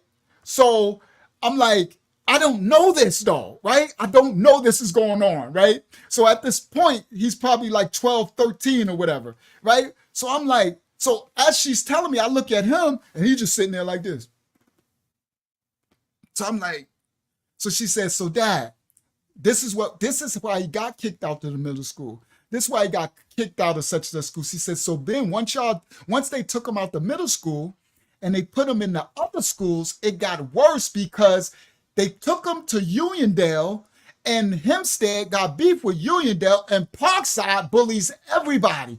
And instead of him going to the school, to Uniondale, and trying to be low key, he walks in the school the first day and stands there and says, I'm from Hempstead, Parkside in the building. Anybody got a problem? She said, so automatically the tough dudes got a problem. And then the girls usually like him because he's also a pretty boy. And he got long braids, long hair, right? So she said, the tough dudes, the bigger kids in the school, because remember, you going to school, there's older kids that are bigger. She said the tough dudes step up and they're like, you know what I mean? Yeah, we got a problem. So they scrap. So either they will scrap during lunch or they'll set it up after school, right? And they'd be like, you know how they'd be like, all right, fight after school, fight after school. She said, it's always Rashawn. But, God, Dad, y'all put him in, this we said, y'all put him in the school by himself now. So he don't have Parkside with him no more. He in there by himself. So they would jump him. He would fight the dude. And a lot of times he could fight. He would beat the dude, even if the dude is bigger than him. Rashawn is a fighter, and I knew that because I seen him from football. He would beat the dude, and if he beat the dude, they would jump him, right? Yeah, 3 p.m., right? And then when they would jump him, he would come back the next day, and we would fight again. And he would keep fighting and keep going to the principal office till the principal was like, you got to leave the school. And they would kick him out the school. And then they would send him to Roosevelt. And it would start all over again. And then they would send him to Freeport. And it would start all over again. And then they would send him, and I'm like, and I look at him, and I'm like, Rashawn, what are you doing? Man, they want to pop off. I'm going to pop off. Parkside till I die. I got to rep my, I like, Rashawn, you ain't from Park. Oh, you can't make this up. I swear you can't make this up. I said, Rashawn, you ain't from Parkside. Yo, I swear, this part just makes me laugh, young Dylan. I can't make this up. This boy ain't from Parkside. Ain't never been there a day in his life. I said, but Rashawn, you ain't from Parkside. He said, yes, I am. He said, you from Parkside. That's my hood. He said, that's where my family at. That's where my I said, but you ain't never lived there. You were born in Queens, Rashawn. You from Farmers Boulevard, bro. You ain't from, Star at least was born in the projects. She from Parkside if she want to claim it, but she ain't really can't claim it because we moved out. We moved to Queens. She grew up in Queens. Y'all from Queens. Y'all Queens kids, right? So I'm like, this boy ain't even from Parkside. But guys, it's in, yeah, it's heart. It's in his DNA. I had to literally realize he is Park. Like it's in his heart, bro. It's like so for real, right? Now listen, this is how we're gonna get the Saquon story. This is so for real. So I'm like, bro. I said, listen, man, you're not from Parkside. He said, yes, I am, Dad. He said, when you put me in Franklin School, he said, I'm not from the Drive. He said, you ain't from the Drive. He said, your reputation, where your hood? I said, Parkside. He said, your hood, my hood. And I said, I understand that. I understand that, guys. I know it's trauma. I know some people who grew not in the hood, you can't understand. It's a different level of survival when you're in the ghetto. It's levels to it. You know, some people got mother and father, a nicer neighborhood. You be like, oh, that's that mental. Yeah, it's slave mental thinking. That's the hood. That's how we grew up. That's what I got it. I understood. He looked me in my eye and he was like, I'm from Parkside. And I'm like, you know what? I can't take that from you. I understand what you mean. I understand it. I got it. It's traumatic. Yeah, Dylan, it's very deep, right? It's like, I got it. I understood. I got it. So I said, okay. So I said, all right, so, you know, what happened? You know, he said he went to the alternative school and it's the worst of the worst. Everybody hood and he popping off. He's like anybody, that's what he said. He look at me, he be calm. He don't act tough, talk tough. He look, unless he angry. When he look angry, he look mean. But if not, he just looks serious and calm. He said, man, he said, when they talk tough, I make him prove it. That he just so calm. Like he literally is like, he said, yeah, they do all that talking, they do all that. I just make them prove it. They gotta prove it. He said, prove it to me. And he said, and then I'm not gonna let nobody bully nobody. So and then I said, okay, that part. I said, you remember when you was little? And that's why I told you that story. He said, yeah, I don't let nobody mess with nobody who can't defend themselves. And I said, so some of those fights, he said, yeah, because they be messing with the weak.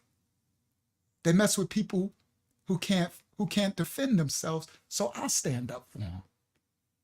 And I was like, oh goodness, bro. You know, I'm like, okay.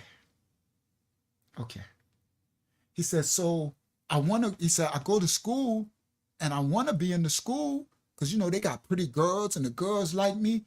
He said, but I can't really focus in class.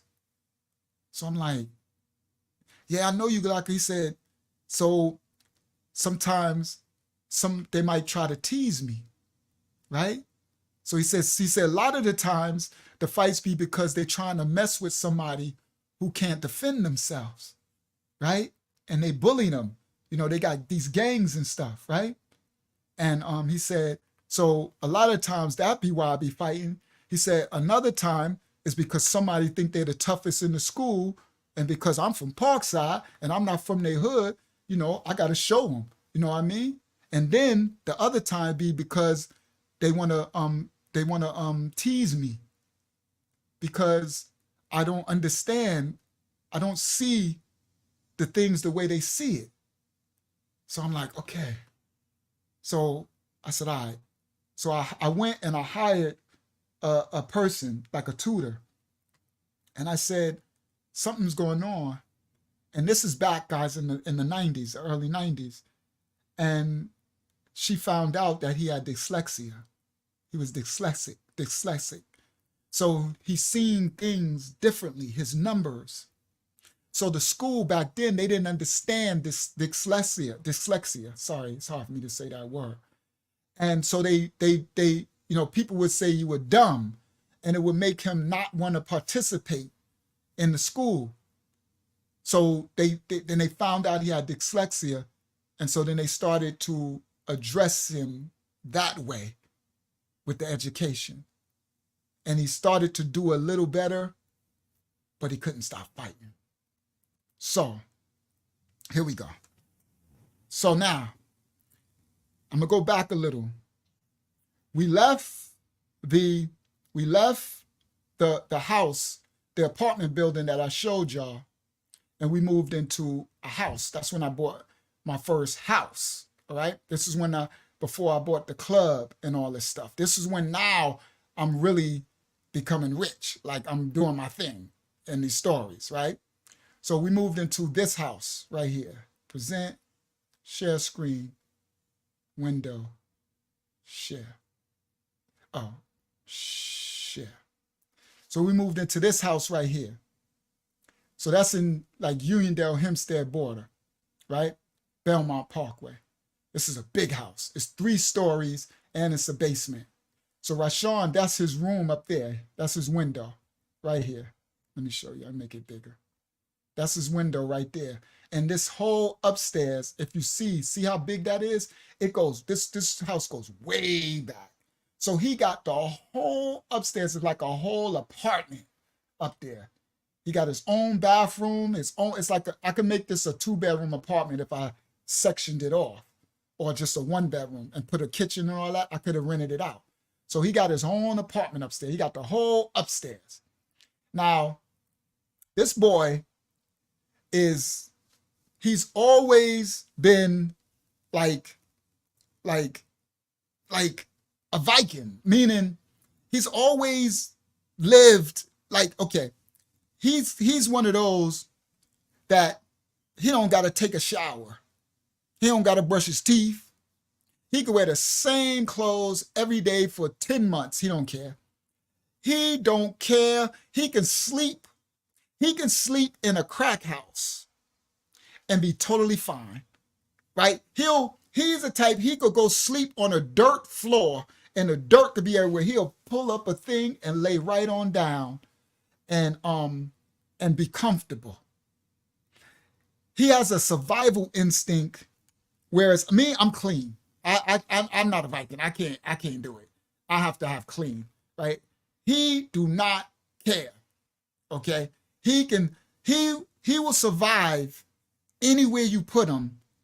The worst roaches, rats, dirt, he'll be totally fine. Totally fine. Like, he's comfortable in that environment. He's a Viking. Like, the grimiest, the rawest, I have to make him clean. Yeah, that's where the insurance power was, right up here. His bed was right there. He had his big double wood bunk bed, and that's the Viking. He had my inshore drinks, cans of it, because the bunk bed was high, thousands of cans empty. I would have to come up there and make him clean this. You Viking, he will just, if you left him alone, he would live. It will be flies, roaches, rats, garbage. He'll be sleeping on the garbage and be totally fine with it, though. And will throw on his fresh gear, right? He'll throw on his gear and go right out the house and don't even care, okay?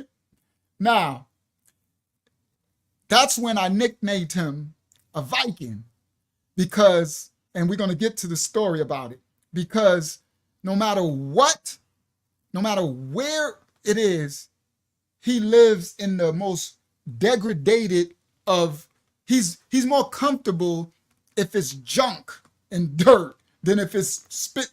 He the type, if it's spick and span clean, he'd be like, oh, this is too clean for me, right? He'd be like, we need to dirty this up, drop stuff all over the floor, right? We need to mess this all up. All right, now I'm home, that type of thing.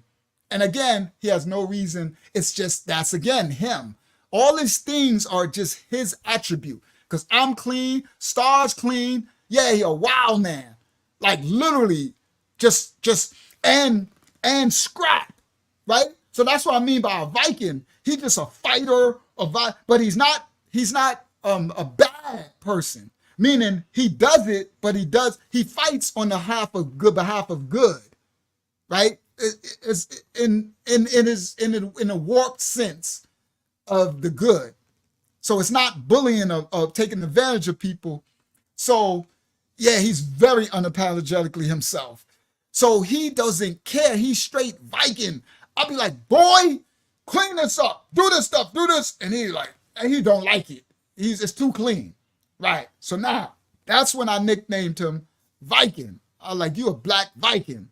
So that's when he got, the nickname Black Viking. So now, here we go. I set that foundation for y'all, right? So now we in this house, right? Now remember, guys, all the way from we was living in Queens when he was a little kid, when we was living in the Washington buildings, when he was early elementary into the middle school, all the way up to this house where he's in high school and alternative stuff, right? Before he got kicked out of all of it. He's Parkside.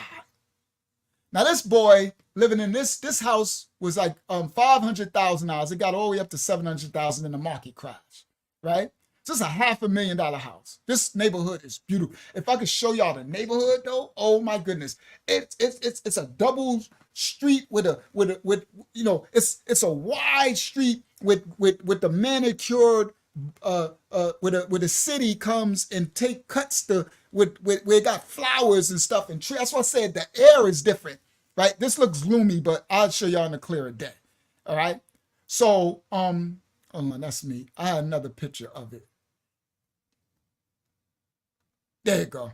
This is the side of the house. So that's still his bedroom. That's another part of his bedroom. This the back of it. So this the side. Tana's doing our yard. That's my Escalade, my ML. That's where he grew up.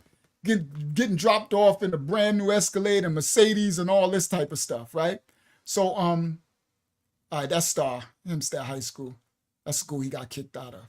All right, so anyway, so he let me go back to that other picture. He he grew up basically with the silver spoon. So now he's here. He's in this house. But I can't, okay. He got in trouble because I couldn't find him. Okay? So what I mean by that, he's supposed to be home by 7 p.m. And it was like 8 p.m. And we look, Star, where you at? We don't know. We can't find him. So it got 9 p.m. And now we worried. Like, what happened? So we going around to Star, come on. So we get in the car, we going through the hood. So we go everywhere. The funny thing, I'm on the Heights, and they're like, Lil Rashawn? Oh, he was here earlier. I think he went to Terrace. So I go to Terrace, another part of the hood. Lil Rashawn? Oh, we seen him here earlier. I think he went to Parkside. So I go to Parkside. They're like, oh, Lil Rashawn? Yeah, he was here. I think he at the Grove Street buildings, project buildings. So I go over there, and we looking, and somebody like, oh, Lil Rashawn? Yeah, he in the back of the projects. I go to the back of the projects, and I'm like, I pull the Benz up. We was in the little Benz truck. And I'm like, and he come walking up. Yo, what's up, Dad?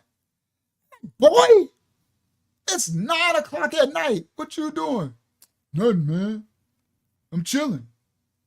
I said, what are you doing over here, first of all? This is far from there. This is like driving in a car. It's probably like 15, 20 minutes in a car, right? But he walking. He leave the house walking. So I don't know where he going. You know, he just going out to play. I'm thinking he playing in the neighborhood. So I'm like, what are you doing here? So he tells me, this my hood. He's like, Parkside. So I'm like, oh my goodness, you in this Parkside, right? So I'm like, so you come here? He said, yeah. Every time I leave the house, I said, you walk all the way to Parkside? He's like, yeah. I'm like, so every time you leave the house, you walk all the way to Parkside. That's a long way. That's like about 40 minutes to walk there, right? From this house. He's like, yep. You ain't gonna take me there. I said, boy, boy, it's nighttime. And that was the first time that I actually I hit him. And I felt really bad.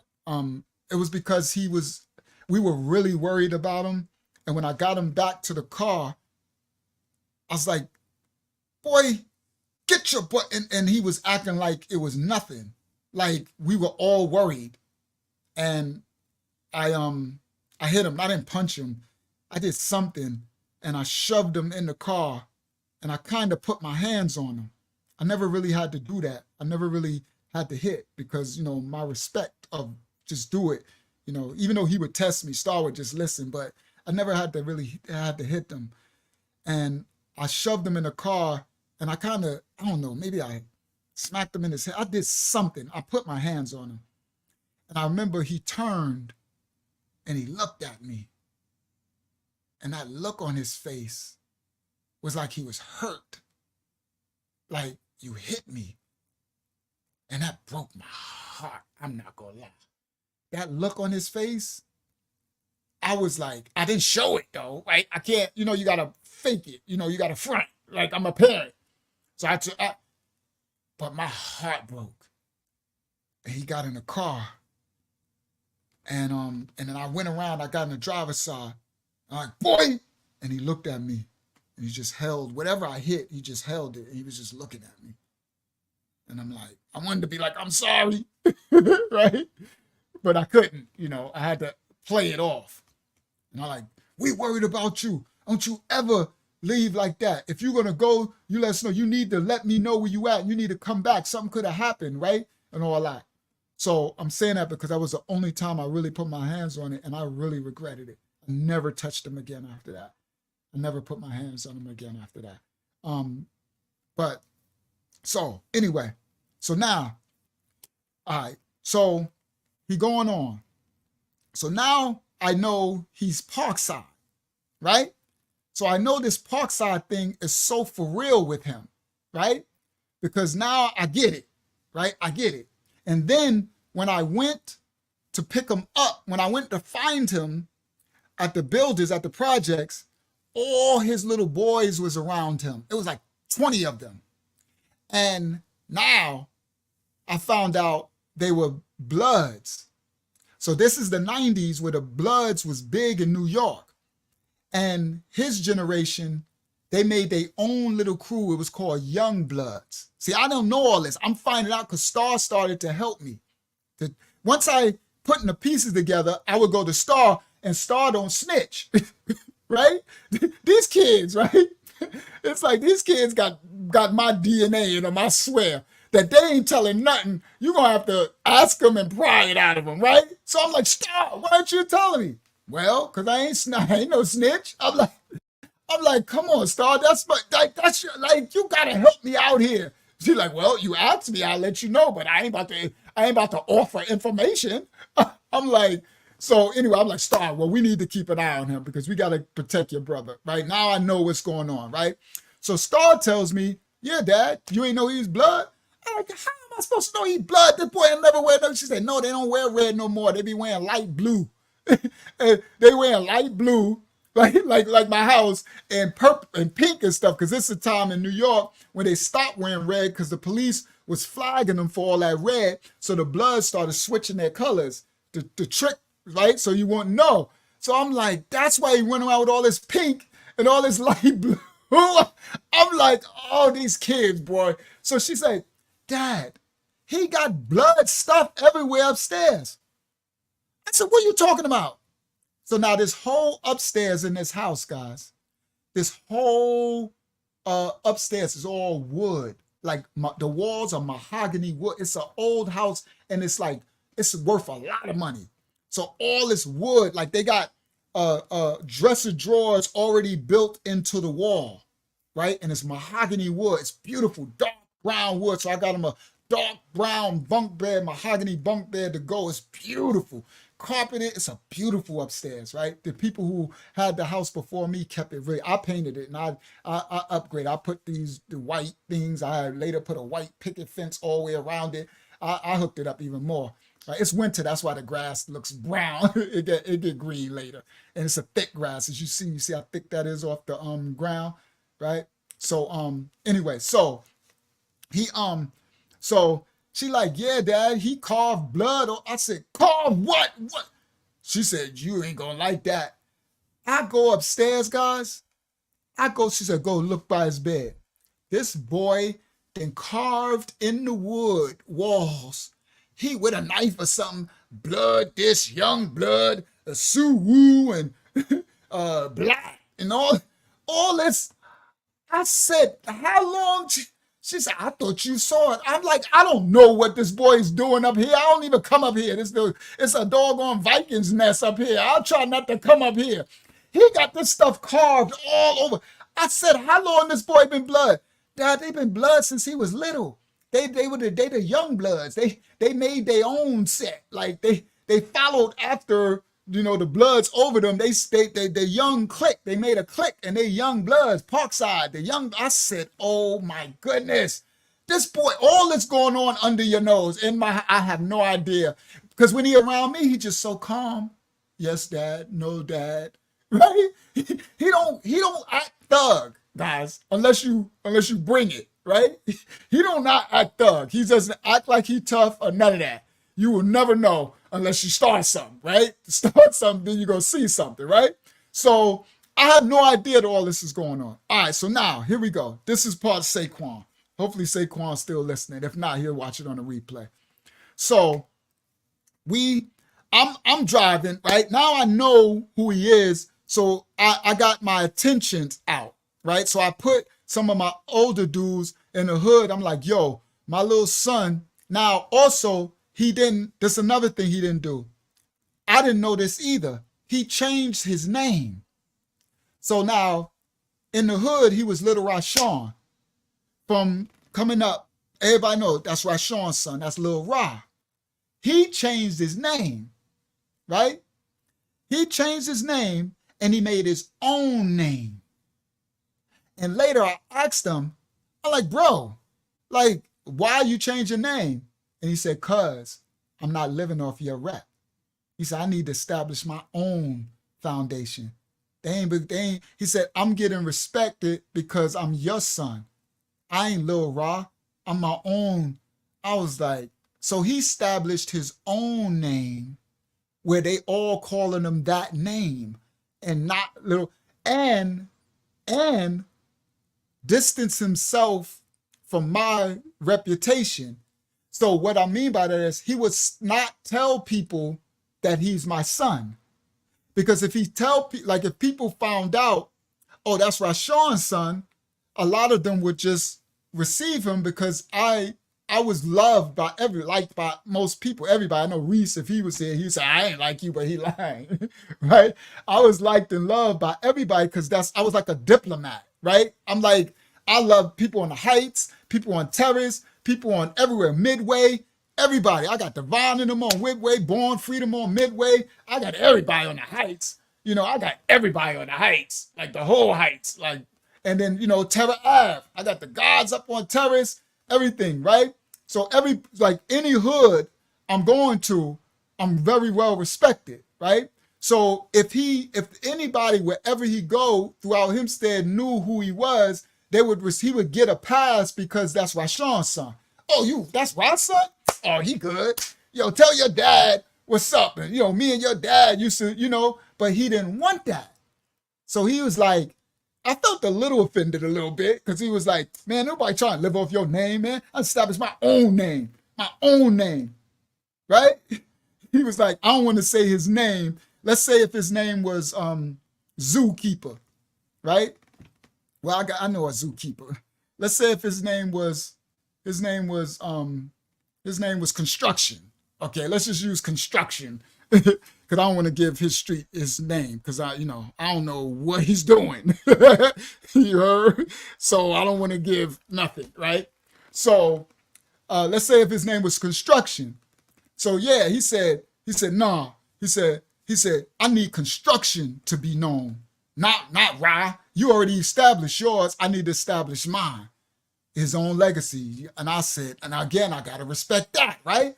But I'm like, but bro, it could go easier for you, right? Yeah, Vikings, here we go. So I'm like, but I didn't have a big brothers to establish mines.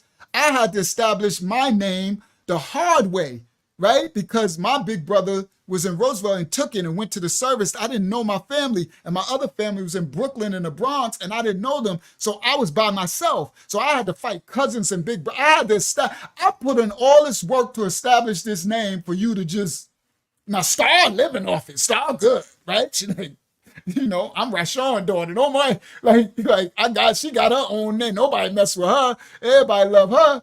But he like, nah, I need my own. So I'm like, okay, I understand that. I respect that. Now, I'm telling it because what he's doing is, whatever he's doing in the hood, the people, wherever he go, they don't know that's my son. Listen clearly.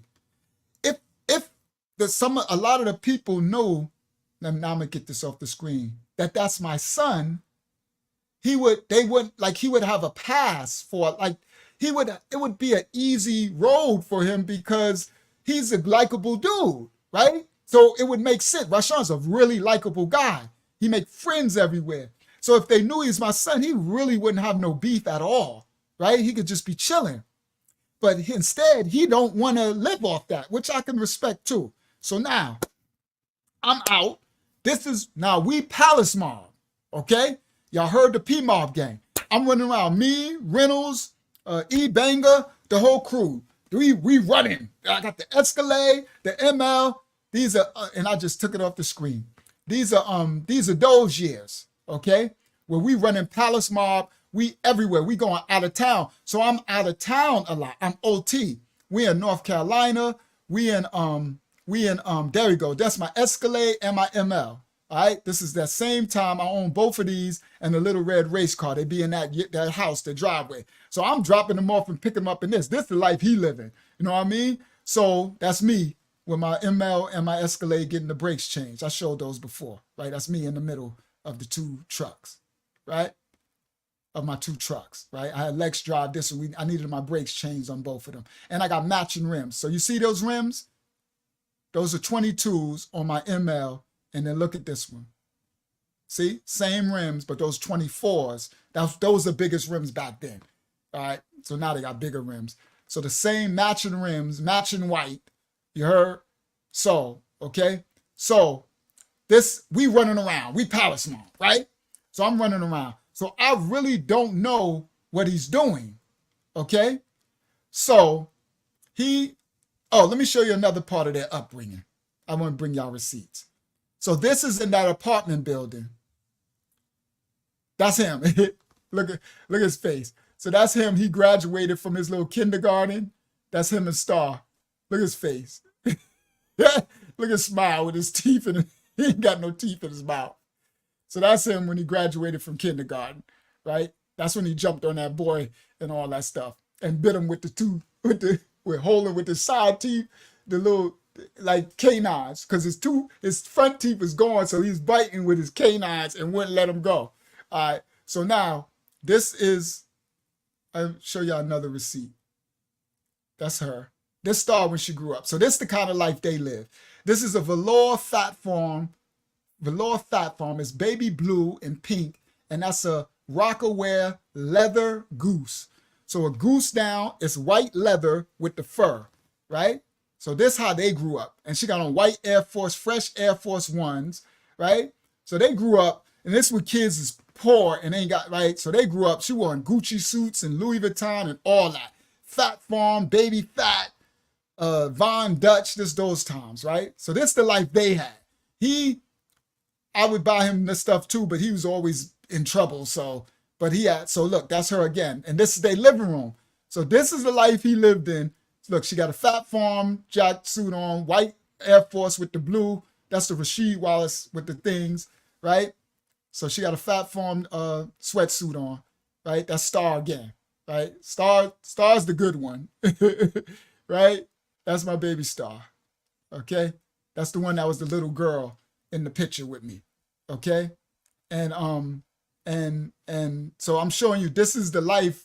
This is the living room of that life. So this is how he grew up. He ain't grew up in no Parkside. Like, boy, you ain't from the projects, right? So that's them. See, that's him with a baby. That's her.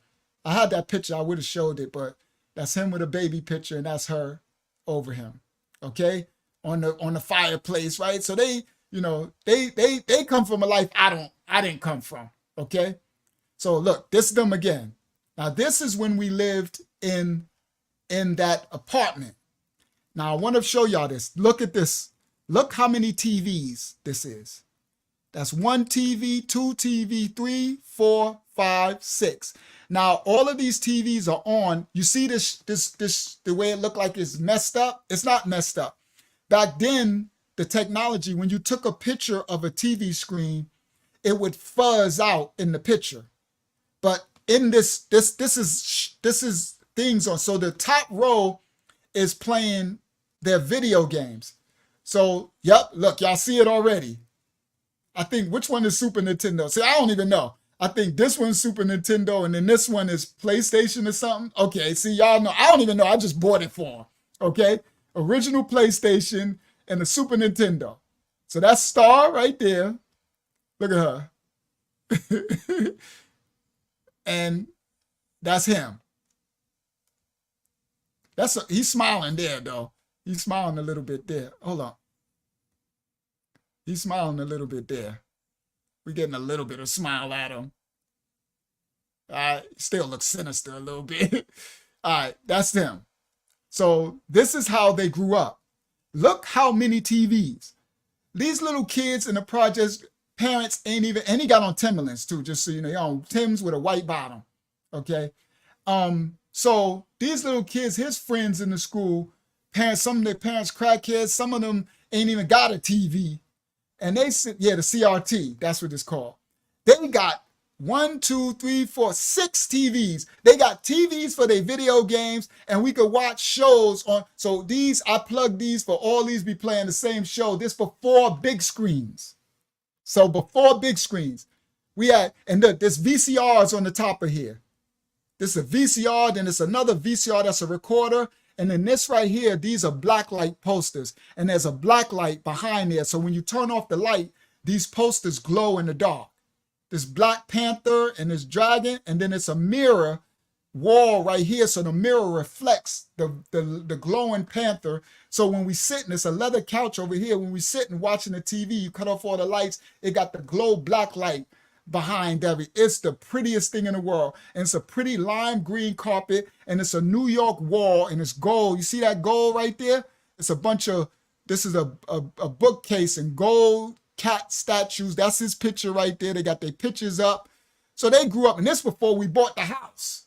Yeah, they live in the, that's why I said, this boy ain't from no Parkside. You see, I'm like, boy, you ain't from the projects. What are you talking? I'm from the projects. I ain't have no 6 TVs and stuff, right? So they had the life, okay? They grew up. They were very well taken care of, always. Now, there was times that we were in this house. Now, this is after where we were struggling, right? Well, this is the house that got the apartment got the 2 eviction notices, and they got really bad. And so I went back to the streets and started hustling again. And it just is what it was, all right? Now, I did my time for any crime I committed, but they didn't, when we were struggling, it didn't affect them. Now, it got a little when we ain't had no food in the fridge, and, we had to make toast and stuff, but they really didn't, they never really lived, you know what I mean? And they had, this is a 1 bedroom, they had the bedroom together, and me and Pam had the living room. We had to pull out leather couch and stuff like that, right? But they still had they had you seen the green 5 Series BMW outside and all that type of stuff. That's in this apartment building. That's that apartment building. So I just want y'all to see more of their upbringing, right? That's me. Okay, so now this that same apartment. Now I'm gonna show y'all. See, that's that same corner. So see all these 6 TVs? Later, I got the big screen. This is the first big screens. I'm 6'1". Look how tall that is. It's up to my shoulders. That's me. And I guess that's some Denzel movie on the screen that they're watching. VCRs all over the top. Same black light posters. Same black light behind it. But now I got rid of all the screens. So I put screens 2 in their bedroom. We had 1 here. Then I gave some away. Like some of their friends who didn't have money, right? So because they were from the projects, so Martin Luther King Drive. So some of their friends who didn't have money, I gave them these TVs. I said, here, y'all got friends, because him and her, y'all pick which friends that's struggling the worst. And it'd be the ones who parents are crackheads or something. Like that. So, start like my friend, that go to my school, she don't got a TV, daddy. So I'm like, okay, we're going to give her this TV and we'll give them. So we gave away the TVs. So now we got this big screen. And yes, that's a Damani Dada shirt. The God 7, right? That's Damani Dada, right? See, that's the label at the bottom. Those are black labels, black designers. This is when we used to wear FUBU, Fat Farm, Damani Dada, Echo, all right? Echo is a Hispanic dude, but this is hood stuff. We used to wear black designers back then, all right? So this is that same apartment. All right, hold on. That's me back in the days, me and her. All right, this that same apartment. So that's me. See, I got the same chain on. That's an Echo sweater with the long white tee. That's the white tee days. That's a big white tee with the white fitted hat with the white do-rag. And I got on a white Calvin Klein, beige, because that's the beige and brown, and the beige and brown Calvin Klein jeans with the Louis Vuitton Timberlands with the white bottom. The brown and beige Louis Vuitton LVs on my Timberlands with the white bottom, right? That's that same apartment. So this is how they grew up. So this is his dad back then. That was me, right? And that's this ice in this piece right here, all right? So all right. So this, I just wanted to show y'all more of this boy ain't from the hood. All right. This boy grew up in the house in Queens, and then this. Yes, the nation. Yep, that 7 is for the Nation of Gods, because Damani Dada was a Gods, and they had a clothing brand. All right. So that's them, and that's them again. That's their PlayStation and they Nintendo stuff. Y'all know about the games and stuff. All right, so that's him again. All right, and then, so he grew up in there. All right, so now I think I got all the pictures I wanted to show y'all. Let me make sure. That's them in school. That's Hempstead High School, Continue Other High School. That's the house he grew up in. That's the apartment that we in. This is that apartment. That's the 5 Series BMW, the money green, dark green one that we got in that apartment. That's the ML. That's the house when we moved from that apartment to this house. So we went from that apartment with all those and I put that big screen in this house. And now you got a house. Now you got the whole upstairs. So they went from having them two being in that one room together to now she got her own bedroom. He got the whole apartment upstairs. All right. All right. So that's me. I'm going to tell a story for that picture. That's the projects. All right. I'm going to tell a story for this picture. That's that Benz. All right. And that's the school they went to, Franklin School. All right. They went to this school, Franklin School. All right. And this is the Franklin School back here. All right. So now, that's all those pictures. So now I'm going to stop sharing that. Now, here go the story with Saquon. So now we running around as Palace Mob in the Escalade and everything, the one where I play the music, right? So then I'm in the hood. So now I know that he's Parkside, and I know he young blood, and I know every time he leave the house, he on Parkside, right? So I get it. I'm like, all right, he Parkside. All right, I know. Now I know. You know, now I'm keeping my head, on swivel, So I'm like, all right, Star, you need to keep me up to date with what's going on, right? Because now I get it. Now I understand his personality. I know he's a thug because he was born a thug. He came out the womb thugging, right? And I know he a Viking, so it's all legit. So I know it's not fake. You get it? So it ain't no stop. It ain't no calm. I already get it. So now I just need to control it, right? Like I did with his energy.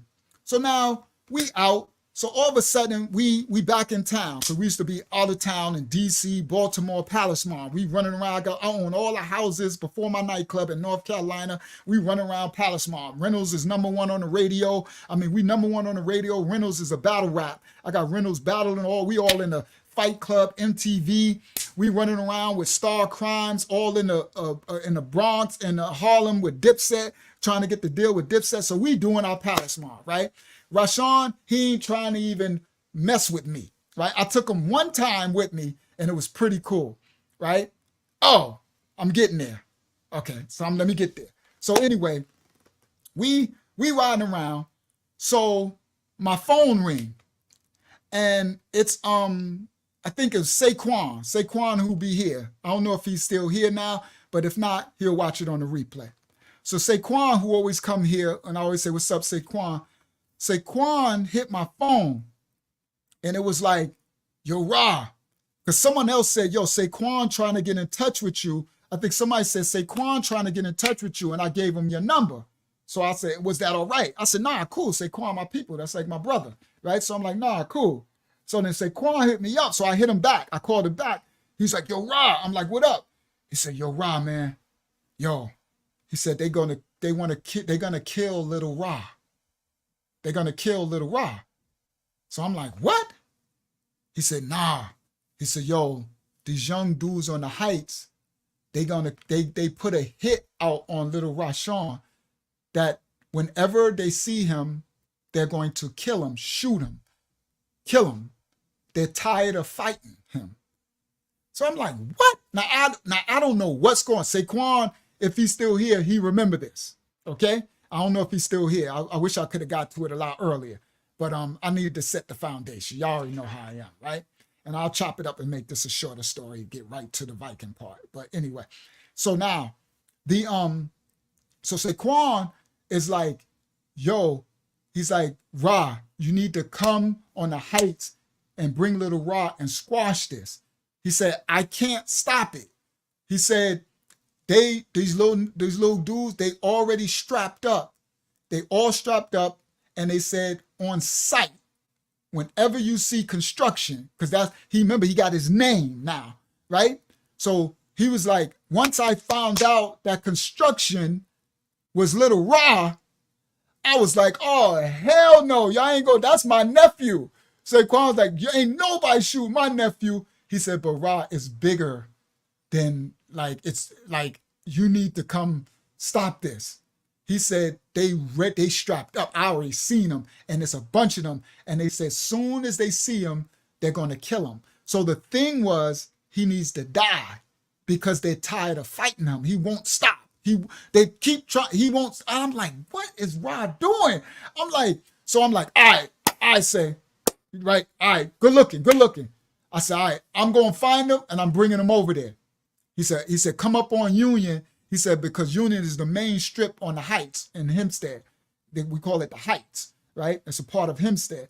And Union is the main strip where they all hang out at, right? Where everybody at. He said, come up on Union. They all out here. Now, these are these young Heights, they bloods and stuff, outlaws and all this stuff. This Rashawn's generation, right? And Rashawn now, I know he's young blood, but he's from Parkside, right? So they got these, these like warring factions. So I'm like, all right. So now I'm trying to find. So we in the Escalade, right? So I'm in the little red. Oh, I didn't save that picture. I'm in the little red race car, right? Because I got the Escalade, I got the Mercedes truck, and the little red race car, right?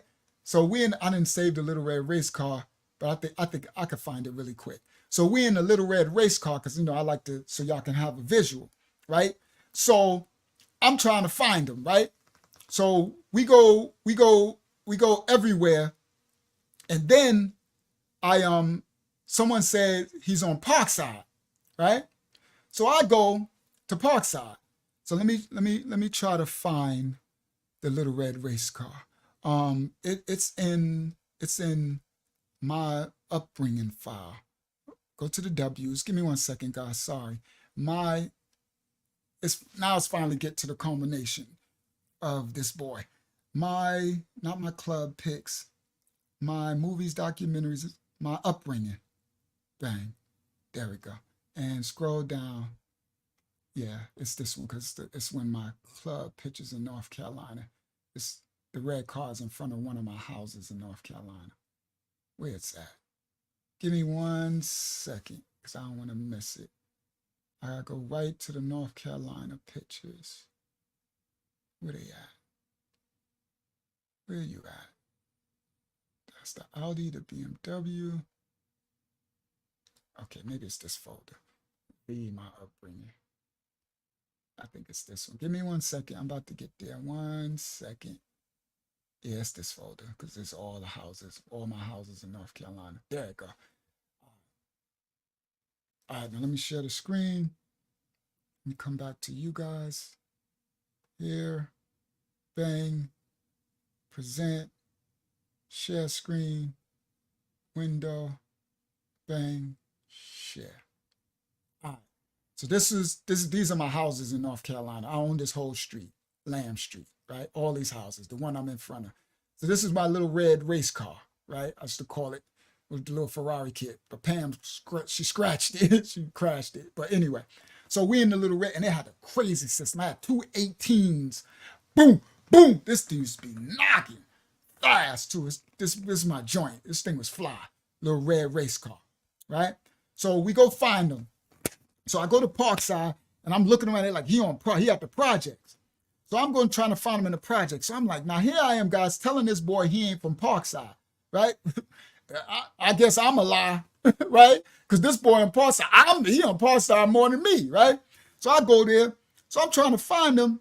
So all of a sudden, I think I see Inga Mays, LL's aunt. Shout out to Inga. These my people. So Inga like, you looking for Little Rashawn? I'm like, you know Lil Rashawn? She's like, everybody know Lil Rashawn. He always here. I said, this boy done made Parkside his home. You understand? This boy ain't from Parkside. She said, he here every day, all the time. I said, he here all, she said, Rashawn, she said, I don't know where, he could be in anybody's house in the projects. I said, what do you mean he could be in anybody's house? She said, he always at somebody's house eating dinner. What? I said, what? She said, everybody know Little Rashawn. I said, oh my God, this boy is literally from Parkside. He made himself from Parkside. Do you understand? So she said, you better check she said, I think he at Michelle's house or he was just at Renee's house or something. So I'm like, I'm like, where's Lil Rashawn? Oh, I think he at Michelle's house. So Michelle is Daddy U, his unique sister, right? So I go to Michelle. I'm like, she's like, yeah, Little Rashawn in my house eating up all of my food. I said, I said, go tell him to come down. So he come down licking his finger. I'm like, he said, what up, Dad? I said, boy, you be in. He said, I told you I'm from Park. I swear you can't make it up. I said, what are you doing at everybody's house? He said, I told you I'm from Parkside. These my people. And they are his people though, guys, because those are my people. Like literally, this is where I grew up. These are my people who I grew up with. They be coming here. He are in their houses. They know him. I said, oh my goodness. He said, I told you I'm from Parkside. These my people. I said, yo, young Dylan, I said, okay, respect, right? I'm like, enough respect, man. Enough respect upon mine, right? Enough respect, right? All I can do, I can't say nothing, right? This man had earned all his own stuff, right? So I'm like, all right, get your butt in this car, right? So like, all right, Rob, we'll see. He like, all right, I'll see y'all tomorrow, right? Right? He coming back. So I'll be like, I said, so he get in the car, right? So I said, so I'm driving, right? So I said, so you just come to the project? He said, yeah, these my people. I said, yeah. I said, he said, they, I go to Inga house, I go to Renee house, I go to Michelle house, I go to this house, they cook, this my, I said, oh my goodness, bro. I said, well, that's what's up. I said, well, those my people. I'm like, well, he said, I told you. So he just chilling. So he said, well, what happened? Where we going? I said, well, what's happening? What's going on with you in the Heights? He said, the Heights? I said, yeah. He said, I swear. He said, up those Iggers. I said, what?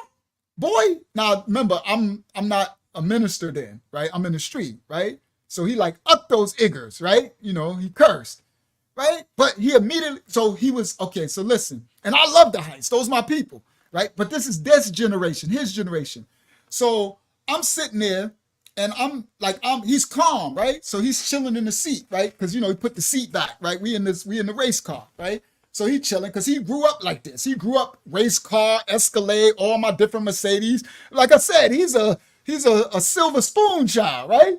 But he just put himself in the project, right? Right? He a thug. He came out the womb a thug, right? So I got to disrespect him. So anyway, so he's sitting back, right? So he calm. So when I said, what's up with you and the little dudes on the Heights? His whole demeanor just, he said, up those Iggers on the Heights. And I was like, whoa. So I said, yo, what you mean up those Iggers? He said, what? I pop off on them whenever I see them. It's Parkside till I die. I said, yo, bro, first of all, calm down, bro. Like, what are you talking about? The Heights is my dudes, man. I'm like, those little dudes that you got beef with, their dads is my people. So I don't know what you doing. He said, Dad, he said, listen, with all due respect, you on that old man time. Oh, you can't make this up. He said, you on that old man time, but this the new generation. And it's on sight. When I see anybody from the Heights, I pop off on sight. It's Parkside till I die. I said, Rod, listen, man. Listen, bro.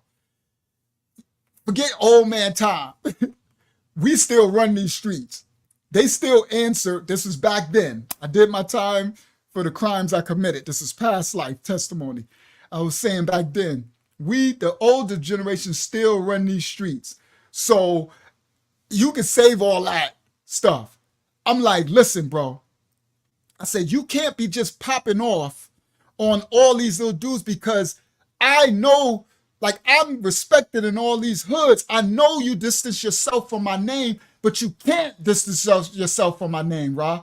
I'm like, you're my son no matter what.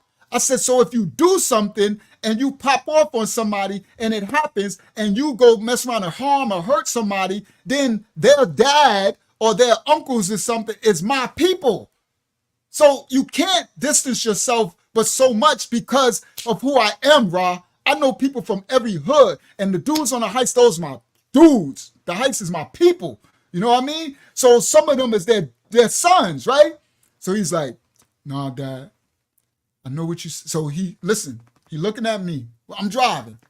He's like, I know what you're saying, and I respect what you're saying. I understand your legacy. I understand your name. I understand it all.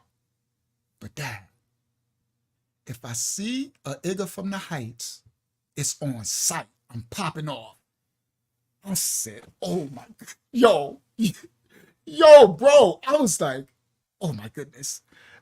Now, guys, the reason why I told the big story at the beginning is because I always got to go back. He came out the womb like this. You understand? He was in the crib with his foot up on the thing, watching Michael Myers and Jason throwing bottles at us when we walked. Like, he was gangster from, this ain't fake.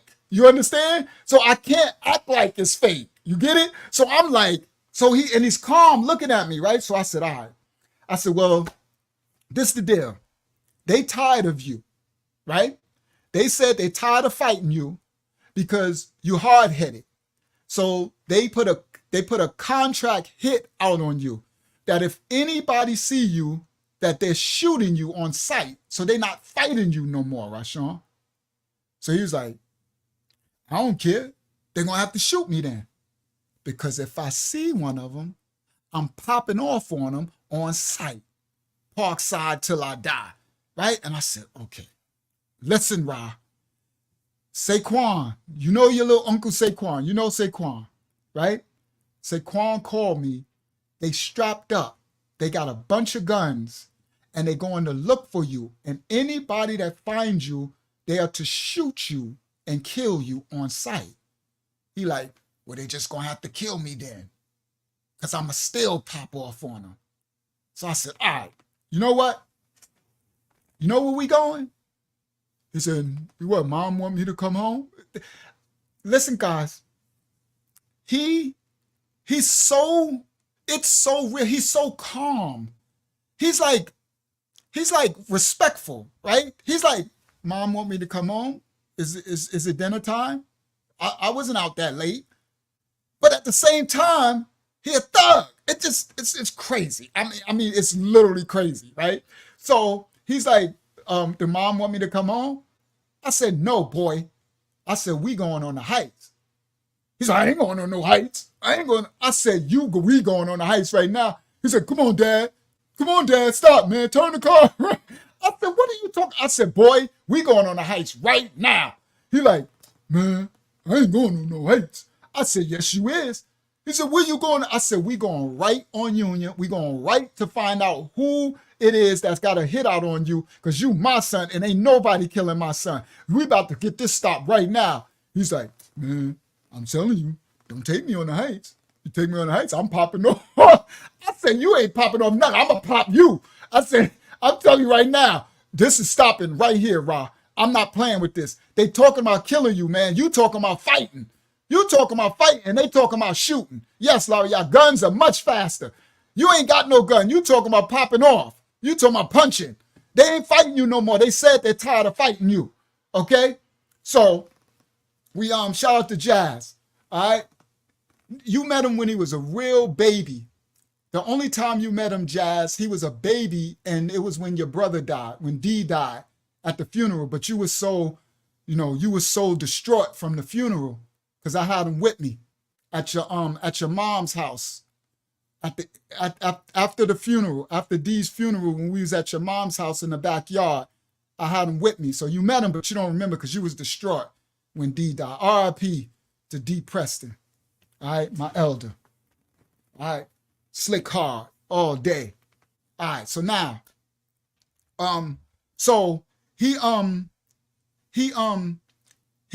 on. Oh, so he's like, so I'm like, listen, we going on the heights right now, and we're about to, you know what I mean, find out. So I called Saquon.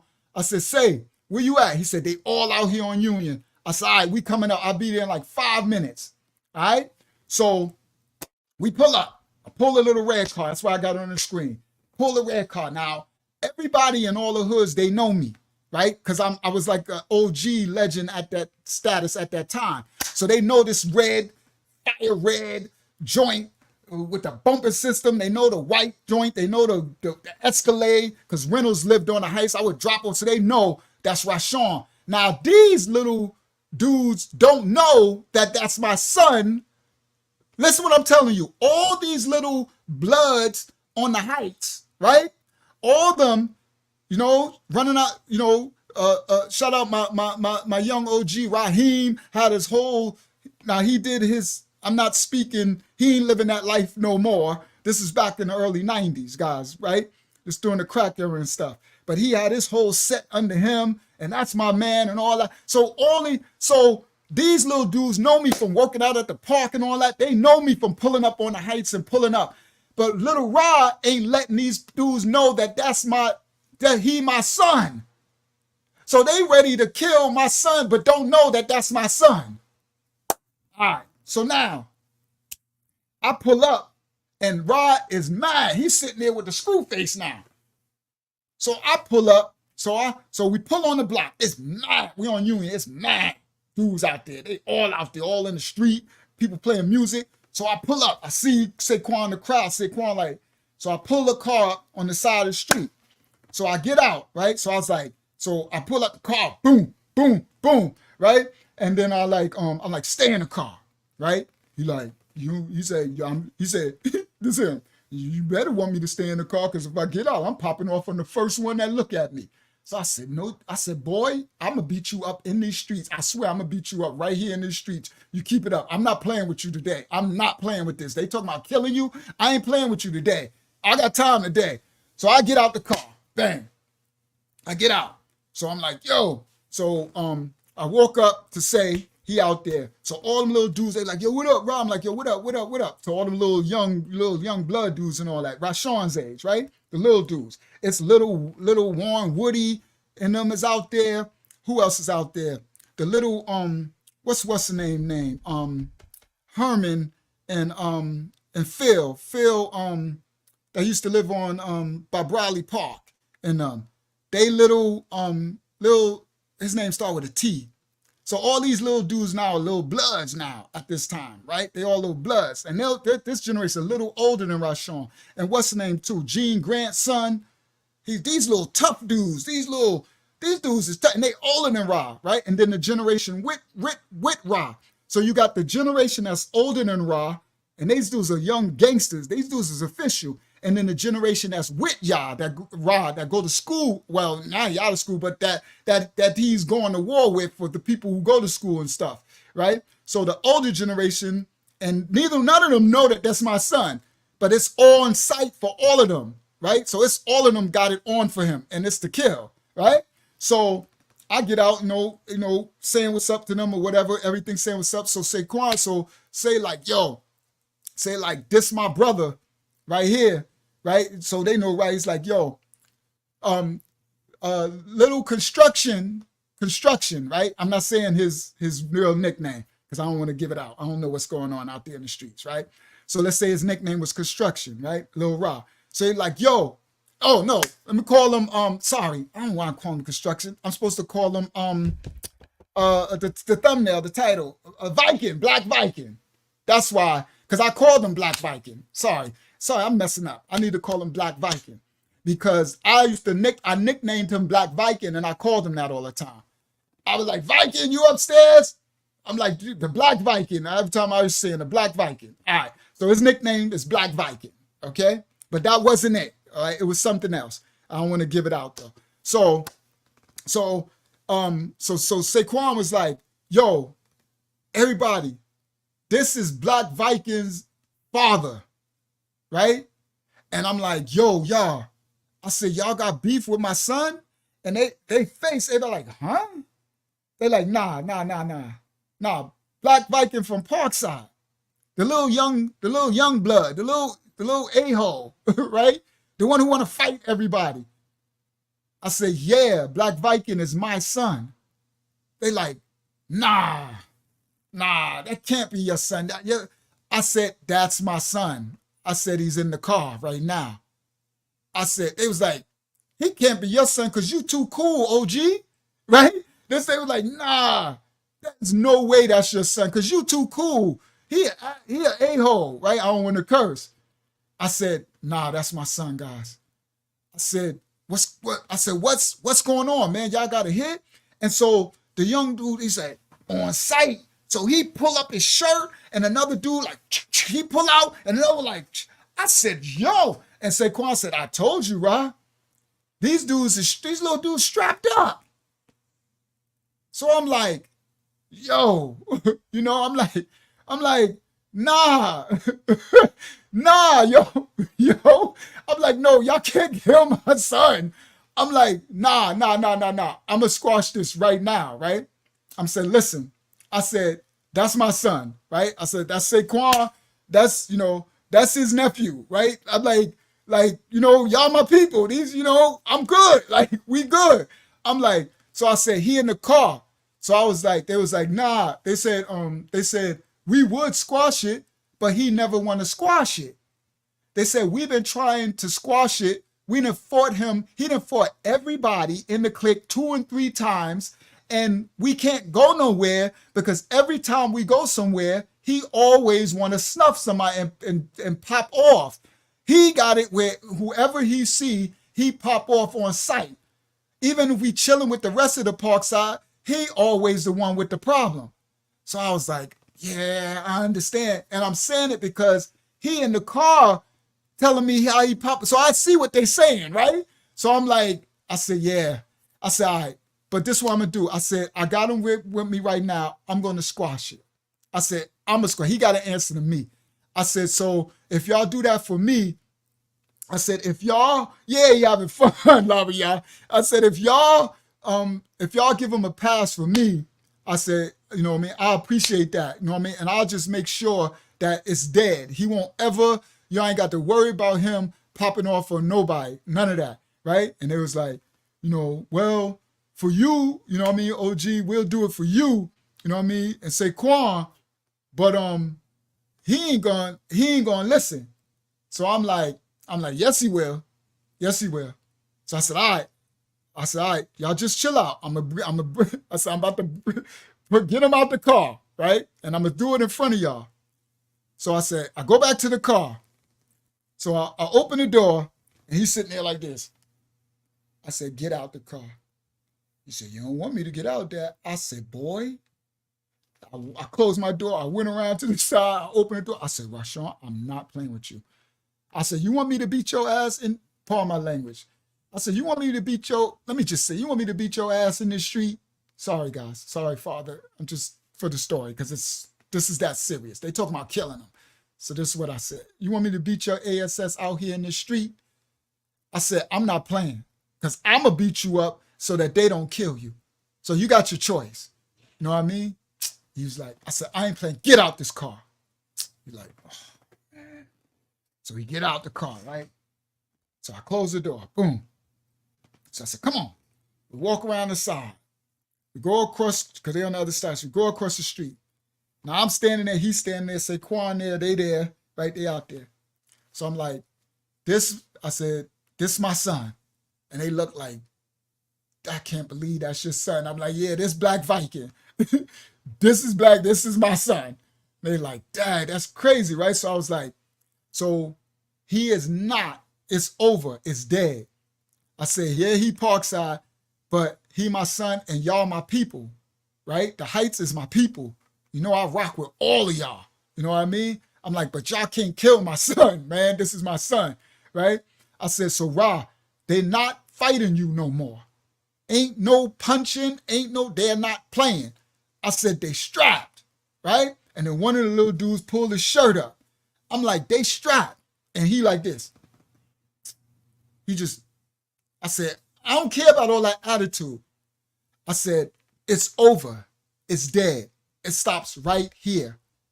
I said, it's over, Ra. You ain't popping off on them no more. Otherwise, you won't even come outside no more. You hear me? You will not leave the house. You want to wait till you 18. You be 18 before you leave the house again. I ain't playing. You will not be going outside no more without me. You be with me from now on. So if you want the freedom to be able to walk around with your little boys on Parkside, then this is over. These are my people, and you ain't popping off on my people. I said, you hear me? I said, answer me, boy. He said, yeah. I said, say it louder. Yeah, I hear you. I'm like, all right. I said, all right, guys, it's dead, all right? And he was like, well, as long as he stick to it, it's all good. We just want him to stop. He want to keep fighting everybody, and we ain't trying to fight no more, right? So I was like, all right, so it's good. He dead. It's stopped. It's over, okay? And he's like, all right, respect. I'm like, all right, respect, right? So I gave him dots, right? He's like, all right. So I'm like, yo, say like, all right, it's good. It's dead. So I'm like, good looking, say, right? And so say like, man, that was a close one, right? I'm like, I know, man. I'm like, thank you, bro. He's like, of course, that's my nephew, right? So I'm like, man, bro, this little boy. So I said, so he looked at me. Can I go get in the car? I said, yeah, go get in the car. So he went and got in the car, right? So now I'm talking to Say, we talking everything like, yo, this little, so I'm like, Say, he said, yeah, I didn't know who they was talking about. I heard, but I didn't know Black Viking. You know what I mean? I know Lil Ra. You know what I mean? I don't know no Black Viking. They always talk about Black Viking, this little from Park. And I know the little Parkside dudes is, you know, they wild, right? So he like, hold on, let me stop sharing. He like, I already know the Parkside dudes is wild. So I'm thinking it's just one of the wild Parkside dudes, you know, maybe one of the one Hendersons or something. He said, there's no way I would have thought they was talking about Little Ra, some doggone Black Viking. You know what I mean? He said, I didn't even know he was blood. I said, I didn't either. I didn't know they got no little young bloods. So we talking everything. So bang, we finished. So giving them dap. I told all the little dudes, I'm like, all right, good looking, y'all. It's like, all right. So I get in the car. And I pull off, right? Boom, boom, boom, right? You know, you got to peel off a little bit, you know, show out a little bit, right? So we pull off. So we driving, he's sitting there quiet, right? So I'm driving, I'm like, all right. I said, we going home. I said, your mom cooked. So we driving, right?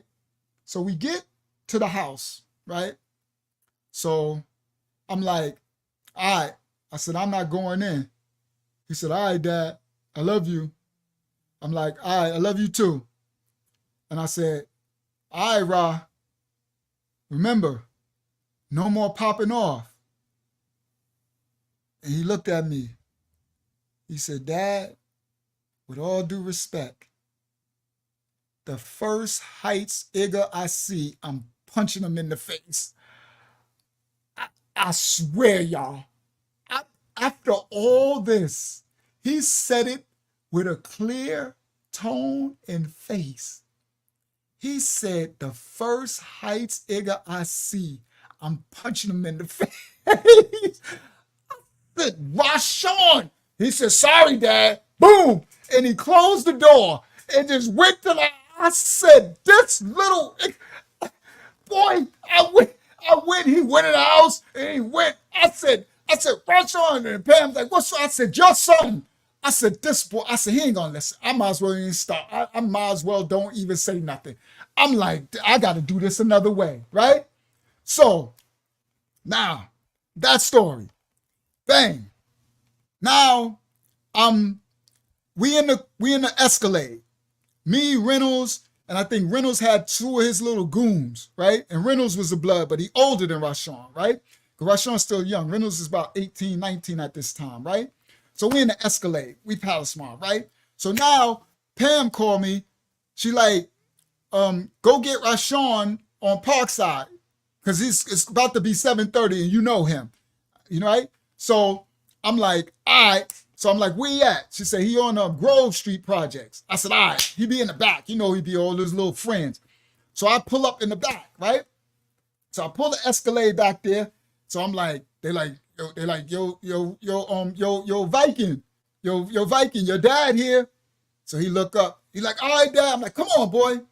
So he come. So I tell Reynolds, get in the back, right? So they get in the back. So he come, he get in the front. So we driving, right? So we driving everything. So he chilling, he put the seat back. So we driving, they talking. So Reynolds keep looking like this, right? So I look at Reynolds, I'm like, man, what you looking at, right? I'm like, so he just keep looking, whatever, right? So I'm like, no, whatever.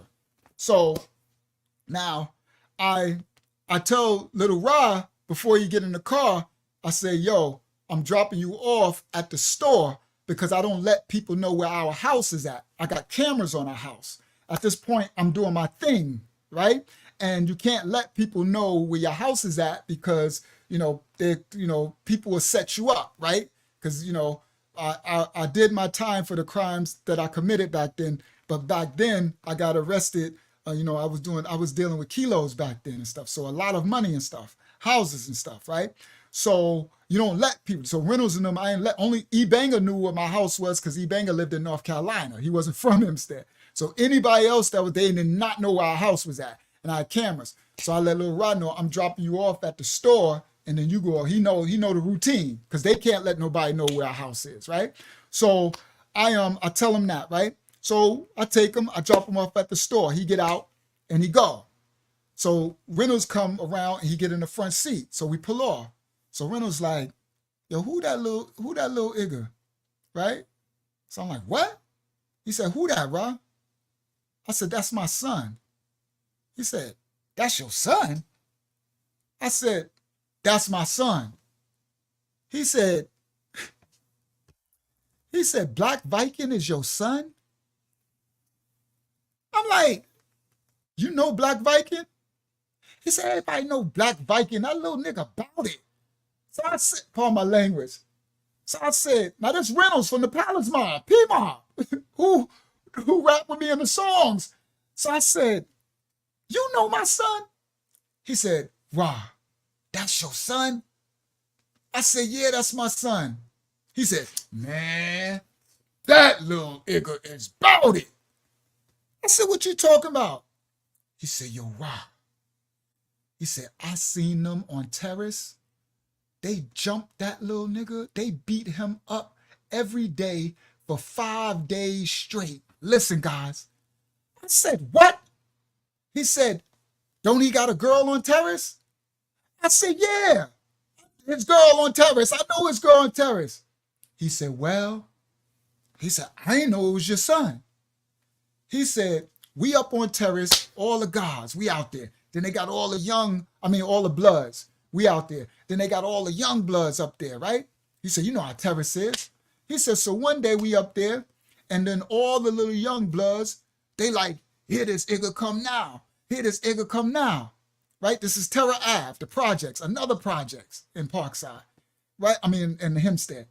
So I'm like, so he said it was like, here this nigga come now. Here this nigga come now. And so we like, what? And they all got posseed up. It's like 20 of them. He said, so here, your son, here, he said, I didn't know who he was till after this, later, this Black Viking name. He said, here he come walking up, right, by himself, walking up. And he said he walks up and the dudes get out in the street and like, yeah, didn't we tell you don't come up here no more? And he said, it's like 20 of them. And they get out surrounding him. And he said, that little nigga said, yeah, and he said, it's like, we told you don't come back no more. And he said, I go anywhere I want to go. And he said, they just jumped on him. He said, 20 of them, he said, they just started hitting them and he started fighting them. And he said, he was laying some of them out. They was jumping on them, kicking them, slamming them, punching them, hitting them with stuff. He said they whooped them out, Rah. And I'm like, what? He said, yo, they whooped them out, bro. They said they whooped him out. And then he got up after he finished and he said, don't come back no more. And he walked off and went. And they said that he got a girl on Terrace, but he from Parkside. And he ain't supposed to be up there, right? And they said they whooped him out. And that was it. They said the next day, we out there. And who come walking up the street? Black Viking. He said, we out there smoking weed, and this little dude come walking up the street again. He said, then I was like, Joe, like, first of all, everybody got scared because they thought maybe he had a gun, right? So then so he walking up the street, and so they got all out they got all out in the street again, and they're like, didn't we say you can't come up here no more? And he said, the older dudes had a gun just in case he had a gun. And they say, he said, now Reynolds is telling me what he said. He said, I told y'all, I go wherever I want to go. And he said, they jumped on him again. And they started beating him up again. And he laying out one or two of them, and they whooped him out again. I mean, lumped up, bloody, everything. Face all scratched up, scarred up, right? Because I'm not even seeing him. Because, guys, he come home and go right upstairs, right? He go get his food, go right, and I'm using that there because I'm running around at OT out of town, so I don't even know what's going on, and Star won't tell me nothing, okay? So he said they beat him down, Ra. He said, I felt bad for him, but the boy hard. He said, so the boy got up and limped, dragged himself back to his girl house. He said the next day, we out there playing CeeLo game going on. All of a sudden you hear, man, this nigga don't listen. We about to pop him. We about to pop him. He think this is a joke. He think this is a game. He said, I look and Black Viking is walking up again. Face bandages up, all that. He said, I was like, yo. He said, when he was walking up, the dudes, he said, the young dude said, yo, give me the 9. He said, so young dude took the 9 and he said, little, what's his name? It's Suicide. Suicide is my man from Parkside Projects, from Parkside, from the hood. Suicide and Homicide. Those are 2 brothers. I know these names, right? These are street names. So Suicide's son, his oldest son, little not Tay-Tay. Oh, I think it is Tay-Tay. I think that's his name. Little Tay-Tay, right? Because Tutu is little, is Swinger's son. Played football. Tutu went to the NFL. I think Tutu played for, the NBA. I think Tutu was in the NBA. I think Tutu is in the NBA now. You're in a professional basketball player. But little Tay-Tay, I think it's Tay-Tay. So he said Tay-Tay, which is Suicide's son, my man, Sue. Now Tay-Tay know who I am because Little Rod played football. So they know, some of them know that that's my son from football, from when I take them out to football, and they like, oh, my dad, that's Rashawn, the OG from Parkside. Oh, that's his son. So Tay-Tay and them, certain ones that know him for football that play for sports. But the ones who don't play sports, who just thugs in it, they don't know him. And Lil Rod never used my name. That's what I'm telling y'all. If he would have used my name, then they would know he would have had a pass. He would be able to go anywhere. But he don't want to use my name. So Reynolds told me, he said the dude grabbed a 9, and Tay-Tay said, because now I'm good, I'm saying nicknames. This is back in the 90s, so I don't know if they still, I'm not convicting and saying anything, but this is what they used to be back then. But Tay-Tay, as the young, he had how they have generals and stuff in the Bloods. He had like position, right, over those young dudes. And I guess he was valid. He could fight and stuff. Lil Sue, he was established. He had mad respect. So Reynolds said, Tay-Tay said, yo, who y'all about to hit? Like, y'all got to get permission to clap somebody, right? Because for their little blood stuff, they got like hierarchy. So it was like, yo, this little Black Viking dude from Parkside. And Tay-Tay like, Parkside? Nah. Who y'all about to clap? Because Tay-Tay from Parkside too, right? But he able to be up on television because he official. That's that young generation, right? But they wanted their generation. Tay-Tay is generation older than Ra, like 2 years older than Ra, right? Lil Ra. So he like, nah, I need to see who this is before y'all put a hit on somebody from Parkside. And so they was like, well, you about to see him now. We done jumped him twice. He, it's always on sight when we see him. If he catch us out somewhere, he popping off on us. And he think he could just come on, he think he could just walk up on our street and anywhere we go, he pop off on us. if them Parkside dudes catch us, so he tripping, he crazy, we about to lay him down. So Reynolds said he come walking up, and he said he come walking up, bandaged up, bruised up, limping. They done jumped him 2 days in a row, beat him bloody. He come walking up again.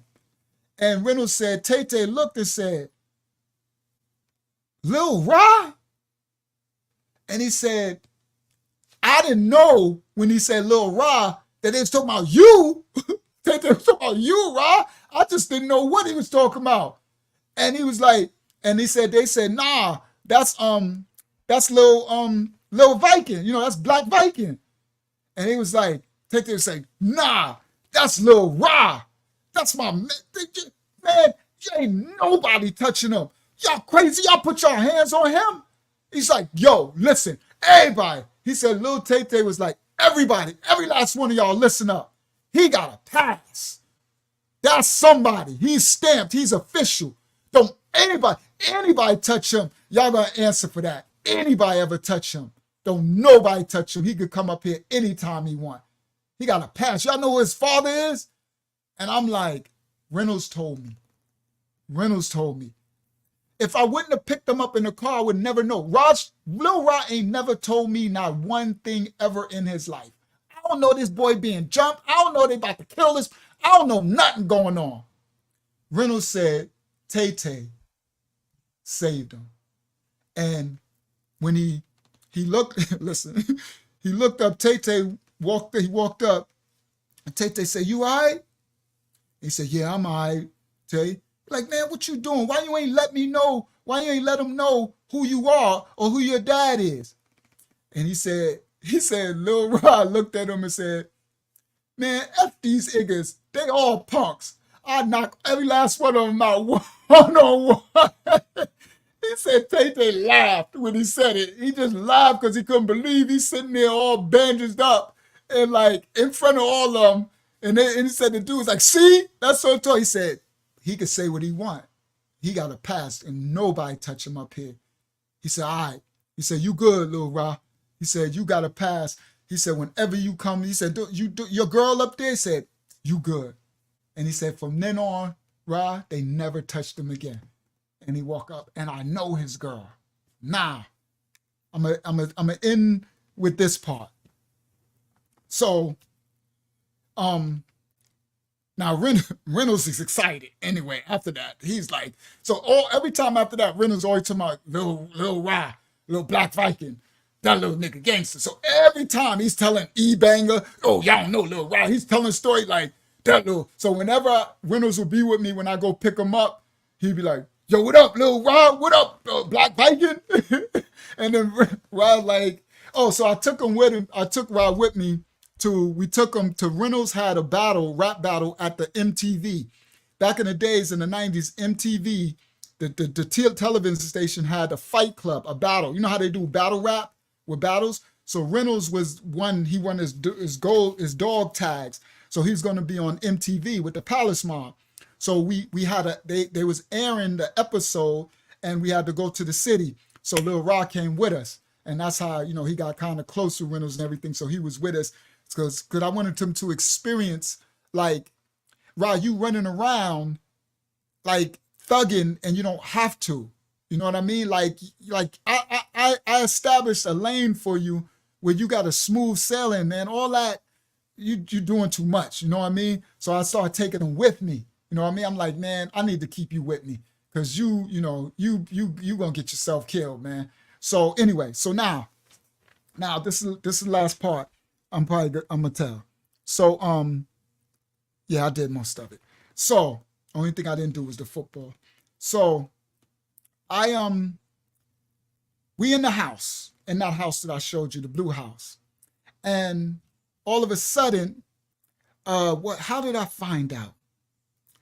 Well, something happened, and some word came that I think Pam called me and said Rashawn is locked up. Right? He at the police station. The police got him. So I'm like, what? The police got him for what? They got him on Parkside. He got charged. We got a gun. They caught him with a gun. So I'm like, a gun? So she's like, yeah, we gotta go get him, right?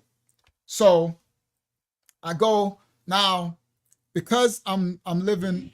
I was doing crime and I did my time for any crime I committed back then, right? I served my time for it.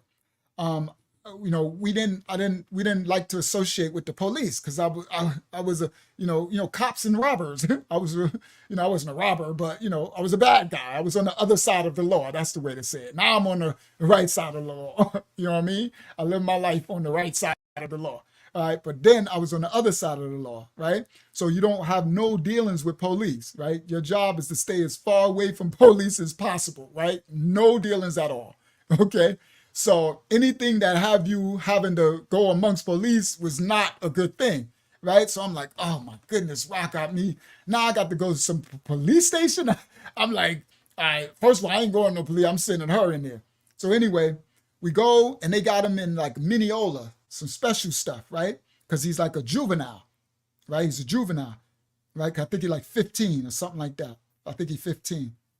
So they got us, so we got to go to some place I never been, right? So we go and everything. So we pull up and everything. So I tell Pam, she know, I'm like, I can't go in there. You got to go. So she go and everything. So she go in everything. So then she come out. So she like, all right, I did all the paperwork. They doing all this stuff. He got caught with a gun. I'm like, but what happened? So she like, yeah, here, I guess he'll tell you when he come out. So everything is done. They're going to be releasing him. They just putting all this stuff. He's charged, right? So whatever. So he finally comes out. I'm in the park and we out there for hours. I'd be taking long. So he finally comes out. He gets in the car. So he get in the back. So here he go himself. Like, he's just like here. He's always here. He stays here. He's never hyper unless it's time to set it. Other than that, he's always here, right? So I'm like, wow, what happened, man? He said, nothing, man. I got caught with a gun. I'm like, what do you mean you got caught with a gun? He said, cuz, Dad, they turning up now. You know what I mean? He's like, I can't be out there with my crew, not strapped. I can't get caught out there, man. Everybody running around strapped now. He said, I can't be doing these no more. He said, these ain't working no more. Everybody's strapped. They tired of fighting me. I said, I know they tired of fighting you. So stop fighting, bro. Like you stop. He said, it's what it is, Dad. He said, Dad, come on, man. You look at you. You did your thing in the street, right? Remember you was in the street?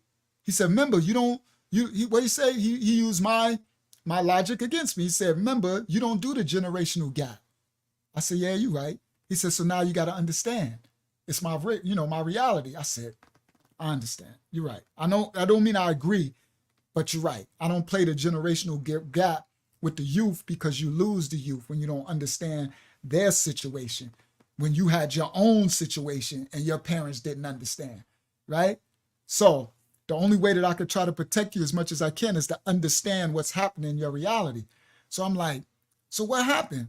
He said, well, we was out on South Franklin, my crew and everything, and the cops just ran down on us. He said, they just ran down on us and they singled me out. And I said, so you had a gun? He said, yeah, I had the gun tucked in my thing. And then I said, Rod, they probably saw the bulge in your shirt. I'm like, you ain't experienced enough to be actually living this life, really, right? If you really want to be a bad guy, then you need to learn really the tools of bad guy. You ain't a gun toter. You a fighter. You know what I mean? You ain't really a gun toter, so you don't understand. The cops look for bulges. They could see, they probably saw that gun just driving past, looking at y'all, because y'all young bloods. They know y'all already out there starting trouble, and now you got a gun and a bulge. He said, yeah, that's probably what it is, because they came right for me and went right, flipped up my shirt. He said they parked the car, walked across the street, and everybody like one time, right? Police, one time. That's what it's called, police. I think they was calling them one time back then, right? They like one time, and everybody, we just chilling because we ain't doing nothing. And they walked straight over and looked at me and walked to me and lift my shirt up. I said,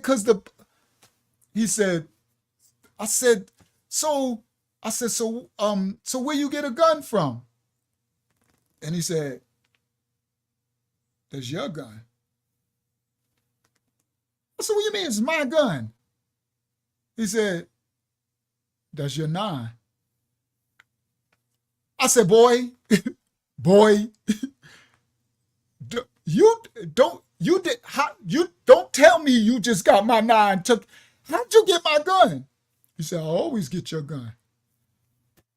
I said, Rashawn, boy, Rashawn, how do you get my gun? And Star said, I can tell you, Daddy. I said, Star, I swear, girl, I swear, this girl.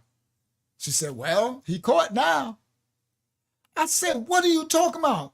She said, well, Daddy, every time you leave the house, right? Because the gun, the 9, I don't have to carry a gun in the street, right? At that point, right? Now, back earlier, that's why I said I understand his reality. Back in my older stories that I was telling, I used to carry 2 guns, right? All the time. You couldn't catch me when I'm wearing or without a gun. But at this point, I don't got to wear no gun. I ain't carrying no gun, right? So my gun, my 9 is in the house, and it's for to protect the house. You understand?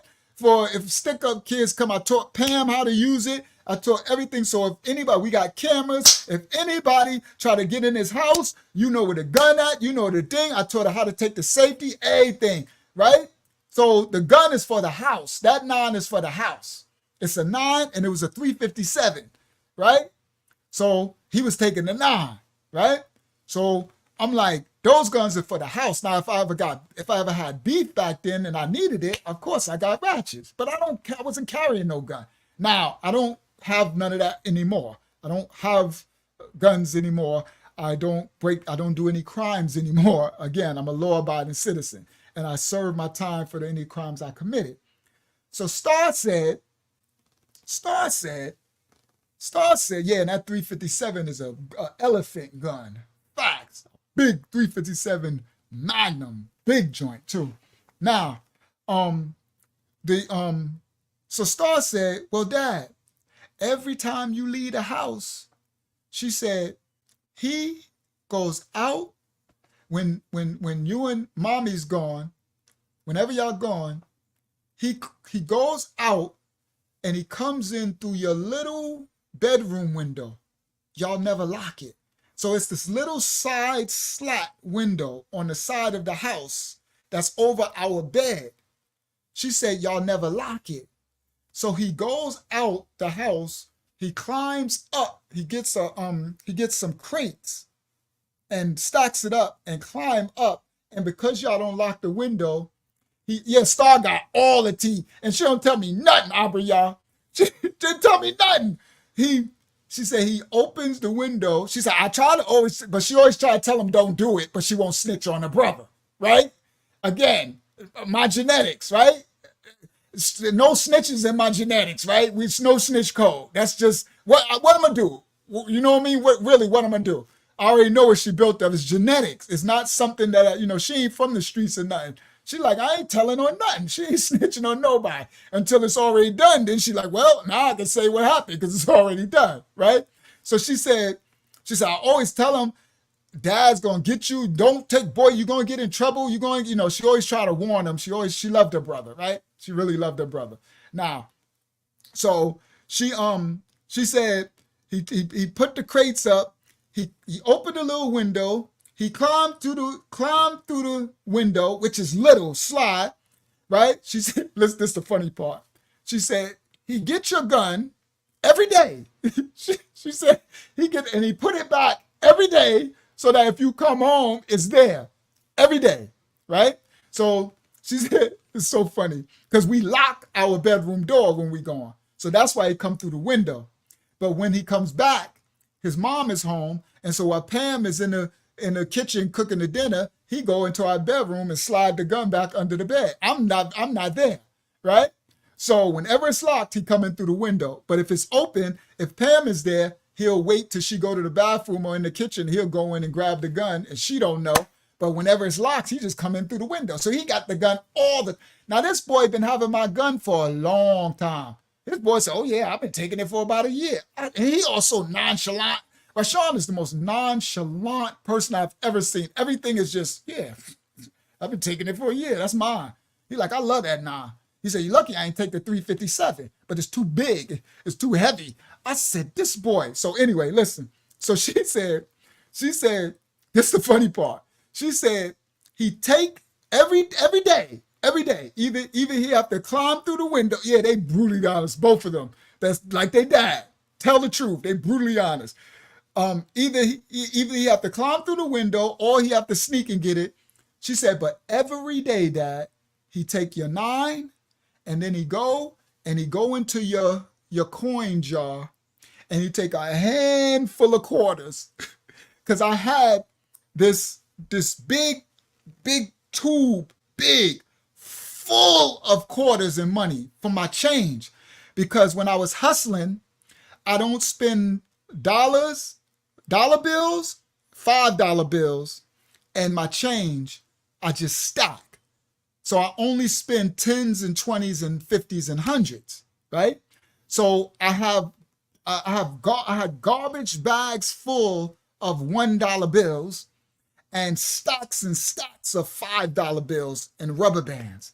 And I would use the $1 bills and the $5 bills to take them shopping. That was the money that I would use for their back to school shopping, for holiday shopping, for whenever we need something. I would spend the $1 bills. We just go in the garbage bag and grab a bunch of $1 bills and stack them and put rubber bands around them in a big knot. And we would go and pay people in $1. It'd be the funniest thing in the world. You ever see somebody with 500 stacks of one? You gotta see people's faces at these stores and shops and stuff like that. And when you go and you going to buy something, right? Let's say you go to buy something at the store and it costs $175, right? And then you pull out these big stacks of $1 bills, and you stand there and you're like 1, 2, 3, 4, 5, 6, 7, 8, 9. They gotta count. So I got the stacks and it got numbers. So let's say I have it in stacks of hundreds, right?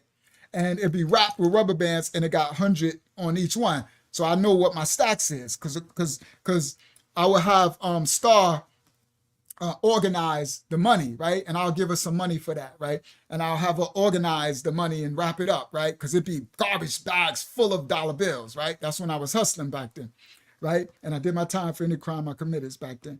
So when we those store, they hated that. You should see their face, because they gotta count it, right? So I put it up. I like, here, that's 100, that's another 100. Them people look at me like, oh my, and they got to sit there 1, 2, 3, 4, 5, 6, 7, 8. I'm like, but that's what I'm spending. Wow, I got to spend it somewhere. Otherwise, it'd be stacked. I probably had my whole house be full of $1 bills and 5s, right?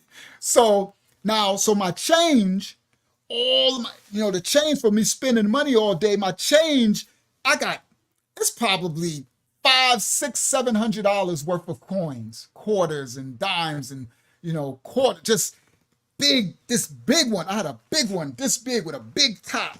It was big, full. So you could scoop all day and it won't even make a dent in the thing. So she said every day he would steal my gun and then scoop a whole handful of quarters. And that's how he had his money every day. I said, this boy taking, and I said, no wonder I see it wasn't, it stopped going, at one time it stopped going up. Because the other ones got full. So that's why I bought that big thing. And I'm like, it just seemed like it never go up anymore. But I just didn't pay attention. But after she said it, that's when I realized, because he keeps, right? So now, she said that's what he was doing every day. So we're in the car. So I'm like, all right, so what happened? He said, so they locked me up, Dad.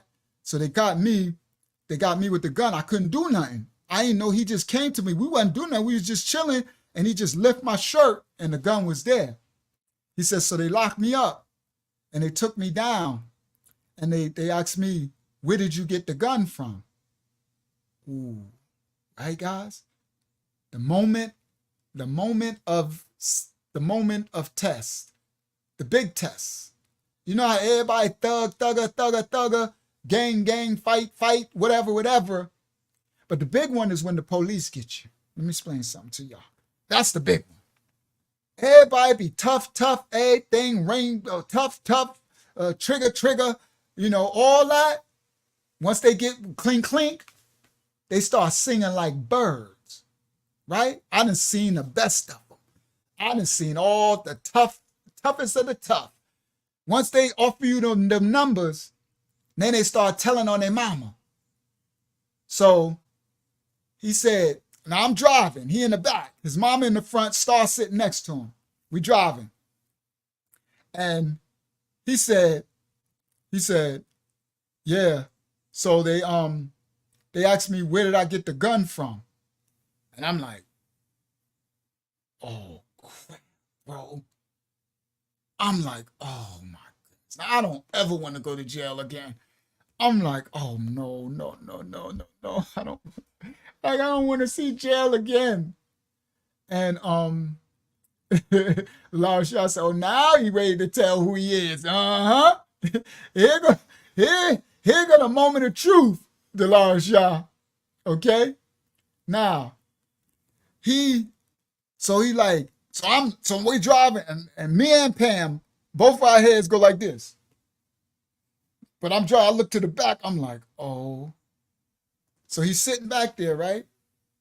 So he said, yeah, so they asked me who gun it is. So we looked, and it got quiet. And I said, so what did you tell him?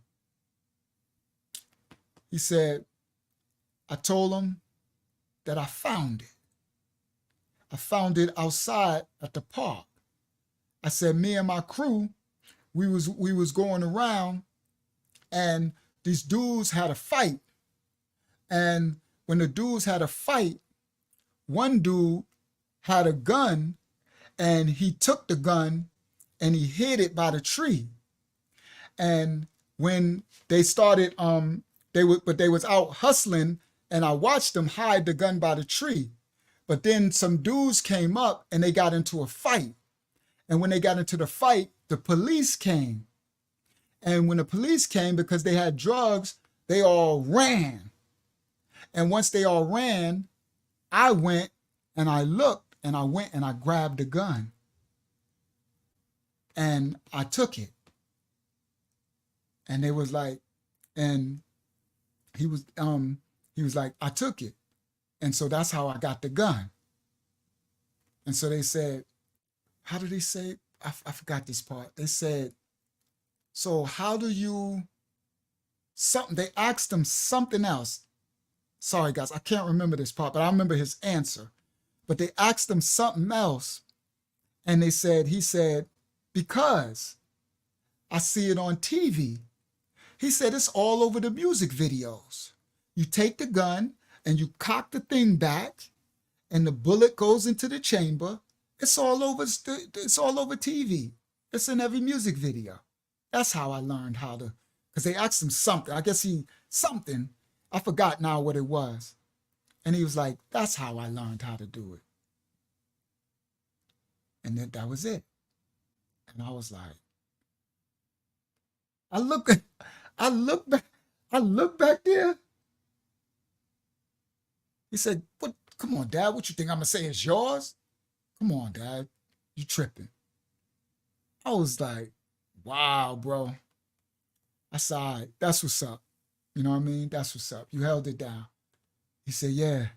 He said, so now what's gonna happen, Dad? I said, I don't know, bro. You got caught with a ratchet, bro. That's big, man. He said, yeah, I know, man. I'm probably gonna have to go to jail. I'm like, yeah, bro. That's a big one. I mean, we're gonna get you a lawyer and everything, but that's a big one. And yeah, he held it down. He took that one. He took it. He said it was his. He found it.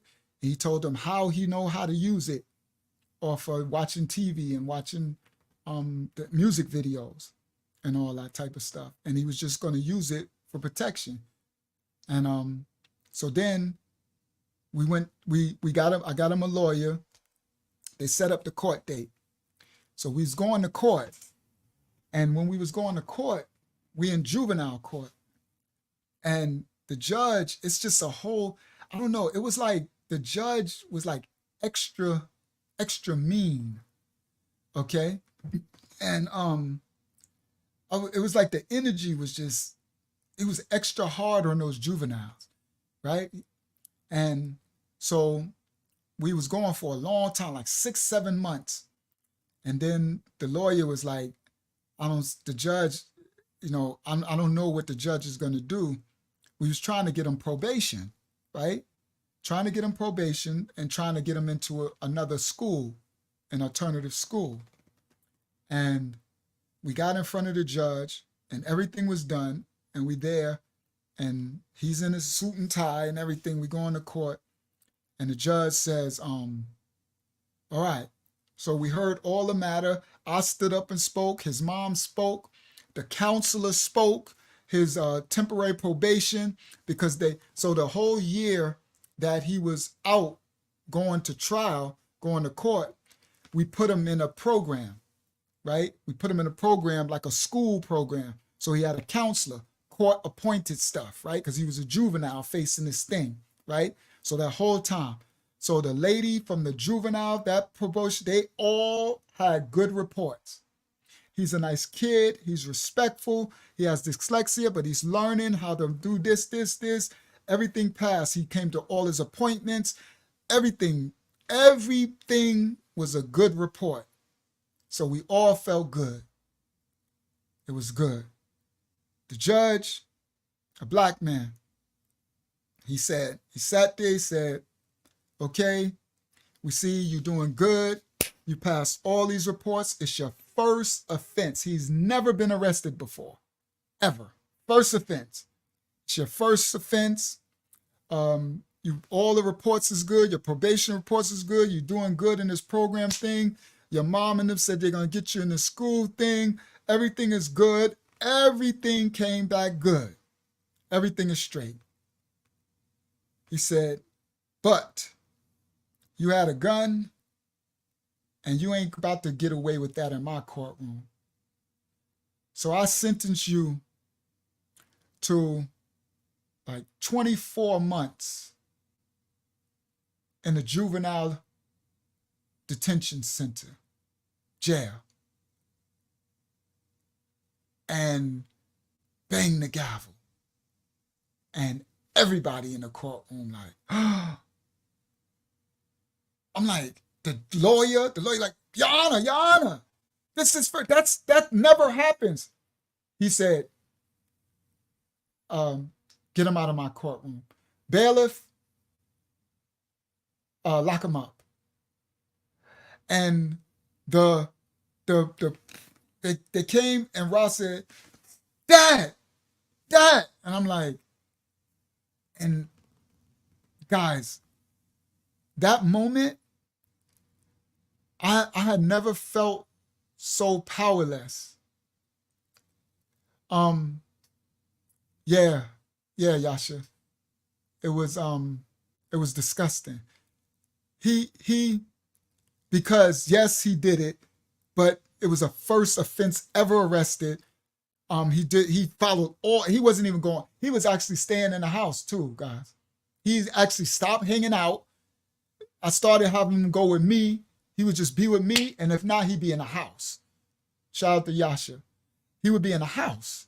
So he was chilling. He was like, I'm done, man. You know what I mean? He's like, I'm done fighting for them. I'm done with all that. You know what I mean? If I ain't chilling with you, Dad, I'm going to just chill at the house or with my girl, right? Because he had his girl on terrace. So he would just go up on terrace because nobody can mess with him on terrace because Tay and them put it in.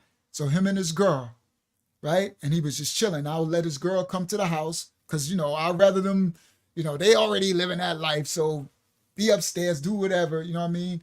Just don't get her pregnant, you know what I mean? That type of thing, you know what I mean? So, I'd rather you be in the house, that type of thing. The compromises for the sin, right? I'd rather you be in the house than sneaking doing it, whatever you're doing somewhere else, And she was a good girl up on terrace. She was cool, right? So he didn't do nothing. So the lawyers, everybody, the press, everybody was shocked. The whole courtroom, everybody, and the judge, and I felt like it was just a spirit over the matter, And Ra was shocked because we just knew he was getting probation and he was doing so good. He was learning his dyslexia. He was excited. He wanted to even go to college. Like, he was like, Dad, I might even go to college, Dad. Like, I learning how to figure out the math. Like he learned his dyslexia, right? And he was excited, right? And he wanted to marry the girl. He's like, I love this girl. You know what I mean? He wasn't a player. He didn't have that part of me. You know, I had some little player in me. He was more like, you know, he didn't really have a lot of girlfriends. You know what I mean? And yeah. And so he was like, you know, and then they said, so Lil Rod turned and he said, Dad. And you hear the child in him. The courts heard it, the judge heard it, because even the judge looked. Because he was treating him like he was an adult. And he's like, Dad. And he looked, and I was like, and I jumped up in the court thing, and I stopped. And I'm like, crap, I can't do nothing. Like, I can't help you. And he said, Dad, don't let him take me away, Dad. And I was like, I said, it's okay, Ra. It's okay. I'm coming to see you. I said, wherever they take you, we're going to come to see you. So don't worry about it. You'll be all right. So you can handle yourself. You can handle yourself. He's like, but Dad, I'm doing good in school, Dad. I'm doing good. I'm doing good. Your Honor, I'm doing good. How you going to let them say I'm doing good? He said, 2 years? And they was taking him back. He was like, Dad. I was like, we coming to see you, Ra. Don't worry, you got this. I said, just handle your own, Ra. You know how to do this. Handle your own. You're already used to this. I said, it's a new world coming on now, Ra. All right, remember, handle yourself, Ra. He said, okay, Dad, okay. He was crying. He was crying, though. He started crying the minute he said, Dad. Tears just ran down his face. And I'm like, you know, it's unfortunate, but this is the situation that he got himself in. And it was a dark Sabbath oath, yes, over it, that did that. Because there's no way he's supposed to be getting 2 years in jail for this. For the first time, he did nothing. He just got caught with it. And he's supposed to honestly have a probation. It was like, but the judge for a juvenile, they could sentence you as different laws. And so then we went to see him the next day in the Nassau County part. And he came out with his Nassau County. And I'm like, Dad, bro. And he like, I messed up, Dad. I'm like, yeah, man. He's like, I messed up.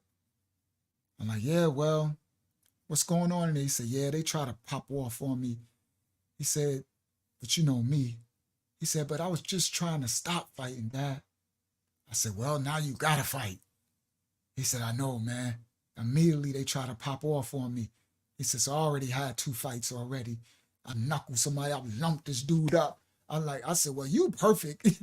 I'm like, you are a perfect specimen for this, because this is what you built of. I'm like, this is, you know.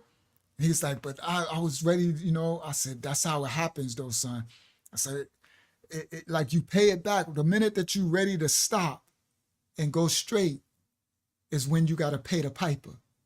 You know, that's when it happens. And the funny thing is, I didn't know that was coming for me later. That right when I was ready to stop everything is when I end up getting the 25 to life. So we was going to see him in this in the Nassau County one, right? But then he had to go back into beast mode. But then he was fighting so much because he's in juvenile is the worst jails. It's the worst. They don't know how to act, period. The adults are trying to, you know, it's bad too, but anybody know the juvenile is the worst. They like savages. So he had to go back into savage mode. So he was popping off in savage mode, and he like, Dad, I'm not starting nothing, but they ain't taking my food, they ain't taking my bed, and they clicked up. You know what I mean? They already clicked up. So, you know, so then now we came to see him, and he wasn't there. And they like, he got transferred. Like, what? He said, yeah, he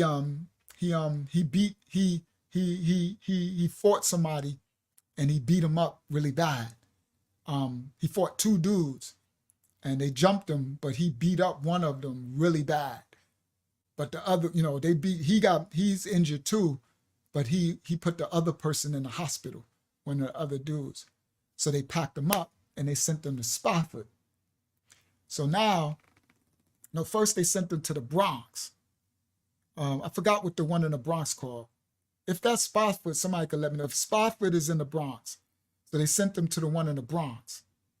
And then now we got to go to the Bronx from Long Island, because I think, I'm living in Long Island. Yeah, we're in the White House. And we got to go to the Bronx to see him. And then we were seeing him there for a while. He was like, I'm cool in here, these Bronx dudes. He said, I popped off when I first got in there. He said, I knocked somebody out when I first got in here. And then they seen that I could fight. And so they, I got a little click. And then they moved him to Spofford. And I think, unless that was the one that was Spofford, but they moved him to two places. They moved him to one in the Bronx, and then they moved him to Spofford. I forget what borough or where Spofford is located. Then they moved him to Spofford, and Spofford is the worst juvenile in New York City detention center. So he went in there, and he was like clicked up with some young bloods, and he was popping off. He's like so by the time the second time I came to see him, he was like, I'm chilling. I'm like, he said, I'm like, you good? He's like, well, I'm chilling. I established myself the first time I got here. He said, I just popped off immediately on somebody. Once they seen I could fight and they knew I was blood, then I'm straight. Nobody mess with me. I'm eating good and everything. And then after that, they got a sentence. They finished it and they sent them to Highland, upstate New York. Highland is a juvenile correctional facility. Highland. Most of the legends from the street stories of the New York crack era was in Highland. Like Mano, the rapper, he was in Highland. Nut from LG, Lafayette Gardens, Peanut from World Hardy, Damian World Hardy, and Big Diesel Peanut. For those who follow the street, YouTube streets, New York City crack legend street stuff, Peanut was in Highland, because when they tell their stories, they be talking about they was in Highland. So Little Rod was in Highland, and it was upstate New York. So now they sent them up north. So now I got to drive to Highland, upstate, to go see him. So he, the first time I went to see him, he was like, Dad, could you bring my girl, the girl from Terrace Avenue where they was jumping him? And I said, all right, I got you. So I set it up with his girl, and I went and picked her up on Terrace at like 6 o'clock in the morning, because we got to drive like 4 or 5 hours. It's a long drive, 6, 7 hours or something, upstate New York, up in the mountains, Highland, some country in the mountains where they send you, right? So me and her, I picked up his girl. Her mom said it's okay, and we drove up in the mountains in the black Benz, right? A black Mercedes. And so I get to Highland, and I made sure I dressed a certain kind of way, because I know Highland, like Spofford, is like prison. And it's sorry, that's the wrong picture. Oh, that's the wrong folder. That's where my house is at. It's this one. So I went up to Highland, and I made sure that I dressed a certain way, because I wanted, when we're in the visiting room, whatever little goons is there to see him, I want them to know, like, he got somebody. So this was my black Benz that me and his girl drove up there, with the red and the slats, the 20 inches spinning, the reds and the slats on the I-95 from the stead coming back. All right, red bone on the side. That was my song from me and Star Crimes. The 20 inches spinning, the reds and the slats. This car was hot back then. This was fire. All right, red spinning. So we drove up to Highland, and I remember when I pulled in, the COs and everything looking, and I was laced. I came up there really laced, right? So we went in there, right? So the COs, because I know how prisons and stuff is. So I wanted the COs to know too, like, yeah, this one belonged to somebody. You heard? Like, this ain't just a nobody. He belonged to somebody. So I remember when I pulled up in the parking lot, because, they got cameras, they could see COs came outside. And the other CO, they was looking like who pulling in this in the parking lot? Like, who pulling in this black Benz with this red, like, they wanted to see who's getting out. So I got out and I made sure I was laced, like looking crazy, like, right? So we walked up and I seen them looking like, who you here to see? So I said my government last name. It was like, oh, that's your son? I'm like, yeah, that's my son. They're like, oh, all right. I'm like, yeah, and I'm screw faced, like I'm putting it like, yeah, you know what I mean? Because I know how those COs be with the juveniles. They be worse. They be abusing the juveniles too, right? So we went in. You got to go in, strip, and do all that stuff. So we went in to see him. So he came out, and when he came out, he had his uniform on. They had beige khaki pants with a red shirt, a red how they have what they call those shirts, like a polo shirt or eyes a la carte, those shirts. They got a name for those shirts, right? And red khaki pants, that was their uniforms, right? So I went in and then we sat down. And so when we sat down at the table waiting for him, everybody, in the, all the people coming out, their moms, people come to see him. You see the dudes come, all the dudes coming from the back, right? The inmates, the juveniles, they all looking at me because I'm like, they there, they got their parents there, old people, whatever. I'm looking like one of them, basically. You know what I mean? Like, you see how young I look now? This was the 90s. So you can only imagine, right, how young I look then, right? Not saying I look all crazy young, but I definitely don't look nowhere near my age. And if I shave all this stuff off and get me some sleep, I'm looking at my eyes, I look tired, I ain't have no sleep. I shave all this face stuff off my face and get me some sleep, I look really young, right? So imagine in the 90s. I look like a child, right? But so they coming out, they looking, and I'm like screw facing all of them. They looking like they could tell official real, that tech real, and I could see them looking like, who is he here to see, right? That's why I did it. I put it on extra, and then finally we sitting down. The little rock came out the back. He come out, and I'm like, look at him, looking all clean, got his hair cut, got his waves spinning. Because he had cut his braids off. He got that wavy hair, and he had his shirt on and his khaki pants. So he come walking up, and I see him look. When he walk up, I see him look at a CO, the guard, and the guard look at him, and you know me, I peep everything. And he look, and Lil Raw like, and the guard like, and I'm like, uh-huh. So I look at the guard, then I look at another one. I'm looking to see, all right, who a problem in here? Like, who messing with my son? Word, facts, right? So then he walk up. He like, what up, Dad? I'm like, what up, boy? Gave him a hug. Then he got his girl. He like, you bought her, Dad? Thank you. He gave her a kiss. I know he happy to see his girl because he been locked up for a while now. It's been in about 3 months, right? Before now I got to drive up there to see him. You know what I mean? So the first time I got his girl. So we sitting down, we talking. So I'm like, what's good in here? He like, I hate it in here, Dad. He like, these COs are nasty, Dad. He said, yo, they be beating up people in here, man. They be beating up these little kids, man. These innocent kids, Dad. He said, you know me. I'm going to fight on their behalf, but I can't because I get more time. And I'm like, you can't, Rod. You can't. I'm like, you can't fight the bullies this time. Not when it's the guards. He's like, I know, Dad, but they be abusing the kids, Dad. I'm like, they mess with you? He said, nah, man.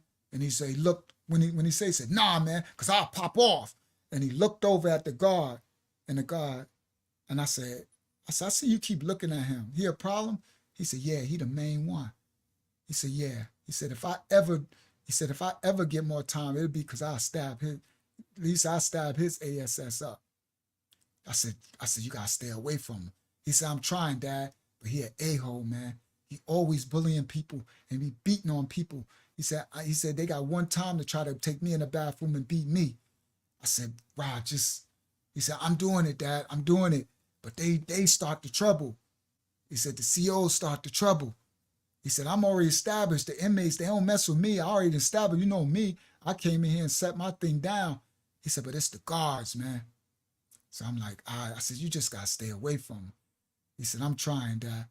So we had to talk and everything. And then They finished, visit over. You know, he was sad, kissed his girl and everything. I let them get their little space. Then he went back into this, and went back. Then I walked out. Then I could see the CO. So as I went to the locker with the locker and everything, I get my stuff. I see that CO. So I said, hold on, mama. So I went over. I said, yo, what up, dude? He said, yeah, can I help you? I said, you see my son right there, right? I said, my government last name. He said, yeah. I said, I just want you to know. I said, he's spoken over. He said, what? I said, you from the streets, you know what that means. I said, somebody got to answer for him. I just want you to know. He ain't just nobody in here. You hear? I said, all right. Don't act like I ain't say nothing. And he's just looking at me. I said, remember, I started walking on. I said, remember, he's spoken for. He's spoken for. And then I said, come on, mama. And we went out. So when we went out, we got back to the parking lot. When we got to the car, I popped the car, and I see him and about 3 more of them, they came out. And he came out, and he's pointing. And I stood, she got in the car, opened the door. I stood at the car like this, looking at him. And the car, I know now it looked like nothing, but then, guys, that it was like a statement. Like that park, like that, it was, just trust me, it was a statement being made. And then we got in the car, and the system, I turned the system up. Boom, boom, like you could hear it I did it on purpose. So when we first pulled up, I turned it down because I wasn't trying to make a scene or nothing. You know what I mean? I didn't know what was going on. But this time I turned it purposeful. Boom, I always got bump in there. I turned it up, cranked it. Boom, boom, so they could hear the walls banging in there. And I'm like, let them know. Roll the windows down. System pull off, and I'm looking at them as I pull off. And I pulled off. So later the night, Rock called, collect call. And I got the call. He's like, Dad, did you say something to that CO? I said, nah, not really. He said, well, I don't know what you did, but he falling back. I said, what? He said, I don't know, Dad, what you say? I said, I ain't really say nothing. He said, but I don't know, man. He actually came and bought me some cookies. Like, he usually always screw facing me and everything, but he bought me some cookies, Dad. You know him or something? I said, nah, I don't know him. He said, well, good looks, Dad. Whatever you did, good looking. I think I should be cool now. I think he gonna fall back. I said, all right, that's what's up. Just let me know if you got any problem. He said, nah, I'm good. He gave me some cookies, Dad. I was like, all right, you good? He said, yeah, I got my cookies. I'm good. I was like, all right, I love you. He's like, I love you. Bang. All right. So that's the story in a nutshell of the Black Viking, Lil Ra, my little man. Another time I'll let you know, he doesn't really speak to me now for no reason. He told my daughter Star, I don't speak to Dad because he always trying to tell me the right thing to do. So I don't want to go into other stories because we going long tonight. It's already 5.5 hours.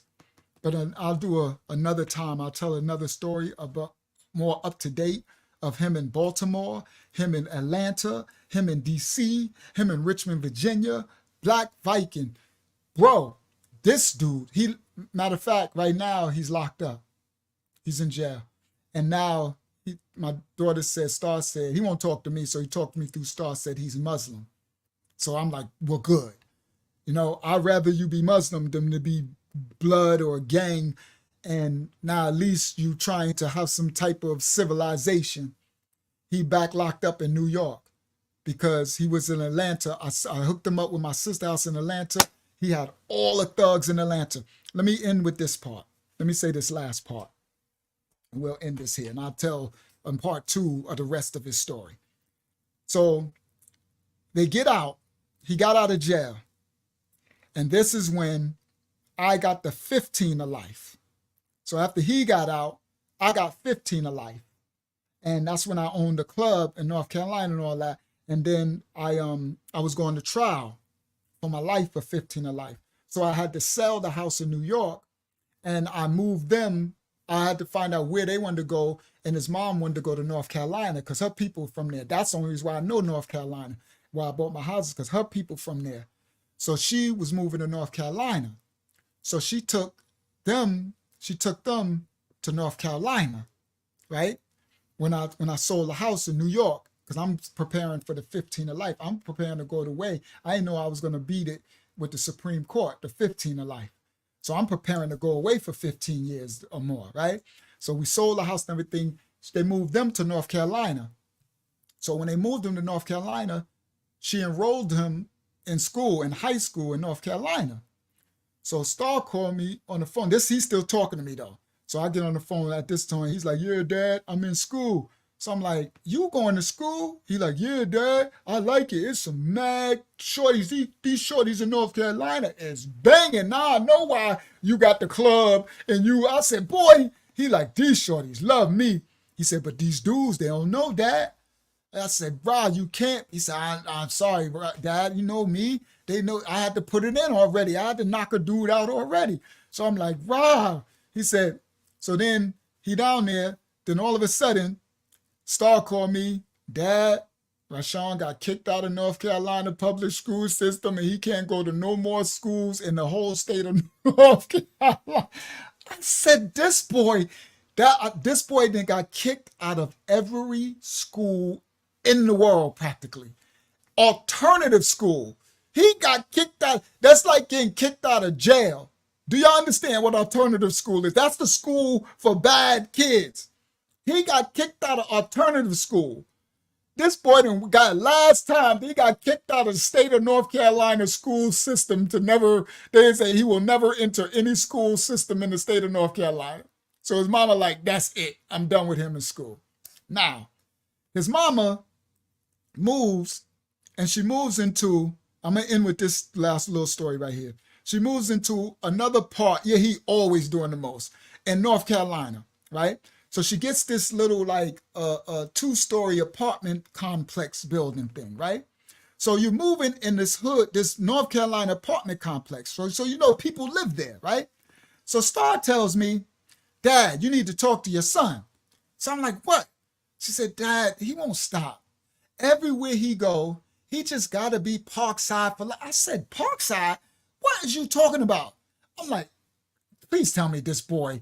Now he 18 years old and stuff. This boy is not on no, he is not. She said, Dad, he is in, now she said, we move into the building and they got all the little thugs that live in the building. So they Crips. So she said, this neighborhood, Mommy don't know. We don't know. We just got an apartment, right? We got it, they moved into an apartment. This lady, they moved into some apartment thing, right? Their mama, she doing her own thing, right? So she said, so as we go into the neighborhood, we can see they wearing all blue and they be outside of where the park is. They be all, they all out there in their hoodies, they in all blue. They Crips, they blue flags and stuff.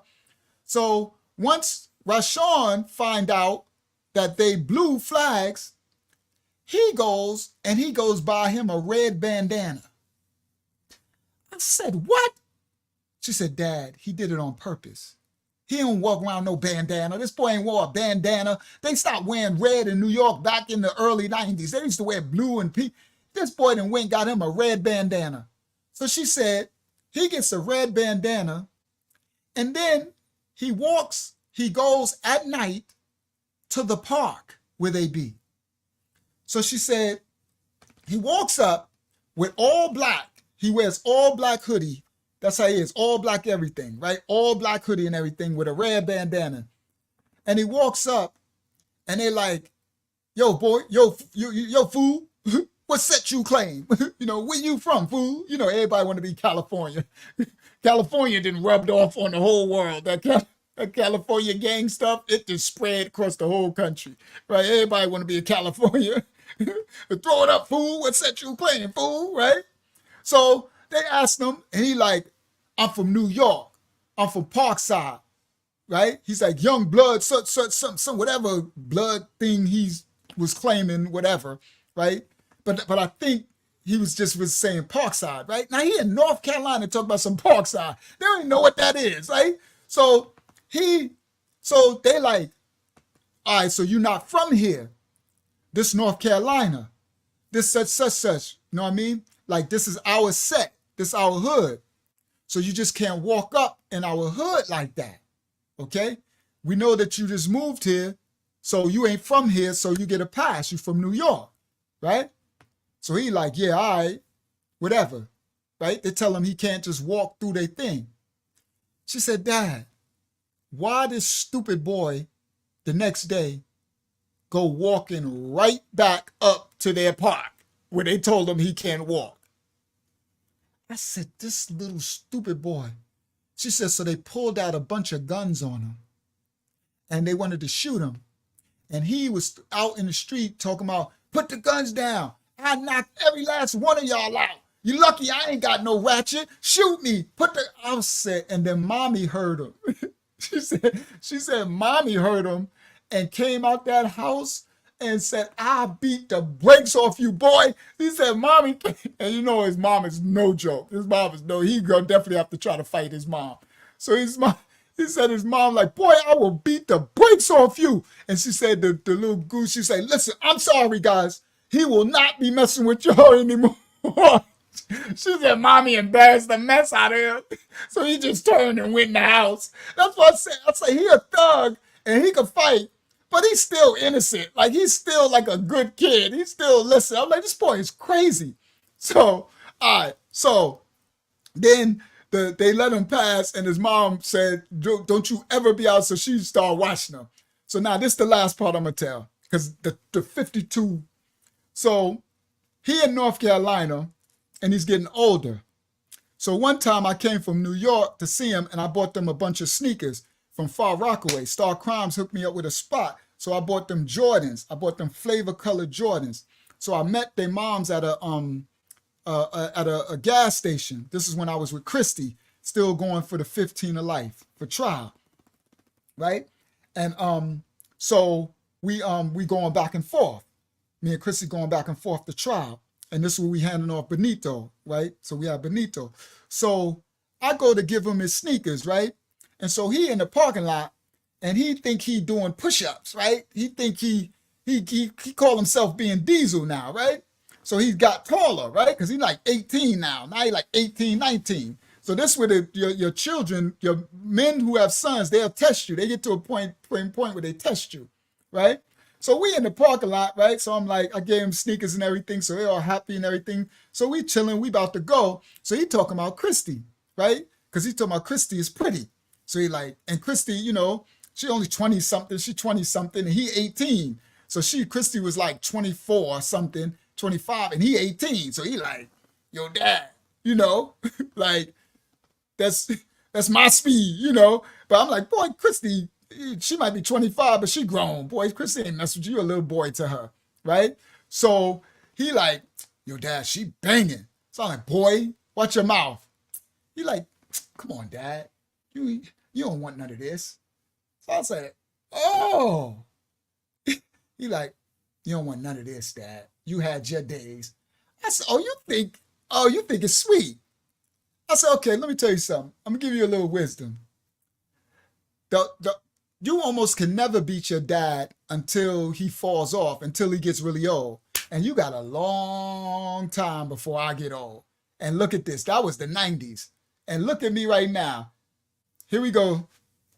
So he like, you had your days. You don't want none of this. I said, oh, now this is the first time he really, wanted to test to see. Before he would raise out like, boy, I'll break your whole neck off your shoulder. He'd just fall back. So now he's showing off because Christy there, my girl, is there, right? And he's, he like, she cute. He trying to be fly. So I said, boy, don't get yourself embarrassed out here. He said, come on, old man. You ain't got nothing. So he started doing all this. That's where that come from. He killed me with this. I'm like, boy, you don't know how to 52. This boy ain't stop it. You don't even know what a 52 is. He like, come on, dad. You ain't got nothing with this. So I said, oh, you want a 52, right? So I said, all right, come on, throw it up then. All right. So we got this thing that we do, guys, called slap boxing, right? So guys, slap boxing, for people who don't know and women who don't know, slap boxing is you box and the key is to smack with an open hand. You slap, so you don't punch, right? But it's a full slap. It's straight boxing, but instead of punching you, you slap, and you could slap your face. You slap somebody's face off their shoulders, right? So I'm like, all right, come on, right? So we in the parking lot of a gas station. So you're like, old man want me to show him. Come on, Dad, you know how I get down. He killed me doing all this. I said, oh my goodness, look at this clown stuff, right? So I said, okay, all right, I see what this is, right? I said, all right, come on, right? So I'm like, come on, right? But slap boxing, so you like this, your hands open, right? So I like, come on. Young Dylan said tears came out my eyes back in those days. Yeah, when you get slap boxing, there's no joke, right? So I'm like, all right, come on. So we going around and he doing all this. He just all. I'm like, oh, he just really showing out, because it's like he was waiting for this day for a long time. Just so you guys know, with sons, your sons are waiting for the day that they can man up to you. Just so you know, just know that that's going to come.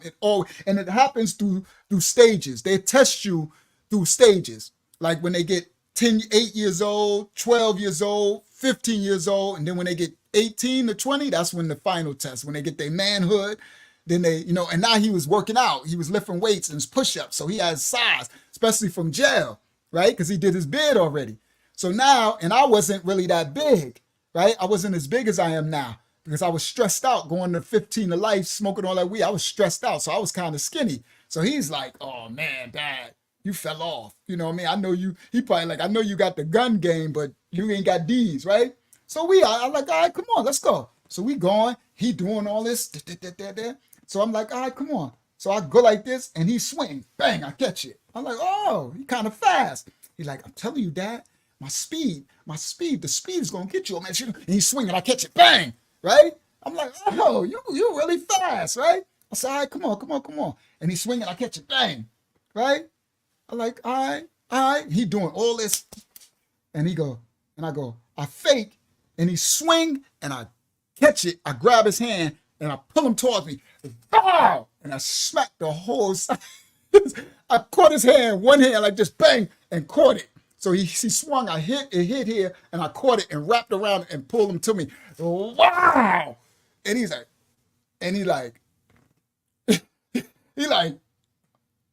and I said, I see his face. I said, don't get mad. Come on. Man up. It's time. Let's go. He said, oh, okay, Dad. Okay. I said, okay. Don't get mad. Let's go. Come on. He threw his hand up. Now he's serious. Now he like, he doing all that. He started coming rushing me. Swinging. I'm duck it. Bang, bang. Catch it. Swinging. Bang, bang. He catch me, nip me a little. Bang, bang, bang, bang, bang. Bow.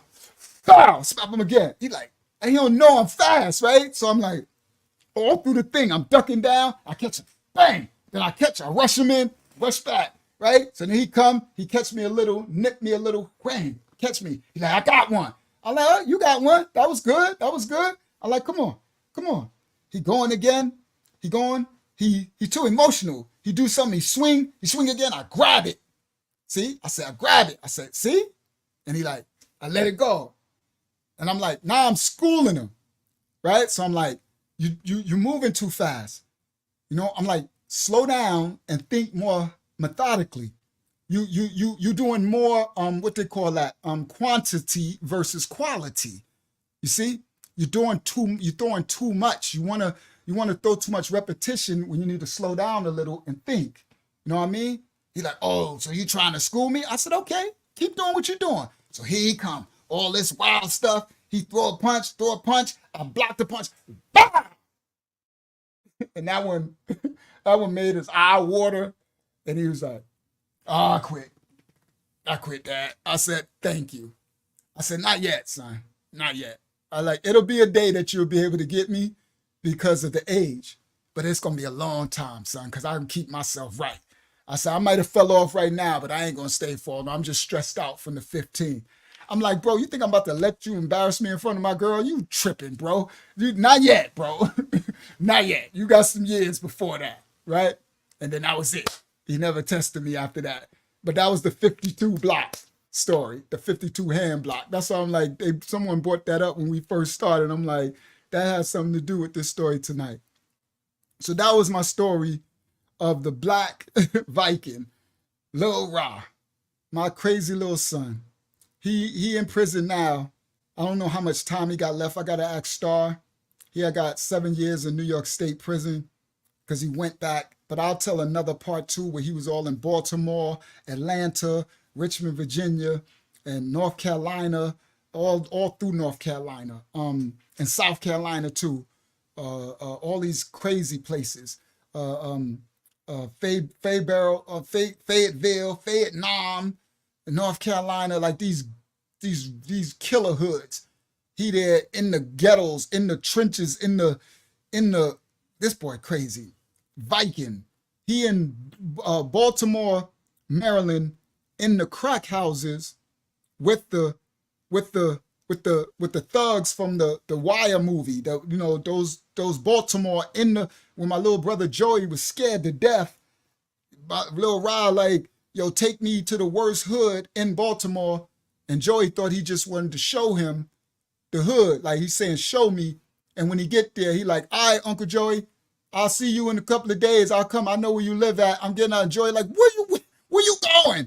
I'm good. Thank you. And he get out the car and just walk into the dark in Baltimore during the crack era. Okay. Where if you ain't from there, and then Joey said, like a week later, he come to his house with a bunch of 30 Baltimore dudes, 20 or 10 Baltimore dudes with hoodies on, black hoodies. He done got a whole team. He up there staying in crack houses and stuff. He went to Richmond, Virginia, same thing. He went to Atlanta. My sister kicked him out of there. He got all these thugs in Atlanta. He up at the corner store. My sister like, what in the world? This boy got all these Atlanta thugs with hoodies walking through my residential neighborhood, and the people calling the cops because he walking through the backs of their neighborhoods to get, how he know he got to go, Rod? This boy go immediately and make himself home. The black Viking. He was in Richmond, Virginia. My brother, who came home from jail. Now I'm gonna close with this. He was I told him that my son, because my star was like, he's in Richmond, Virginia. I'm like, well, my brother is in Richmond, Virginia, the one that came home. So I'm like, where is he? She's like, I don't know, Dad. You know how he is. Probably in somebody's crack house somewhere or something, messing with some thugs. So I get on the phone with my brother, who I haven't seen since he was little. I never met him yet. I never face-to-face met my brother. That's crazy, right? Yeah, the life I had. So the one he did like 20-something years in jail too, and I never met him before, face-to-face. So I get on the phone with him, and I'm like, yeah, my son is there. And so then my brother's on the phone. So he like, yeah, he talk with a country accent from Richmond, Virginia. And this one, Richmond, Virginia, was like one of the murder capitals. And he was like, yeah, man. He's like, that's interesting that you're describing what you're describing. He said, because when I go to my corner store, there's this young dude out there with all black hoodie, and I know all the other thugs, but he knew. I've never seen him before. And he's always standing out there with a black hoodie. And I said, so you go to the store.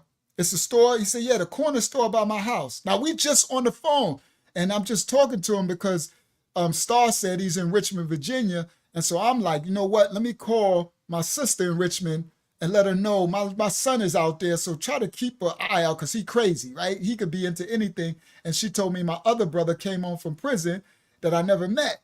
So I get on the phone with him and I told him about my son is there. And he like, yeah. He said, well, he been home for a while and he know the thugs who be at that corner store. He said, it's a new thug out there. He said, I see him every time. And he just screw face me, look at me. And he said, he brown skinned. He said he got a hoodie on. He wear all black because I'll describe. Said he usually wear all black and always got a hoodie on. He said, yeah, somebody out there at my store with a hoodie on. He said, but nah, there's no way that could, because Richmond is a whole city. He said, there's no way that could be, you know, your son, my nephew, that, and he said, matter of fact, let me put on my sneakers and go down there. Now, I know he there all the time, morning, noon, and night. He's never not there. So my brother puts on his clothes while I'm on the phone. He walks out the house. He said, man, there's no way that this is my nephew. And he walks up and he said, yep, he there. There go the other goons, he there. So he said, I don't know what to do, man. He always screw facing me. I'm scared to say something. I said, this what you do, bro. I said, once you get up to where he at the store, just say Rashawn. He said, Rashawn? I said, yeah, say Rashawn. And I said, if that's him, his eyes gonna light up. And he gets down to the store and he says, Rashawn. And I could hear off the phone, yo, who the F is you? And I said, oh my goodness. He said, you Rashawn? He said, yeah, who the F is you? He said, your dad on the phone. I said, what you mean my dad? He said, your dad Rashawn, I'm your uncle. And I said, this boy, you found him? In the whole city of Richmond, he at the store with my brother. And Ra gets on the phone. I said, give him the phone. He's like, Dad? I'm like, Ra, what are you doing? Dad, how you find me? What? He's like, I'm in Richmond. You know how I do it. I said, but boy, how you know somebody in Richmond? Come on, Dad, you know what I do. I'm like, yo, bro, that's your uncle. What do you mean my uncle? And then we start talking, and they was like, his uncle loved him. He's like, this little dude is gangster. He get back on phone. He said, yo, he got these little dudes shook up here. He came here. He said, I didn't know where he's from, but they kept saying he's from out of town. But he just started running these little dudes. So now he got all these little dudes up here. And I'm like, I just stayed away from him because he looked like trouble. He always screw facing me. But you tell me that's my nephew. I'm like, wow. So now he like, yo, nephew. So he took Lil Rod in the house with him with his wife, and they cooked him dinner and everything. I said, okay, well, at least now I know he's safer. He like, man, where you sleeping at? And Lil Rod was like sleeping from crack houses, sleeping Viking, sleeping wherever he could sleep.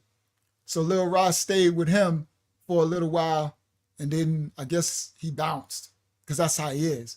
He don't stay one place. He a Viking. So he bounced and went somewhere, and the last I heard he was homeless there. He was sleeping under the railroad, the train tracks, the tracks. And that's when my sister hooked him up, and I sent him money. And then he bounced from there, and he went to Wilmington, North Carolina. And then he was thugging there. And then Star said, Dad, he bounced back to New York again. And I'm like, tell his boy stay out of New York. And then he was back in another part of North Carolina, South Carolina. Then Star said he back in New York. And then she said, Dad, Rashawn locked up. What? He in New York. And they gave him 7 years. And I'm like, oh, well, maybe this will sit him down. And then later, she told me he became Muslim. So hopefully that calms him down. Now that's the story of the Black Viking, my little crazy son, Lil Ra. I ain't spoke to him since I sent him the money when he was in Richmond, Virginia, living under the bridge and through crack houses. And then after that, he said he don't want to talk to me no more. And I said, why? Star, why? And she said, Dad, because he said that you always want to tell him the right thing to do. And I said, well, if he don't want to speak to me, because as his dad, his beef with me is that I always want to tell him the right thing to do, well, then that's all I need to hear. So if he ever want to speak to me again, I'll be here. But I'm always going to try to tell him the right thing to do because I'm his dad. And that's what I'm supposed to do. All right, guys. That was a long one. I didn't think it was going to be that long. But at least I got Ra's story basically almost a lot of it done. Because guys, what you're sharing with me with this channel on the lives, I'm sharing my life story, testimony. My book is being written. I'm writing my book. Each story I'm telling is a chapter in my book. Okay? So I'm doing a brilliant move right now. I'm verbally speaking my book, and then all I'll have to do is edit the chapters and put it together. All right? And my book is like probably a couple of books because I got these stories forever. They don't stop. All right? That's the chapter, I guess, of Little Ra, the Black Viking. All right. I hope y'all enjoyed yourself tonight. I know it was kind of long, but I know at the beginning it was pretty funny. The part of him being born and him as a baby. So thank you, Dolores Shah. She said, I want to thank everyone for joining Uncle Yeshua for another 25 to Life Testimony TV. Thank you, Unc, for sharing another great story. Another one down. All right. Now, guys, understand, I'm going to leave y'all with this wisdom. You know I got to do some wisdom. Two nations of people can come from one womb. That's the Bible, scripture. Two nations of people, meaning two people with two different temperaments. You can have two children. One can be straight A student. Yes, ma'am. No, ma'am. Always doing the right thing. Calm, everything. And you can have the other child came from the same womb, raised in the same house, equal measure of everything. And they just, it's dark. They just, two nations of people can come from one womb. Now, I'm not saying that Little Rod, because he's not, is not a serpent seed, because the reason why I know he's not, meaning got the spirit of a devil, is because he's a good kid, meaning he likes to protect the meek, the hungry. He likes to give. He gives. He'll share any food he has. If he have a piece of cheese, he'll split the piece of cheese and give you half. He'll take the money. If he got a quarter, right, he'll take it and make 12 cents and you got 12.5 cents. And he done it all his life with his friends. He grew up, he had a silver spoon, but his friends lived in the projects in the hood. He went to school and stuff, and he always would take care of them. So I know that his heart was always good. But even in your bloodline, you can have a good child and a child that's also a devil that could be really dark and could try to kill you. So you have to understand two nations of people can come from one womb. That's why you hear those stories of these children that have killed their parents, but another child in their family wouldn't have killed the parent. So be very cognizant of the spirit over the children. Some people are born dark and evil. Little Ra, the Black Viking, he was born gangster. He came out the womb, screw facing everybody, crying, and he was a monster from the beginning. Not a bad monster, but that gangster, that fearlessness that he still has is not made up. It's just, and I don't got it. I am not tough as him. I am not that fearless. I am not that crazy. I ain't nasty. I ain't a Viking. So that's stuff. All right. So he got attributes of me. If you ever saw him, he stand like me. His gestures, he don't look like me. He look like more like his mom's mixed. But when you see him, he stand like me. Well, y'all don't know how I stand and how I walk and everything. And it's like the way it's just totally me. All right. So make sure you watch people's spirits, these children. Sometimes you can see it growing up. Watch for the darkness that's in children so that you can discern, because it can hurt you and get you in trouble. All right. All right. I love you all. Thank you for joining Uncle Yeshua 25 to Life Testimony TV. Another one down. Keep it functional. Until next week, y'all know our motto. Love the Most High, y'all. I see everybody else on the Shabbat Bible study tomorrow. We got a good one coming tomorrow. I love you all. Hopefully you enjoyed yourself tonight. Shout out to Young Humpty in the building. All right. I love y'all all. Shout out to Mashiach Assembly Ministries. Thank y'all guys for holding us down. All right. We out.